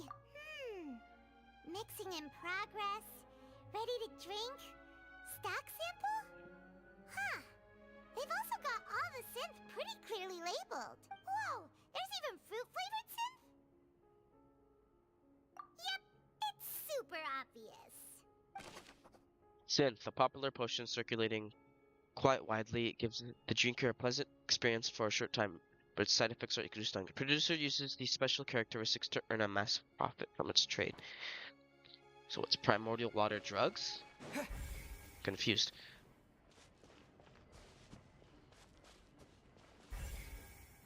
Let's see what's written here. Nothing escapes Detective Paimon's eyes. Callus. Navia's father. Oh, this seems to be an investigation report on him. Yep, it's about finding someone to assassinate Jacques and Callus because of a lack of confidence that Jacques himself would go through with it. This should prove the existence of the third person, right? We still have not determined the exact content of the key information Callus has passed on to certain members of his organization. The old dog's a real menace to deal with. Even if he abides by the promise he's made to us, he will still have the upper hand. He can act whenever he wants to make our lives miserable. The only option left is to remove him from the picture entirely. I concur. Let's send someone to kill him. He won't declare war as long as we don't touch Navia.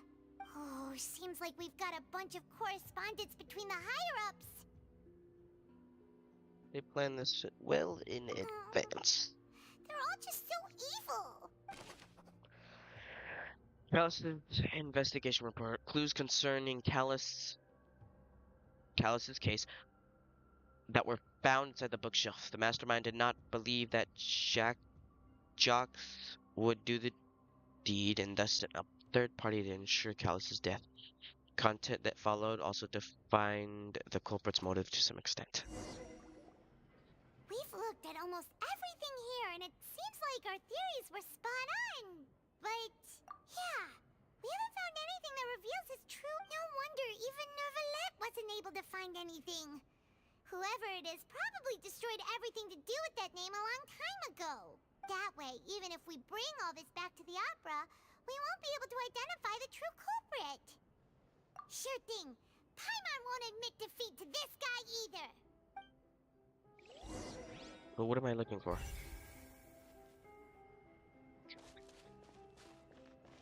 What is we doing here? Pool full of water from the primordial sea. Countless sins were born in it. Nothing else seems particularly useful. Examine bookshelf. Besides investigation reports, there are a lot of research materials here. It seems the experiments have been going on for a very long time, but there's nothing here that reveals his identity.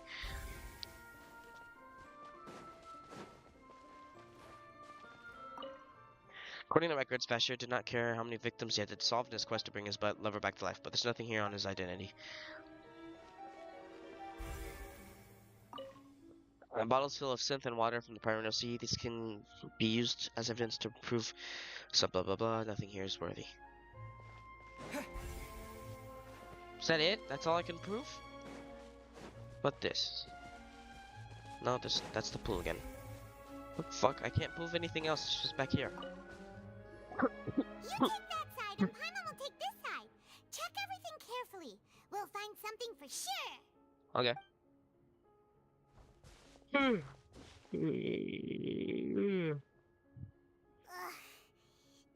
at all.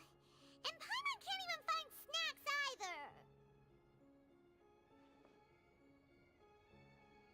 Found it. Whoa, really? Let Paimon see. Vinier. Isn't that Vache's lover's name?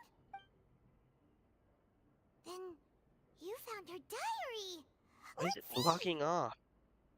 Aw, it's just a normal diary chronicling their love story. She was so sweet, too. It was beige. Paimon She feels made even a worse list for her of now. baby names. What's this? I can't fucking read this, dog. So many! A whole page's worth! But they're all crossed out. Was she unhappy with all of them? The final name she decided on was... Marcel? Wait, but Marcel's pretty old. Has this case been going on for so long that he's Vache and Vinier's grown son? Hey! Paimon still hasn't figured it out yet. Vinier's book. Notebook belonging to a lady named Vinier. She records many stories over time with her lover Vacher. Or Vache, I don't know. On one of these pages, she prepared many names for her future child, and the name she settled on the end was Marcel.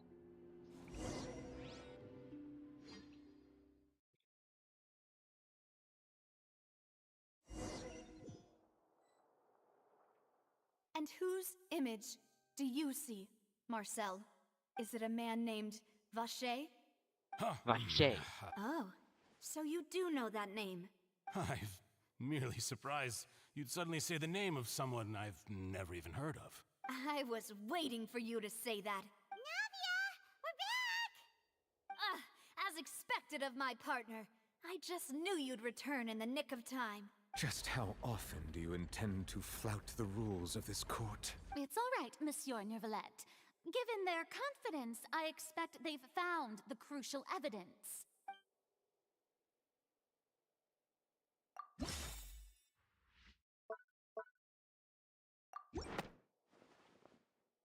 Oh, what? Oh, I chose the wrong one. This one. But the truth of it, Marcel, is that you've always been Vache. Talking. And also, why is Marcel Vache? I thought he was gonna be the kid. We've investigated your lair and we already know everything. After your lover, Vinier, was dissolved, you kept abducting young women to experiment on the hopes of bringing her back to you. You even created Marcel as a new identity and destroyed all records of your past as Vache. So that's it. Even the villains in opera performances rarely go that far. And with that, This information regarding your past also dismantles your prior timing defense. Well, Marcel, do you know where you went wrong? He's bad You guy. fixated your gaze on the lover that passed away, instead of paying attention to the living people around you. So, you never noticed how we changed, or how we grew as individuals. You also never understood Boss's real expectations for his daughter. Or our determination to see things through. Your determination. Mr. Marcel, please speak up now if you would like to defend yourself. Otherwise, the trial will move on to the next stage. Do you really think I wanted to do any of this? Man, you did bad thing, bro. What for?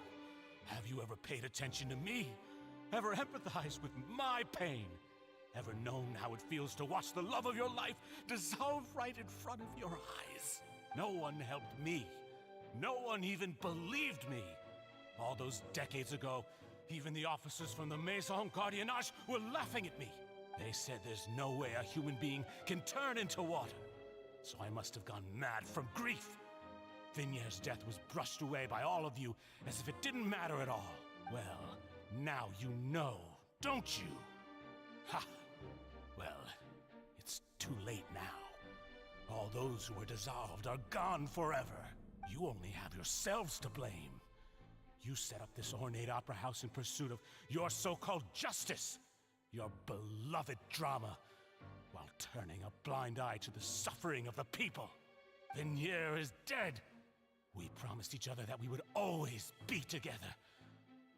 Wherever she goes, I will follow. But I'm not from this blasted place, so I can't be dissolved, no matter what I do. Is it a gun? Oh. Hey! The fuck is he doing? From the primordial sea that he's drinking? I can't dissolve! Can't dissolve! Can't dissolve! Do you all see? I can't go! I can't follow! So if I can't go where she is, what choice do I have but to try to bring her back? I did all of that, and in the end, that accursed Callus still got the better of me. I spent my entire life living on pins and needles, only to get stabbed by his idiot daughter at the very end. The suspect is exhibiting signs of mental distress.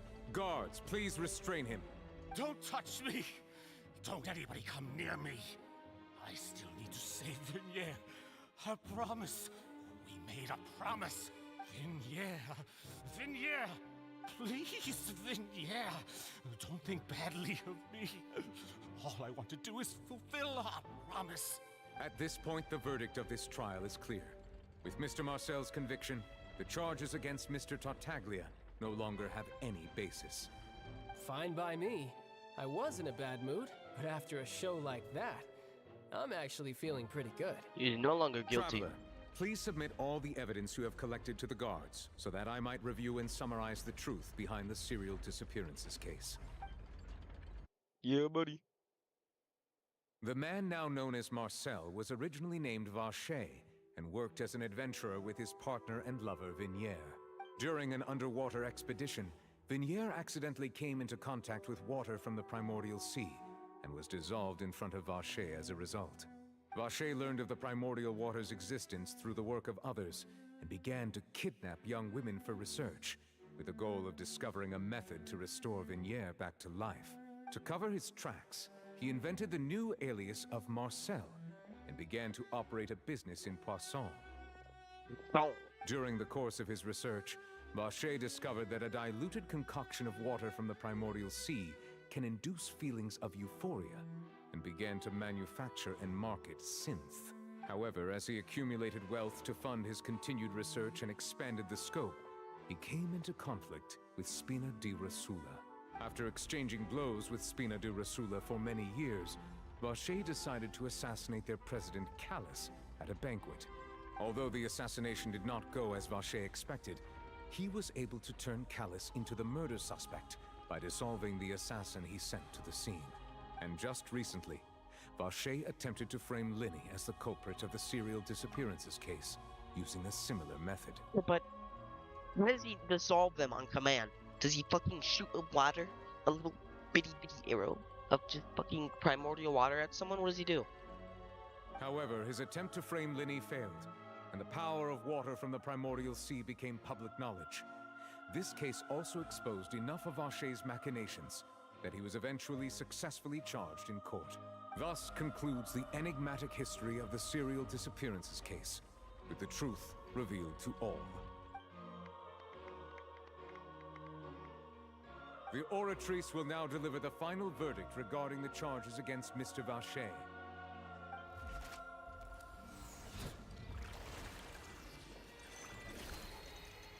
I love this little cutscene.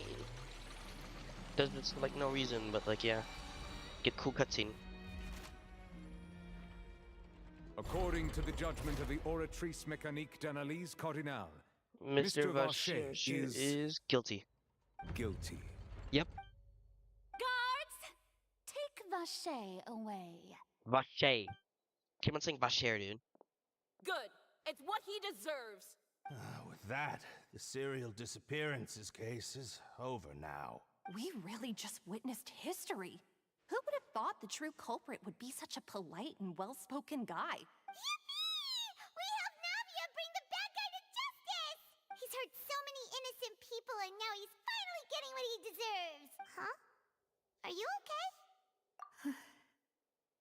Oh. Demoiselle, you were absolutely brilliant. The day our late boss had always hoped for has finally come. You can rest easy now, knowing justice has been served. Yeah.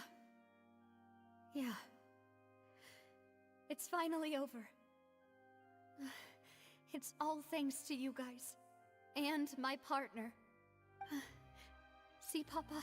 You know, Spina di Rosula's still doing I well talk with me to at women home. in real life, okay?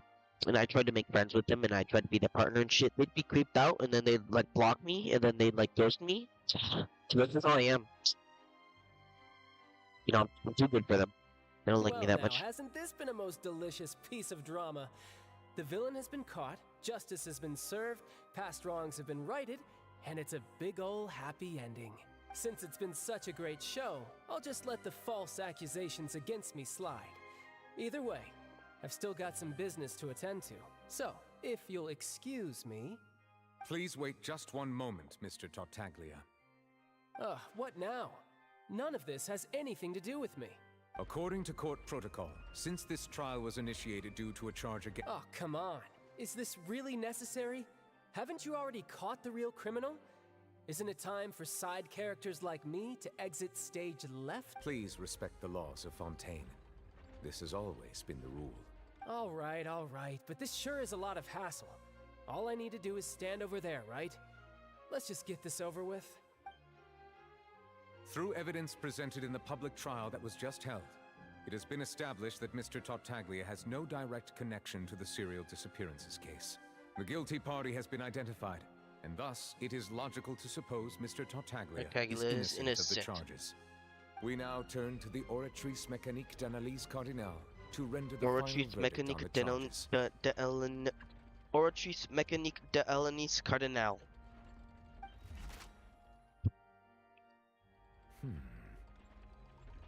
According to the judgment of the Oratrice Mécanique d'Analyse Cardinale, Mr. Tartaglia is... Oratrice Mécanique d'Analyse Cardinale. Guilty. Oh my god, I didn't see this coming, guys. It definitely didn't see this coming. I wasn't sure at all. Oh no, this puts my table. What? Yeah, I know. Hey! That's not funny! Didn't you just say I'm supposed to be innocent? What's with this verdict? Is your justice machine malfunctioning? Huh?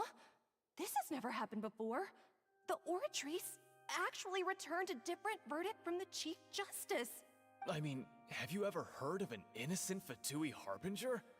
Do you think the Oratrice might have just convicted him on general principle? It's called racism. But weren't the charges about the serial disappearances case? No matter what else he's guilty of, it shouldn't affect the verdict in this case, right?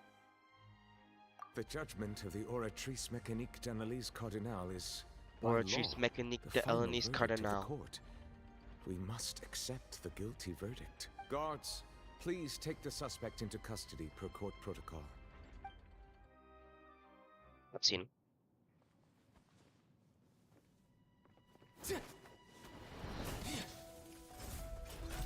So this is how justice is done in Fontaine.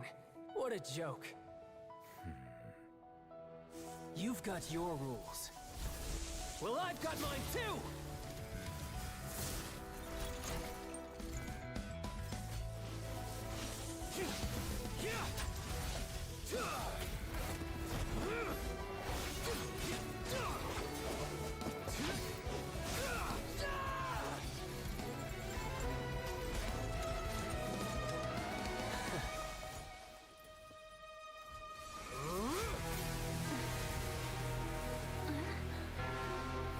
Beauty.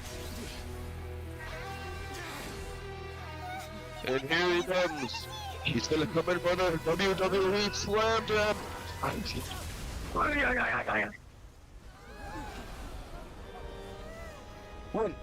I am sorry. If you have been wronged, we will find the truth. But the rules of the court must be upheld. Skill issue.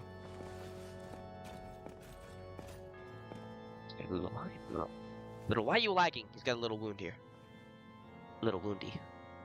Little wounder. Little wound. Hey, Monsieur Novelette, what's going on? Shouldn't they have been cleared already?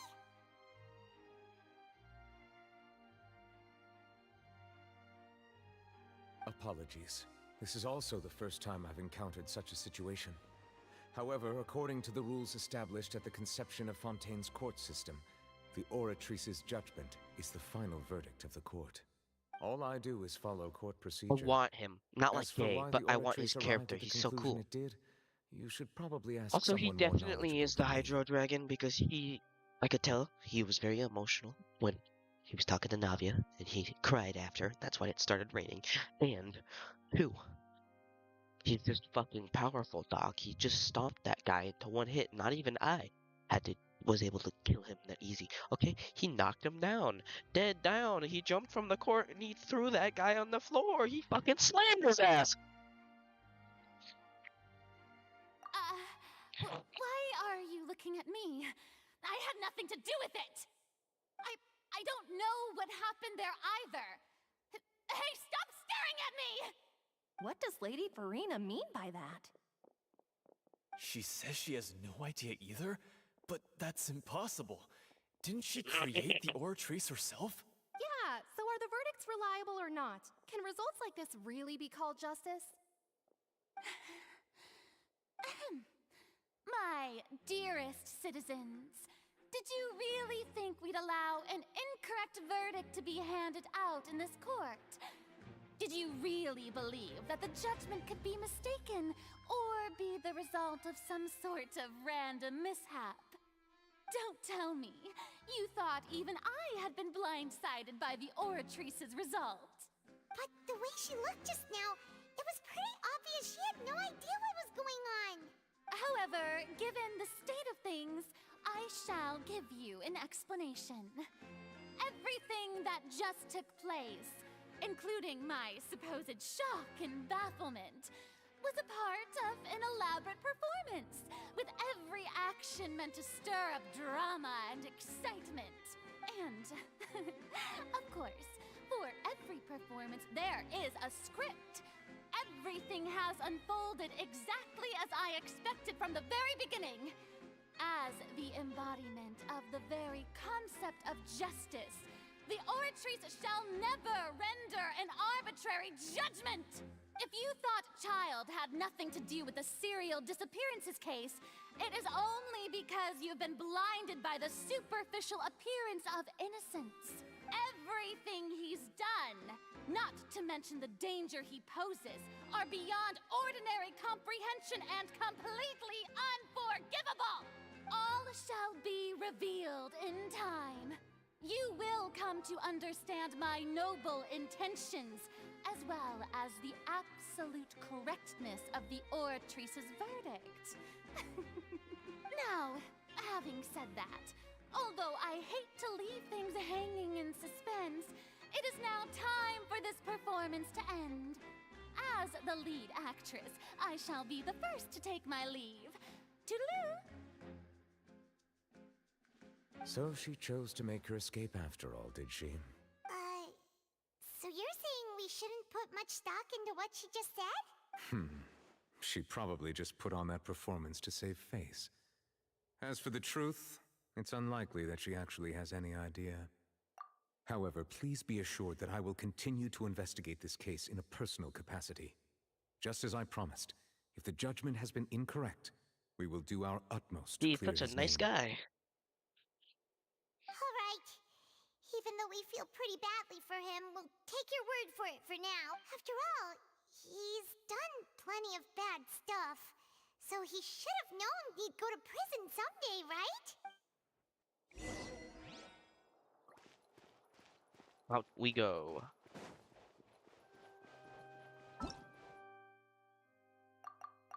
Gotta get my 3 primogems. You already know.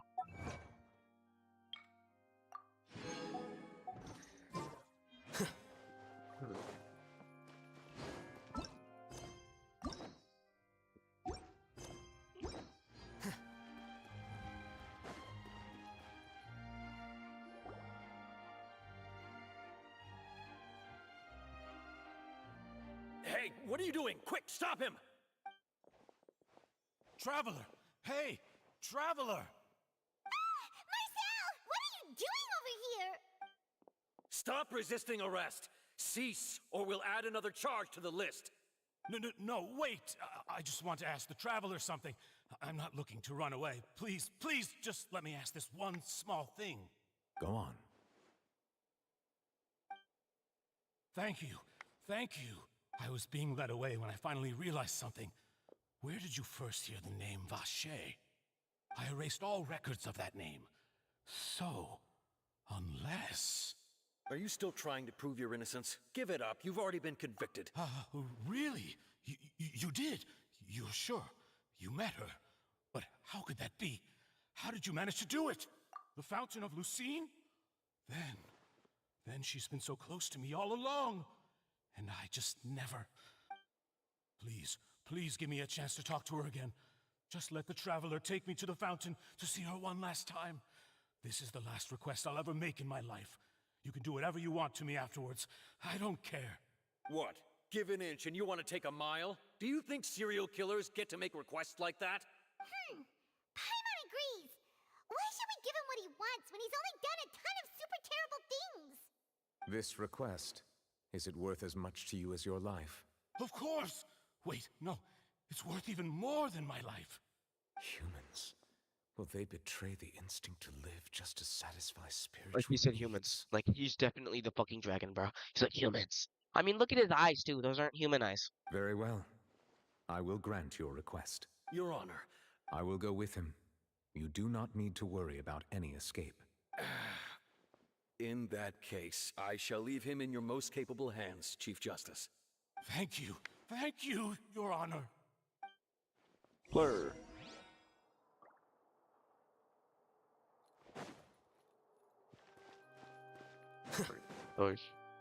We go.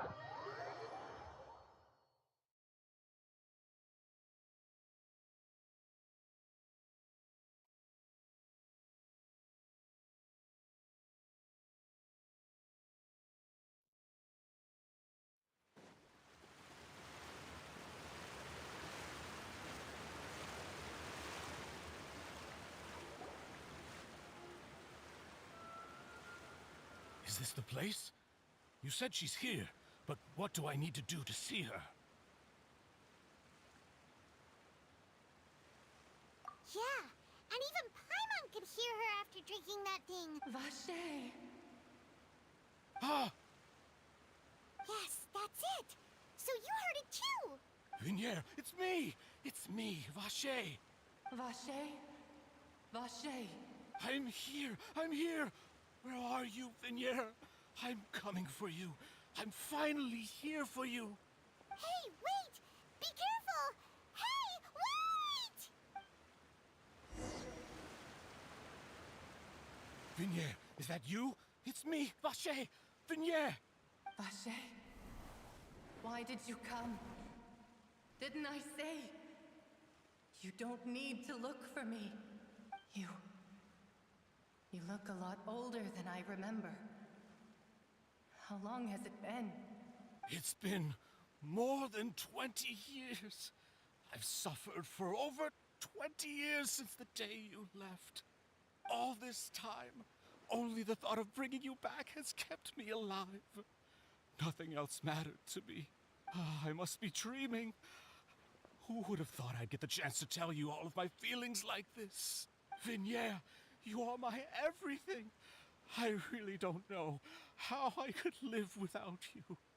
But Vache, if you ask me, this world would be better off without you. What are you saying? If not for you, I would have finished my law degree and probably become a top-tier attorney one day.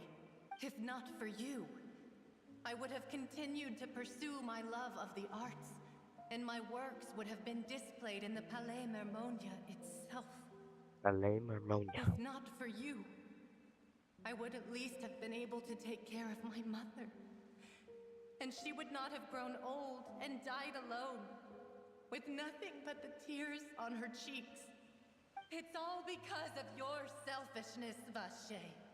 It's all because of you. You... Wait, you are not Vignier. Who are you? You're right. I am not Vignier. I am the sacrifices. Every woman who okay, so I can died change by the name. her hand. As our bodies dissolved, our consciousnesses flowed back to the primordial sea. Our thoughts circulated endlessly within the primordial sea, and we were no longer individuals. But we became one, just as streams of water come together in the sea. I'm Cressy. I'm Lemony. I'm Azine. The only one I am not is Vignier. Why? But then, where is Vignier? She doesn't want to see you anymore. Every tendril of her consciousness is avoiding you. This is what you get for your selfishness. Your selfishness robbed us of our lives and our futures. You said time and time again that you'd do any and everything for her. But did you ever consider whether she'd want to see you do the things that you did? If she would despise you for what you became? Where is he? You are a liar, a heartless murderer, and a cowardly narcissist.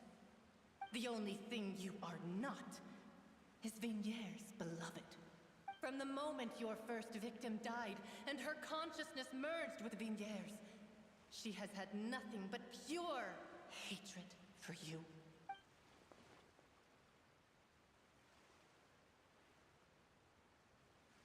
No! Yeah! She can't hate me. Let me see her. Please! Have mercy! You still don't understand. When I said don't look for me, that came from the real Vignier. She really doesn't want to see you anymore. But on top of that, she also said that because it's her final drop of pity for you. She said that because she knew that if you did come here, we will show no mercy to you. Whammin'. Vache. Vache? Vache. Vache. Vache. Vache. Drown. Look him, dude.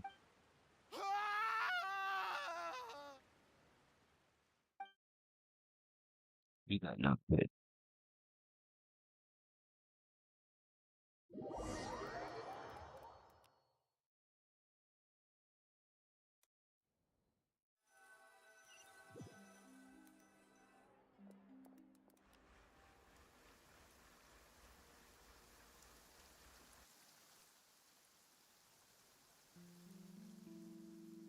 Finally, we have some time to do shopping. Gosh, Where it's are really we been a long shopping, time Chief? since we've been able to relax. Huh. Well met, partner. What the I knew fuck, something dog? I great thought we was were going shopping. to happen when I woke up in such a good mood today.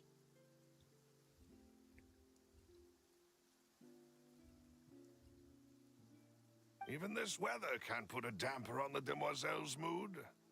It's a pleasure to see you both again. Okay. Oh, hey, Navia! It's been a few days. Paimon's already started to miss you. Oh, now that I believe. I'm easy to work with and always bring home the bacon. Who wouldn't treasure having a partner like me? Sounds like you're really enjoying life these days, Navia. What have you been busy with since the trial? It's just been one thing after the other. I've been making non-stop trips between Poisson and the courts in Sen. Everyone from Spina di Rosula organized a memorial for my father. We never held a memorial when he first died, since everyone knew that even if we held one back then, this time, though, everyone in Poisson, and even many people from the court all attended. So his name's definitely been cleared now. That's what we like to hear. It's been the dearest wish of Demoiselle all along. That blasted stubborn fool. I was right to put my faith in him. I'm so glad I didn't give up on the case all those years ago. Oh, by the way, I ran into Charlotte just after I left the memorial service. Well, maybe it'd be more accurate to say I knew she would be there, and there was no way she'd just let me go. Huh? So you know Charlotte too? The Charlotte? Journalist from the Steambird? Yeah, way back when I first became the president of the Spina di Rosula, she was all over me. Wouldn't take no for an answer. I believe the story was called The True Heart of Darkness, Secret Tales of the Yellow Rose. To be fair, though, it was a really flattering feature. So, we've been on pretty good terms ever since. She was trying to lean on our friendship to get me to do an exclusive piece on the serial disappearances case. Oh yeah, she told us about that. She's always been super interested in that case, so now her wish has finally come true too. Anyway, I told her to make sure that when she writes about you guys entering the opera house with the critical evidence, that you both sound really cool. Now that's another thing to look forward to. We trust Charlotte's skills with a pen for sure. Oh, and in other news, I also took Clarand out for a meal. Oh, are you two on better terms now? While you were investigating Vache's headquarters, Clarand gave testimony on my father's behalf. It was thanks to her that we were able to turn the tide. I wanted to thank her. I mean, there's also no point in being awkward all the time, so we took the chance to reconcile with each other. Oh, that's great. Paimon also thought Clarand wasn't actually a bad person. It's always good to have more friends. Anyway, now that the case has finally been solved, perhaps it will slowly begin to fade from the public consciousness. Oh, actually, there's still one last thing I need to do. What is it? I should pay a visit to my father's grave and tell him the truth of what happened, as well I'm as how about to it all go ended. AFK. And on top of that, just how much people still look up to him to this day.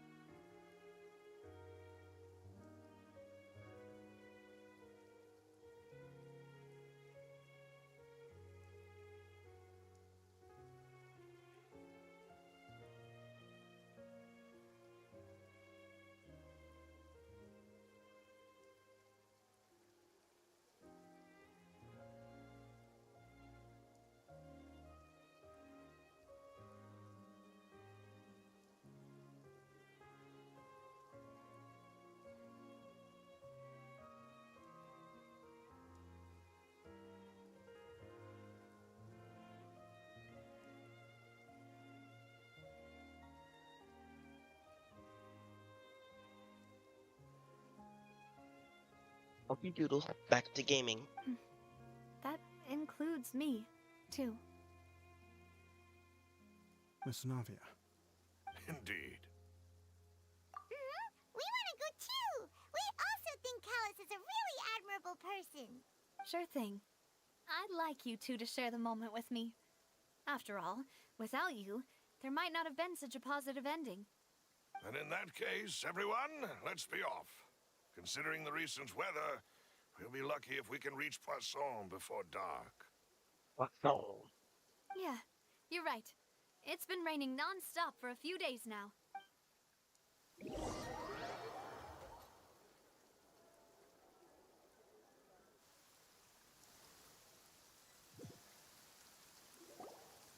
Huh. This is where my father's grave is. To be perfectly honest, even I haven't been back here for a long time. Huh? There's someone there already. Wait. That figure. It can't be. Your Violet. Isn't that Neuvillette? Why would the Chief Justice be here? Huh? Navia?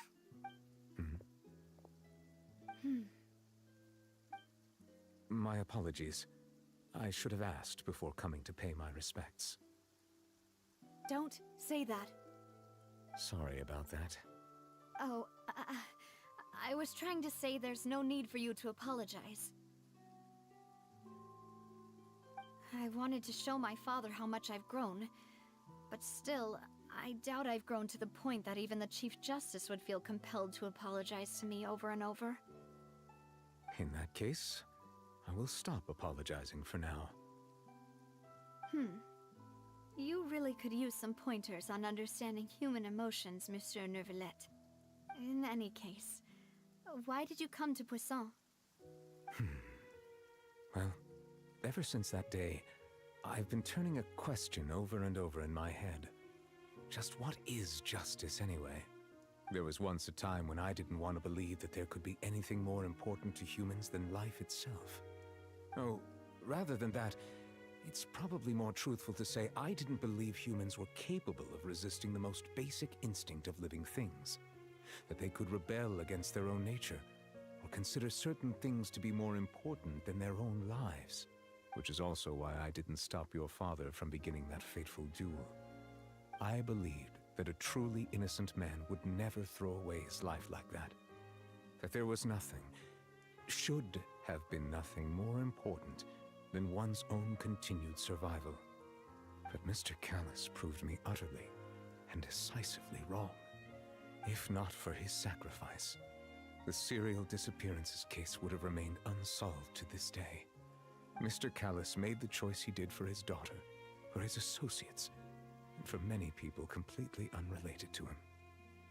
And in the end, from a certain perspective, one could say that he did it all for the sake of justice. A justice that's higher than life itself.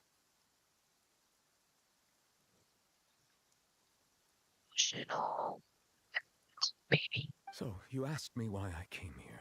I just wanted to say my apologies to Mr. Callus in person. I should have noticed all of this much sooner. This regret has filled me with a sadness that has haunted me for days. That high and mighty chair in the opera Epiclese indeed insulates one from many important things. Spina di Rosula, thank you so much for your hard work and perseverance. I'm sorry for being mad at you before. So, you're actually one of those types that's cold on the outside, but pretty thoughtful on the inside, huh? That reminds me of Silver, one of my guys. Sorry about that. Self-expression is not one of my strong suits. Didn't I just say you don't need to apologize? So Navia and Neuvillette seem to have made their peace as well. Let's not disturb them for now. We can wait till after they're done.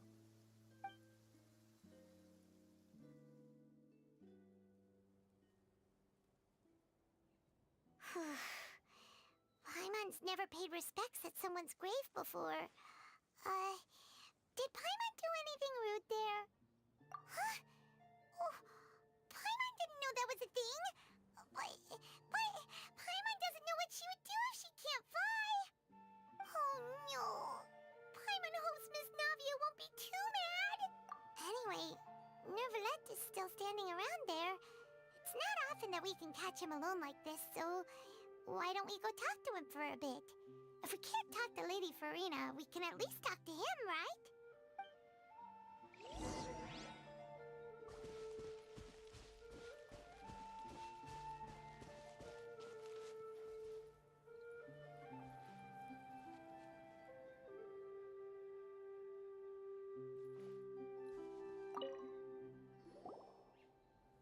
Oh, it's you two.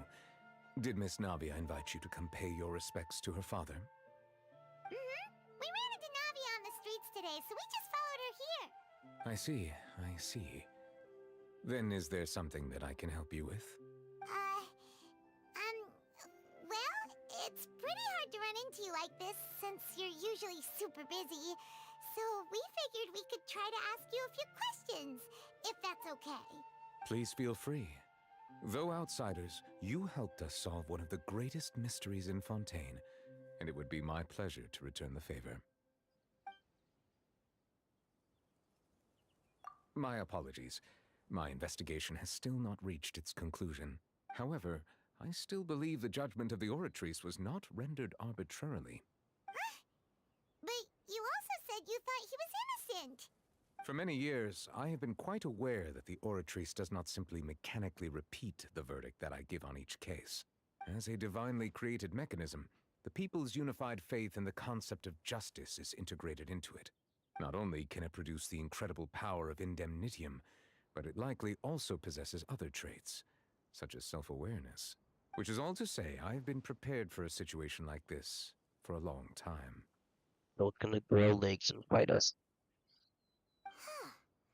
So when Lenny told us that he heard a human voice from the room where the Oratrice's core is stored... I was not aware such a thing had occurred. Perhaps that could serve to prove my conjecture. I will add that to the list of items to investigate. In any case, I am inclined to believe that the Oratrice does have a methodology all its own. We just do not have enough information. Based on Farina's reaction, I doubt even she had any idea what was going on. She managed to bluff her way through it, though, with her time-tested twin tricks of bravado and drama. While we do intend to get to the bottom of this, for now, we regret to say that the Fatui Harbinger will just have to bide his time in the fortress of Meripede. If we did incorrectly convict him of crimes he did not commit, we will most certainly compensate him to the fullest extent allowed by the law. If you ask Paimon, the only compensation he'll want is a no-holds-barred fight with you. Is there anything else you'd like to ask me about?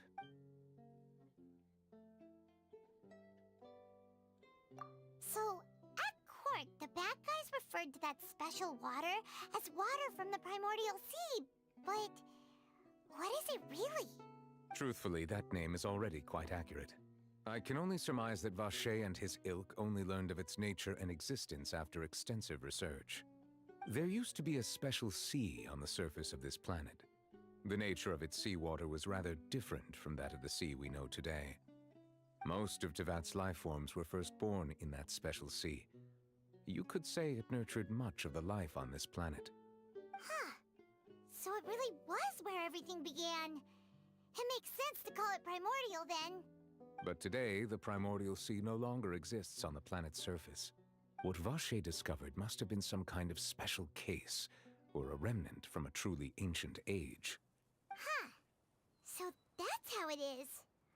Oh, you really know everything, Monsieur Neuvillette. But if that's the case, then why would people, at least people from Fontaine, dissolve in that kind of water? Indeed. Why would the primordial sea, which was known to engender and nurture life, suddenly reverse itself and devour life instead? To be frank, that also doesn't match my understanding of this world and its laws. There must still be some unknown secrets around the people of this land. Why are you talking about the understanding of this world and its laws? Wait.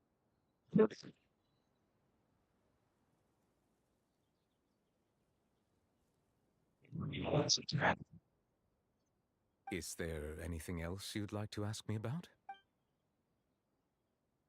That the sea levels will rise and everyone will be dissolved in water, leaving Farina crying alone on her throne, but the sins of the people will be finally washed away for good.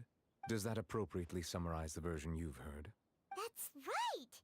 It was Linny that told us back then. And that about covers all the main points.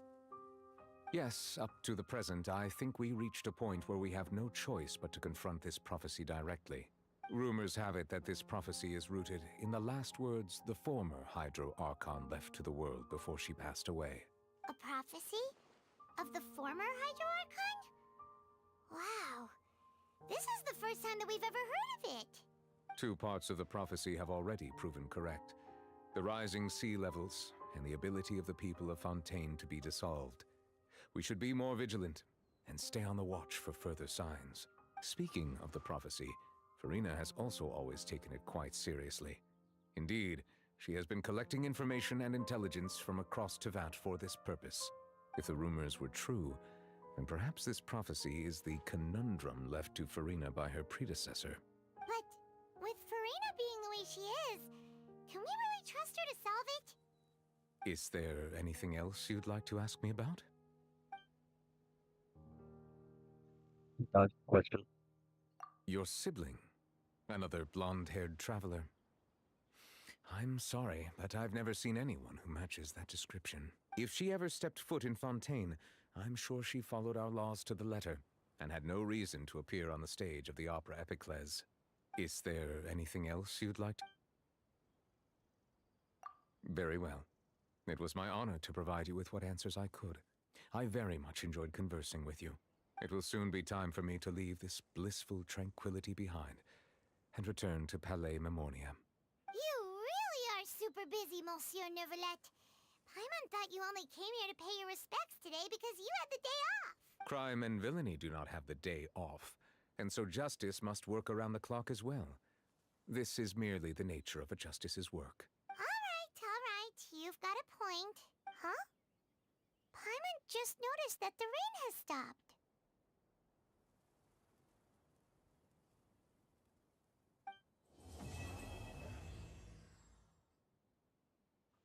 See, wowza. He gone? He's gone. He just fucking does it. That's funny. That's fun. What the fuck is this? What's a Steam Bird interview? What'd you just give me? Quests. That's what I can do. I'm not doing that today. It's way too long. I don't got enough fucking time for that. I like you. Likely won't stream this until, let's say, next update. Phantom Thief. Sounds like a Persona. Won't likely stream this or this or this because it's nothing big. But yeah. Fun. The scribe's work is simple. Which is exactly why I took the position. Exactly why I took the position.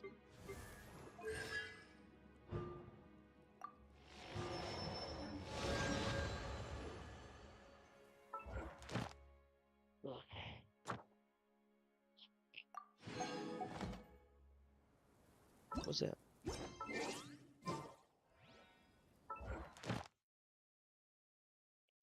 What's this? What's this? What are these? I guess.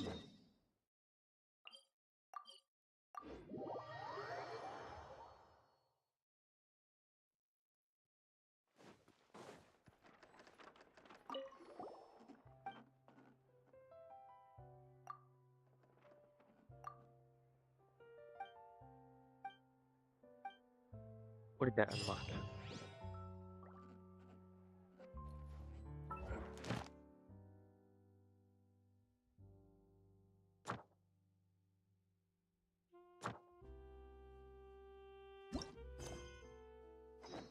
Add asterisk.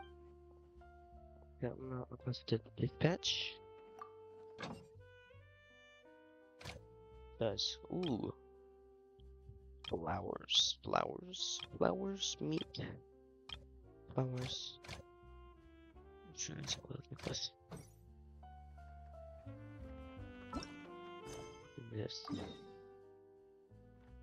Oh, it's the reputation.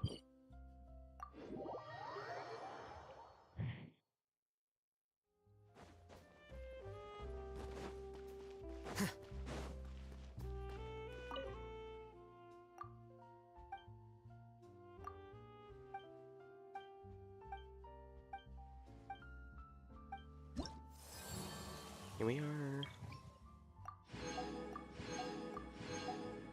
Wow.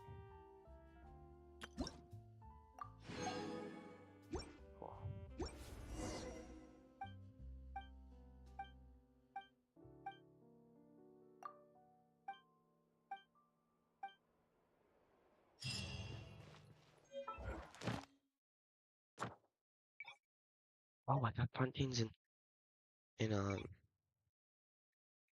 and that too. Cool.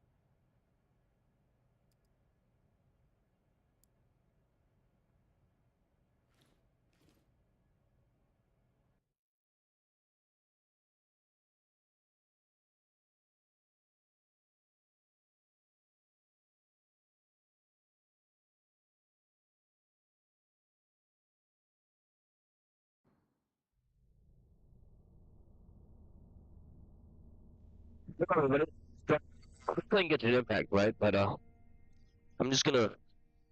I'm feeling a little bit tactical today. You know, gotta do some tactical stuff before I'm going to bed. You have control of negotiations. You are cleared to move and secure the premises. I'm feeling aggressive. I'm in the morning. Come on, boys. I'm getting the rub now. Absolutely.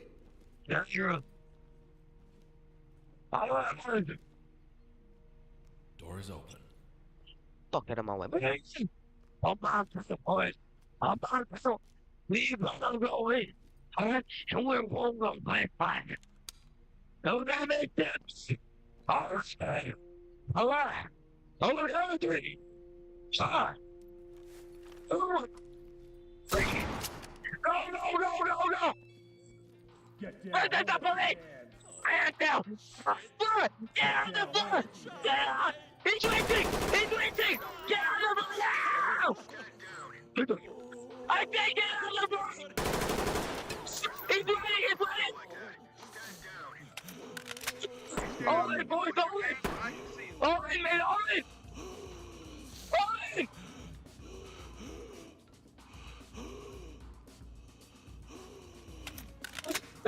Suspect down! Repeat, suspect down! Let's brain him now! Let's brain! Civilian restraining targets. Make him secure. Get down! Get down! Get down! The suspect has a spot. Thank you! Very good, boy, very good. I got it! He's waiting! Oh, that's a tragedy.